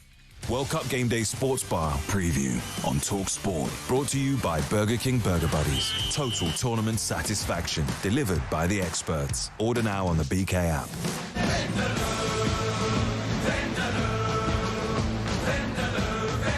Do you know I'm excited about this? Because I haven't spoken. I love Cundy. I've not spoken to Cundy for ages, rather than that other Wally. I'm so excited about... What? Oh, my goodness. Sorry, my mistake. Wally? Right, let's look ahead to the special live show. We're joined by the second best host of the Sports Bar. He goes by the name of Jamie O'Hara. Morning, Jay. Morning, Jamie. Morning, boys. Morning. How are we? Gabby, I see you last night. We had a clip on of you. You bottled it over Cundy in front of Manuel Petit. You should be ashamed of yourself. I know, mate. I know. I had to, mate. World Cup winner. I bottled it, mate. But you know what? I didn't bottle, Jamie. I enjoyed your show last night, mate. I was on the way back from Birmingham. You can't be banning fans for a year. Poor Mo, the Liverpool fan. Hey, we do what we want on the Sports Bar, mate. Cundy's got no leash. The problem is I'll go away and someone's got to put a leash on him. Goldstein had him on a leash for 15 years, and I've got to try and have a leash on him. As soon as we're not here, it all goes to pot. He's out of control, isn't he? Yeah. He's out of control, mate. He's out of control. He's uncontrollable. He's like Rambo. Right, Jamie O'Hara, tell us what we can expect tonight. Are you ready to cheer on the three lions? How excited are you about it? Yeah, mate, I cannot wait. It's going to be massive. Obviously, England go into it, watching the game so far. I think we've got a chance, lads. I do. I genuinely think we've got a chance. We see Argentina last night. I've just woke up to a Messi hat-trick. And Mbappe, obviously the big dogs have started to arrive, Haaland and all that, but we've got Harry Kane. And if we can get him going, and if we can get players running around him, and he can produce magic, I genuinely believe that we can get to the latter stage of this tournament. I don't know how you feel, but I'm excited, and I'm getting World Cup fever tonight, boys. I can't wait for it. How important is the performance tonight, Jamie, or just getting a result? We've been having this argument all morning. That's a good question, actually. I think it's just about the result. I think obviously you want to put in a performance, obviously. Yes. But I think the first game is just about getting 3 points, right? Don't get beat, for one. And, we know we're going to get out of the group because the group, is just like what you need, 3 or 4 points. Like, it's ridiculous. So, I think we'll be fine. You want to see a performance. They're no mugs, Croatia, by the way. They've still got, Luka Modric. I know he's 41, but he's still playing top-level football. So they're no mugs, and they're going to want to put in a shift. You see Messi. I know it's different well, but, so, look, I think we've got a good chance to put in a performance, but it's all about the result. Just get 3 points, get some goals, and then go from there. You're going to cheer on all the Arsenal players, Madueke, Rice, maybe Saka if he makes an appearance. You're going to cheer him on? Of course I'm going to cheer on the Arsenal players. Anyone who says that they're not cheering on Arsenal players because their Spurs fans are idiots. They're England players, and we want England to do well. That's all that matters. So there's no club bias now. There's nothing about, he plays for him, he plays for that. No, absolute garbage. Plays for England. Do you think there's more pressure on Kane tonight, bearing in mind what happened with Mbappe, Haaland and Messi over the last 12 hours? Yeah, I guess. I mean, look, I think he knows how to handle pressure, but the big dogs have turned up, haven't they? Like, I come back from my little trip, so, it was me, Mbappe, Messi, Haaland, and now Kane. The big dogs are back. I mean, that's a sentence no one should legally be allowed to say, should they? Right, alongside you both tonight, you're going to be joined by a special guest, which she's going to be revealed later on in the World Cup game day from 4 p.m, right? Yeah. Tonight, me, Cundy, Burger King, they've allowed us to pick a third wheel to join the sports bar special. The options they give is Arsenal fan Alex Brooker and United fan Flex. So, of course, I'm not picking a gooner, so I'm hoping they give us Flex. We'll see what happens. Okay, that's going to be revealed at 4 p.m. today, right? 4 p.m. today. We go live at 8:50.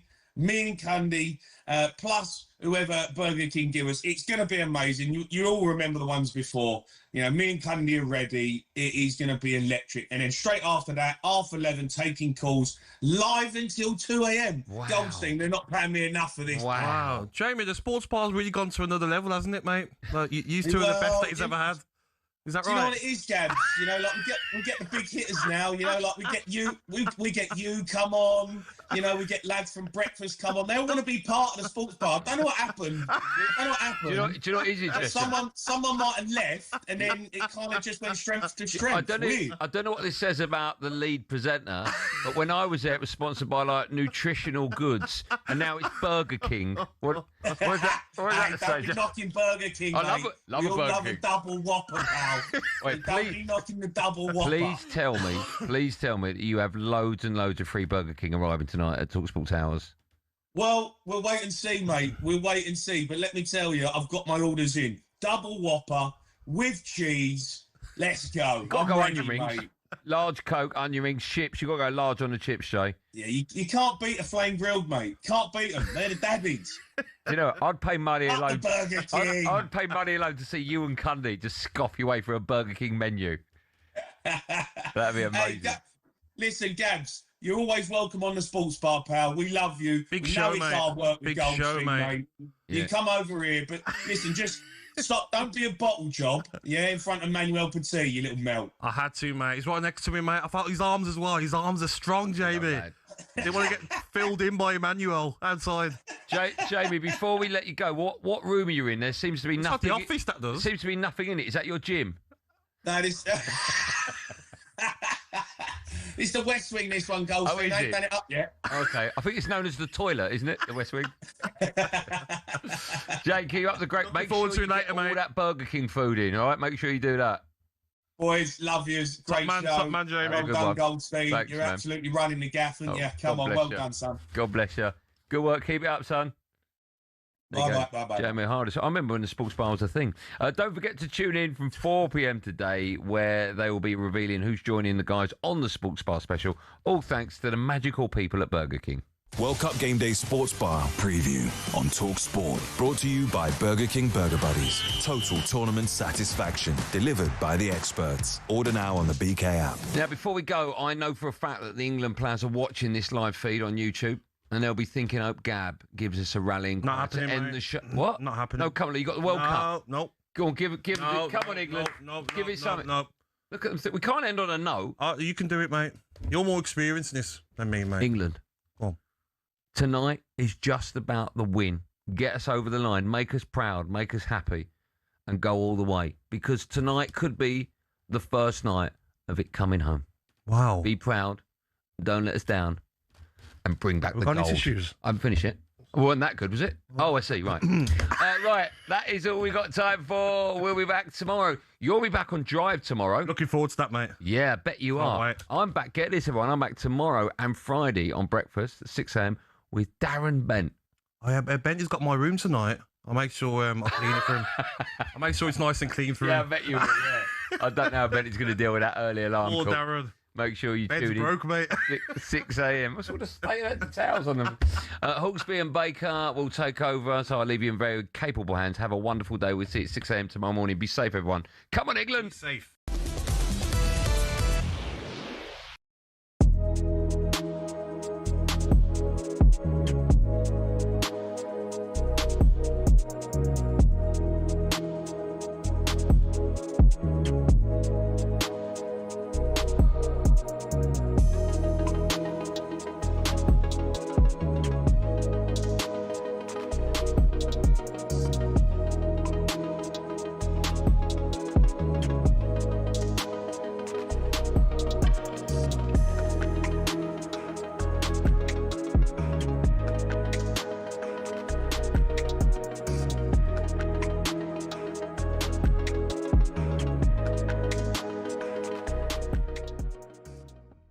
I don't know the difference between where Spain are the